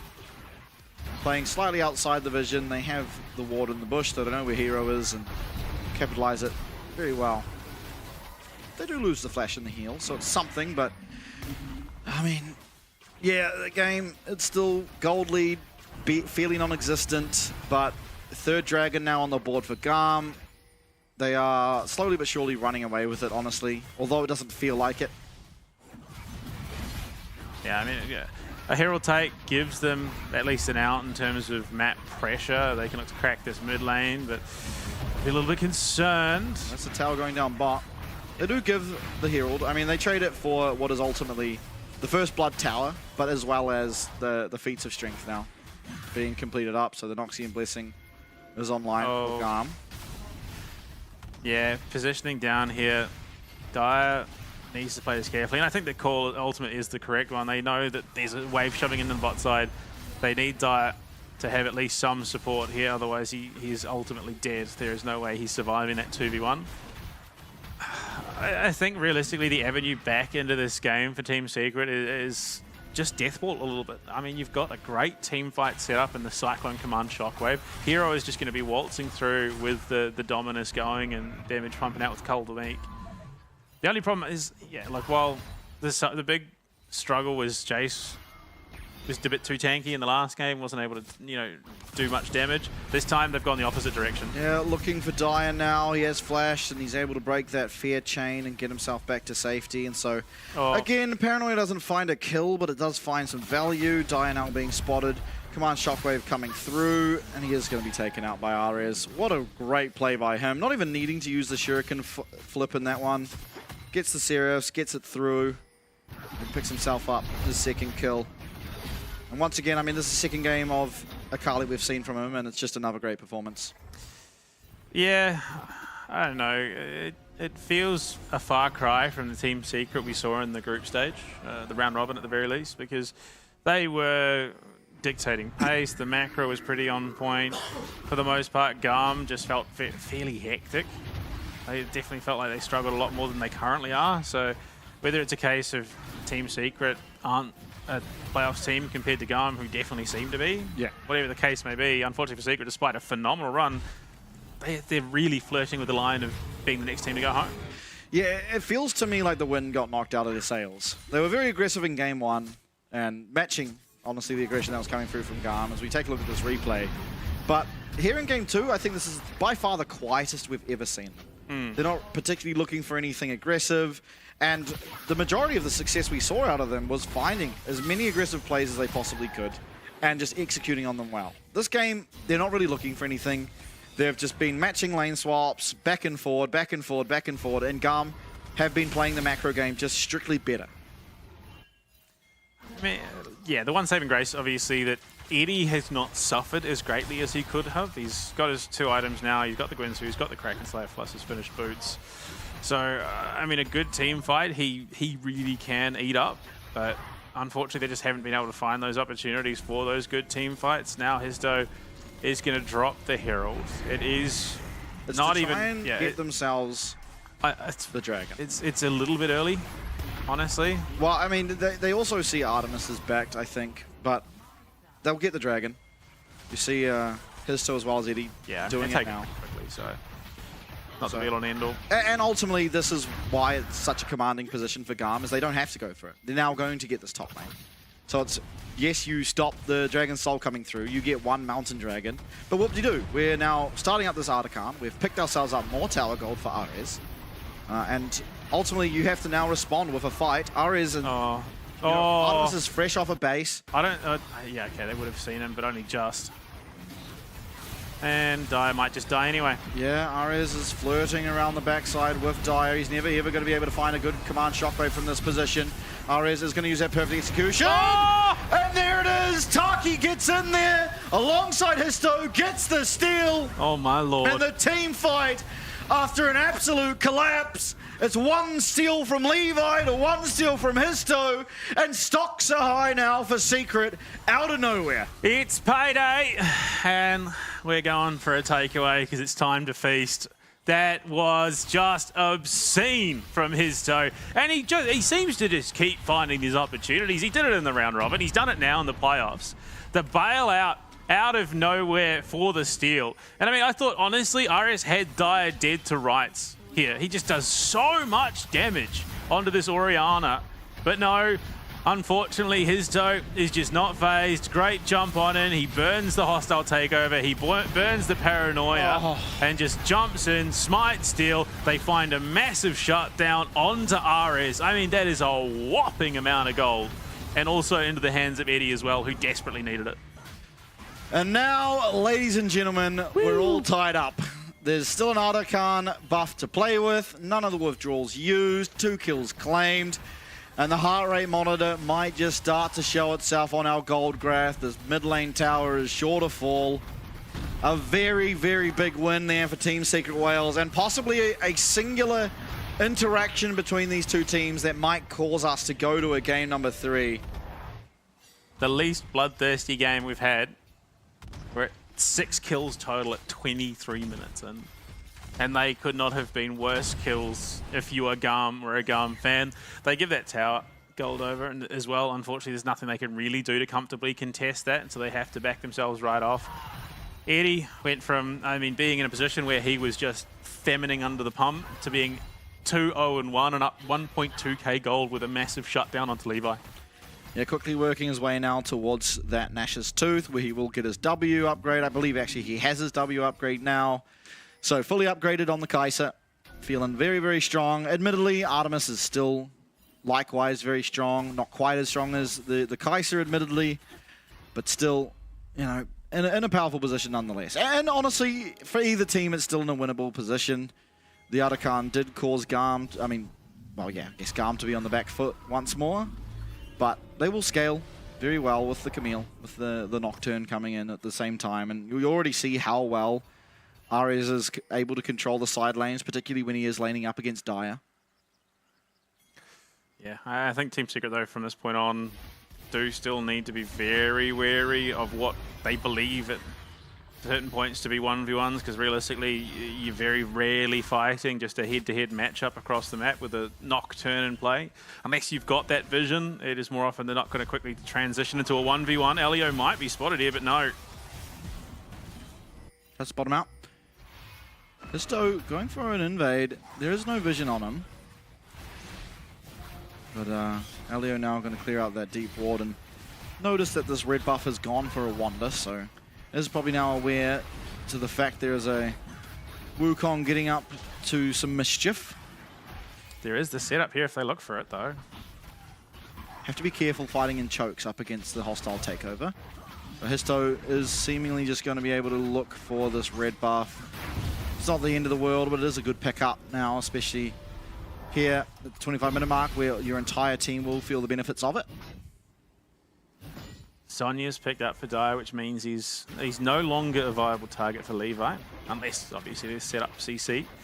But even then, yeah, pretty hard pressed with the golden Orianna in the mid lane. You look at it, yeah, Seeker's Arm Guard as well there for Eddie. So suddenly, what is a great Nocturne game in terms of target opportunities, suddenly you've got 3, and none of those 3 are all that great for you. Team Secret Wales do have to be careful, though. They ultimately need this dragon. They need to not let GAM get it, because it's a massive swing of power to GAM if they are able to.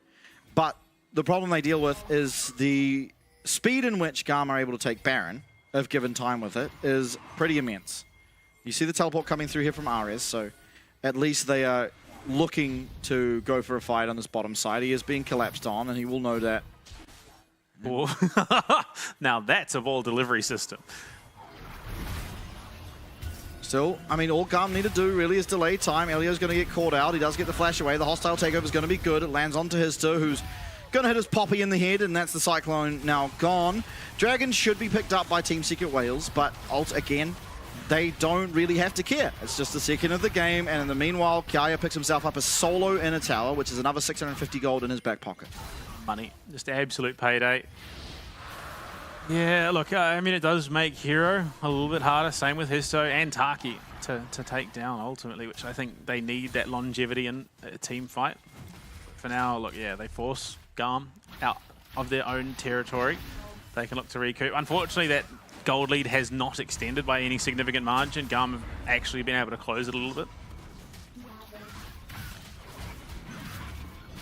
Such is life. Now, Ardakan buff obviously well and truly gone. How is no one checked that bush? That's crazy. I mean, vision is such an important part of this game, especially in playoffs when you are down a game. They should see it now and clear it out. No, they haven't. There is still a red ward in Team Secret's blue brush.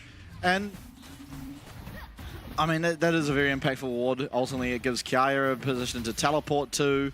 It gives constant vision every time they walk past the blue buff to this Baron, which is the only objective that's alive and contestable for either of the teams.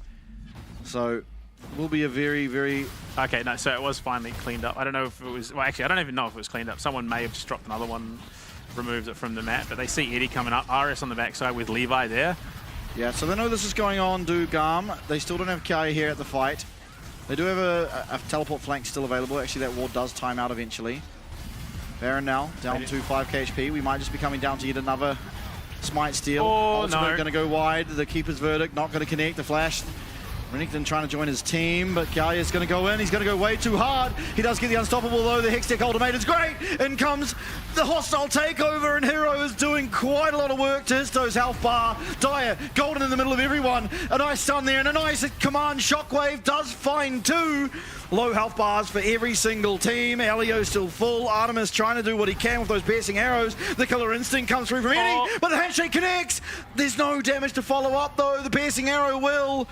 And oh my god, both teams just honorably walking the other way. Top laners completely sending it in that one, but ultimately neither of them will go down. Kiaya having to drop the Hextech Ultimatum to then sprint straight out of it. I don't even know if it's necessarily a gentleman's agreement. I think they're both just shaking in their boots because of how close that was. That was just an utter disaster. Not for either team in particular, just both of them. Like, there was so many near misses there. RS wasn't able to get the damage out that he wanted because of his toe and Hero. Dire somehow stays alive. They almost take out Levi and Kiaya.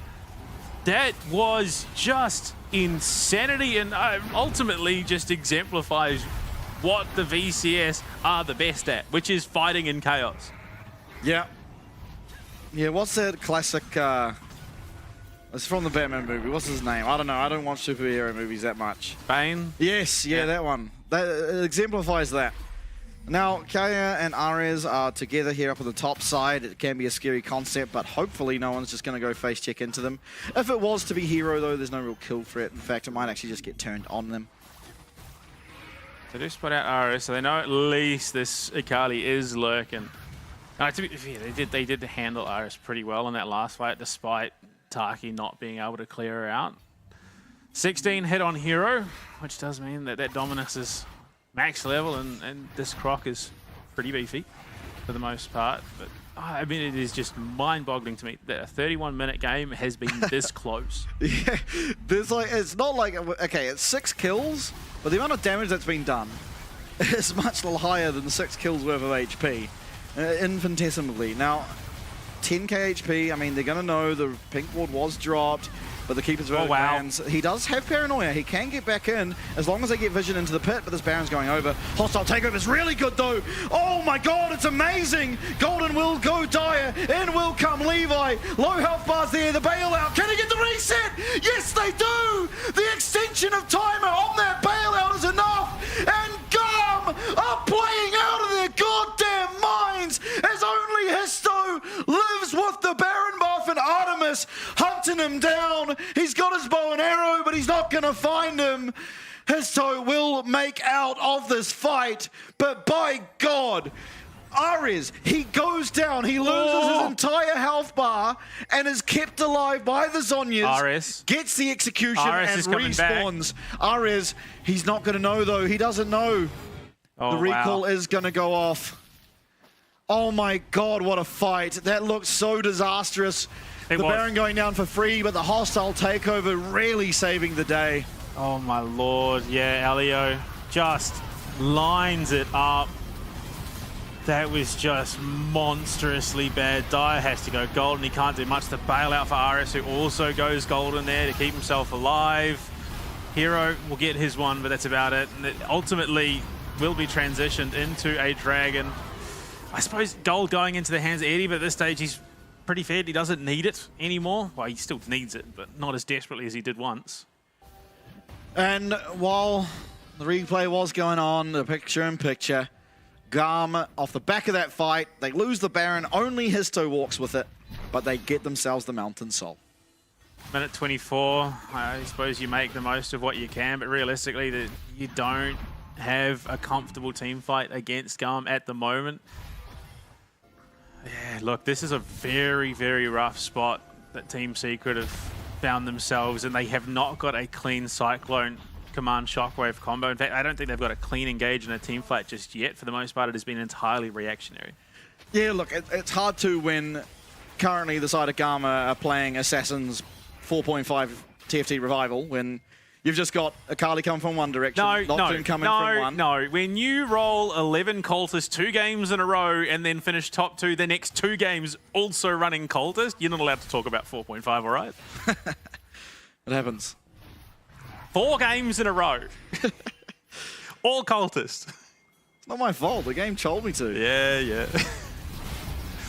Oh dear. Well, in terms of what the game is telling Team Secret, it is dissonant whispers, unfortunately.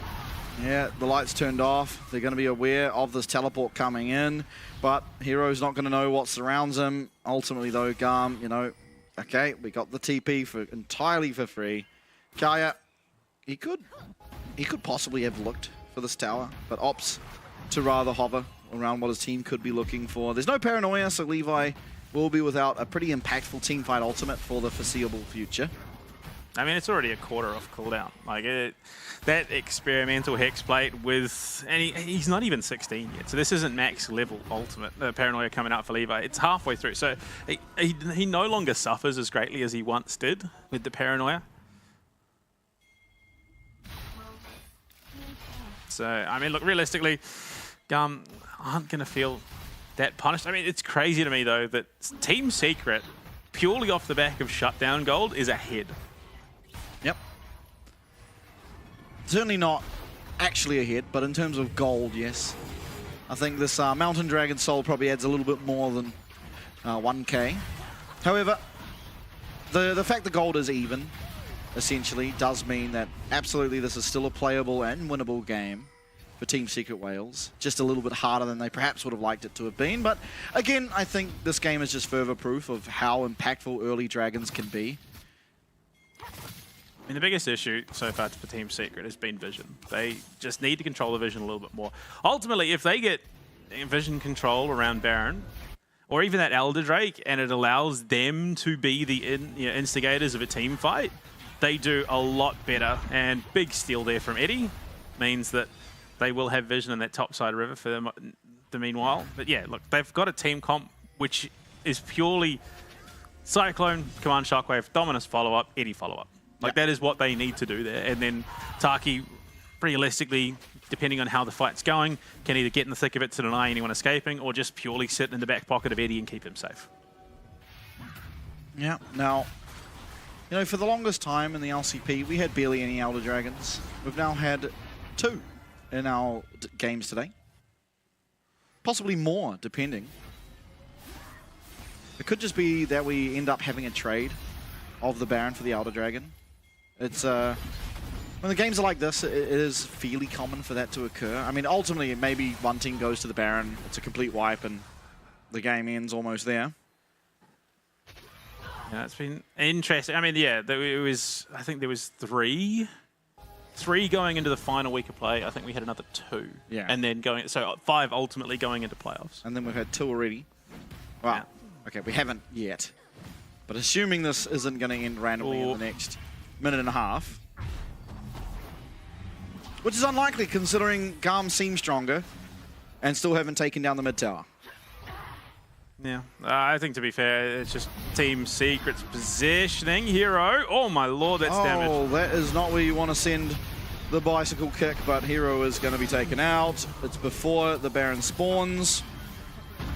Ares does have to go golden, and the Baron started up immediately. Teleports are going to come through. Ares and Kaya both without ultimates, but yeah, that's going to be the keeper's verdict. Unfortunately going missing. Kaya makes his way into the pit. It's a nice slow. The hostile takeover ultimately will not connect onto anyone as Levi's getting focused down and taken out pretty low, but he does flash away. The bailout not having to be used, but ultimately Taki goes down and Kaya with the flash is going to stun up 2. Eddie's taken out, and I thought we were going to get another Elder, but Garma looking to end it right here. Daya is going to be teleporting back to base. As they see that orb go past, they're going to be aware of that, and maybe that is going to be enough to keep this game alive, but GAM with 5 members up and available, they get that mid tower finally at 38 minutes and will also pick themselves up the Baron. I mean, unfortunately, Yeah, I say unfortunately. To GAM's credit, they have not let the Cyclone Command Shockwave combo get off once. They have always been the instigator in these fights. They have always just walked away on the better foot, and I think purely it comes down to the fact that they found it here on the bot lane. They were able to get the teleports off. This was an intensely greedy decision from Team Secret, especially with Taki missing the hammer. They should have pulled off as soon as that went wide. They could have been a lot healthier in this situation, but the fact that Levi was able to get onto the back line does so much damage to Eddie, so much damage to Hizdo. There is no follow-up. It's so beautiful. It is. It's just brutal.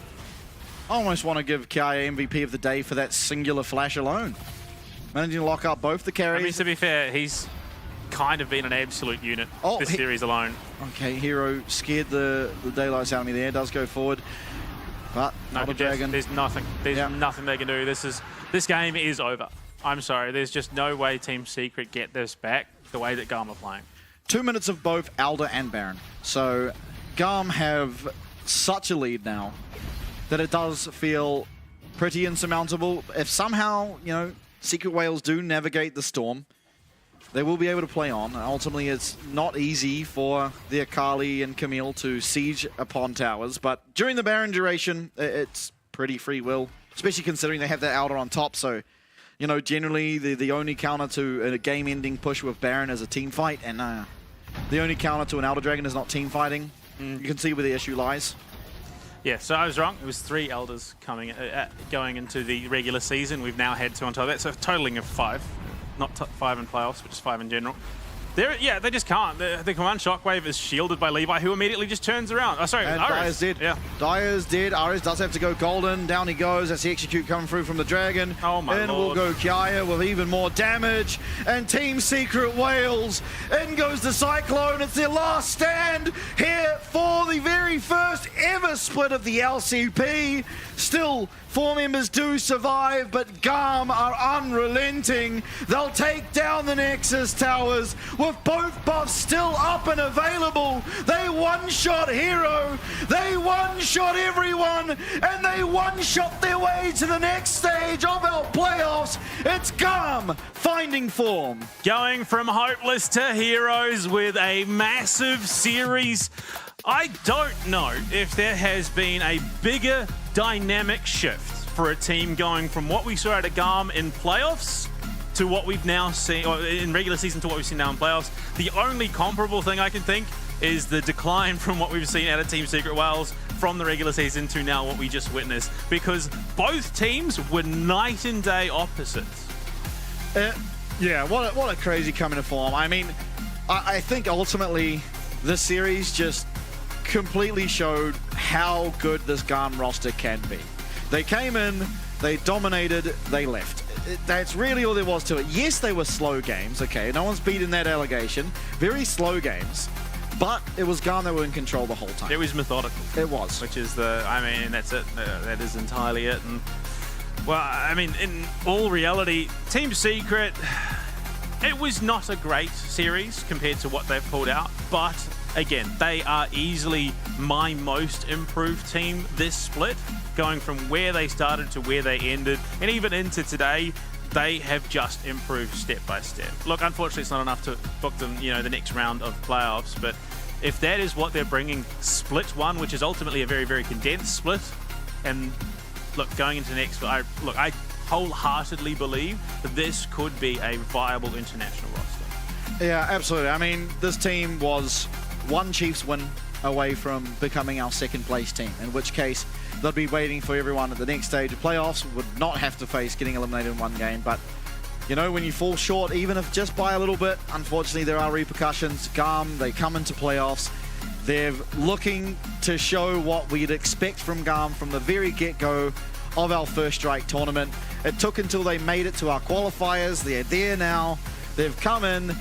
They lost 0-2 to this team not 3 days ago and have turned it around completely. Look, incredible.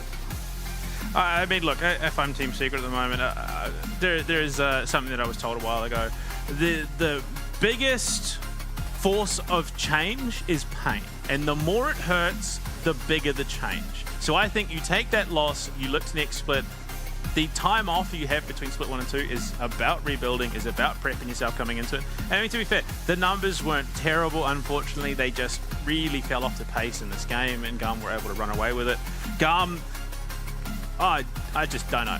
Look, we saw the press conference with Talon. Unfortunately, they had a couple of rough games, and then they exploded into playoffs like this. This is truly the sleeper team of the LCP. Yep. I think in the wise words of their CEO, it's GAM time. It is indeed. I do believe this series is proof of it. I mean, again, are coming to form. And this is the sentiment that has been echoed about this team by multiple, VCS analysts, by multiple members of the VCS English community, which is the language I can read in terms of the VCS. But sometimes they do kind of suck during the regular season. But one thing that always remains true is they get to playoffs and they play how you'd expect them to. And I think ultimately that's what we saw. Kiaya was one of the best top laners at Worlds. Yep. He was honestly one of the best top laners at Worlds. We didn't really see that in the regular season. Sure, he had good games. I'm not saying he played poorly every game. But here, he was playing phenomenally. He was, honestly in game 2, it was a bit of a quiet one because it was just matching lane swaps the whole time. But in game number 1, he was something like 9-1, 10-1, something like that. One of the best performances out of any top laner we've seen thus far. Yep. Levi as well. He was missing smites. He was struggling, during the regular season. Here comes in, drive-bys a dragon, gets out, lives. Yeah, but if you couldn't have guessed, look, there is no doubt in my mind. Oh, 100%. Elio just sold that series. Like, his play on the Rel was, back to back, massive magnet storms to set up team fights. The hostile takeovers there in game 2, Baron, yeah. If not for him, that was a much harder game for GAM. But with him there, they just steamroll over Team Secret. Yeah, I guess see some highlights of his play. I mean, ultimately, I think from this GAM roster, you could probably choose anyone. Honestly, I know I say that quite a lot when it's a 2-0. But I think this time, almost more than ever, you could truly just look at anyone and say, yeah, this guy kind of deserved MVP. Because they truly all played well. They all had their moments. Ares had so many the random solo kill he finds on Dire, using the Zhonya's mid bailout to then get the reset the second he comes out instead of just going down. There were so many important times that each member stepped up. Levi with the steals, Levi ultimately getting the setup for Ares' eventual kill. It's just...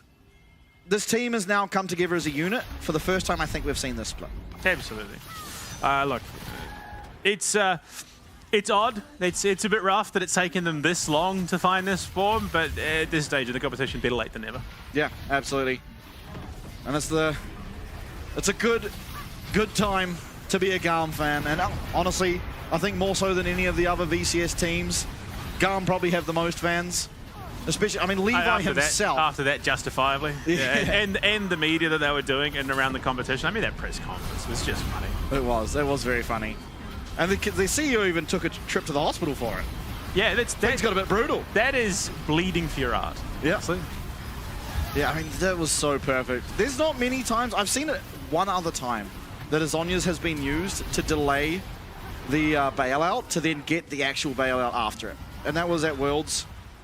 I believe it might have been Gumayushi last year, maybe the year before.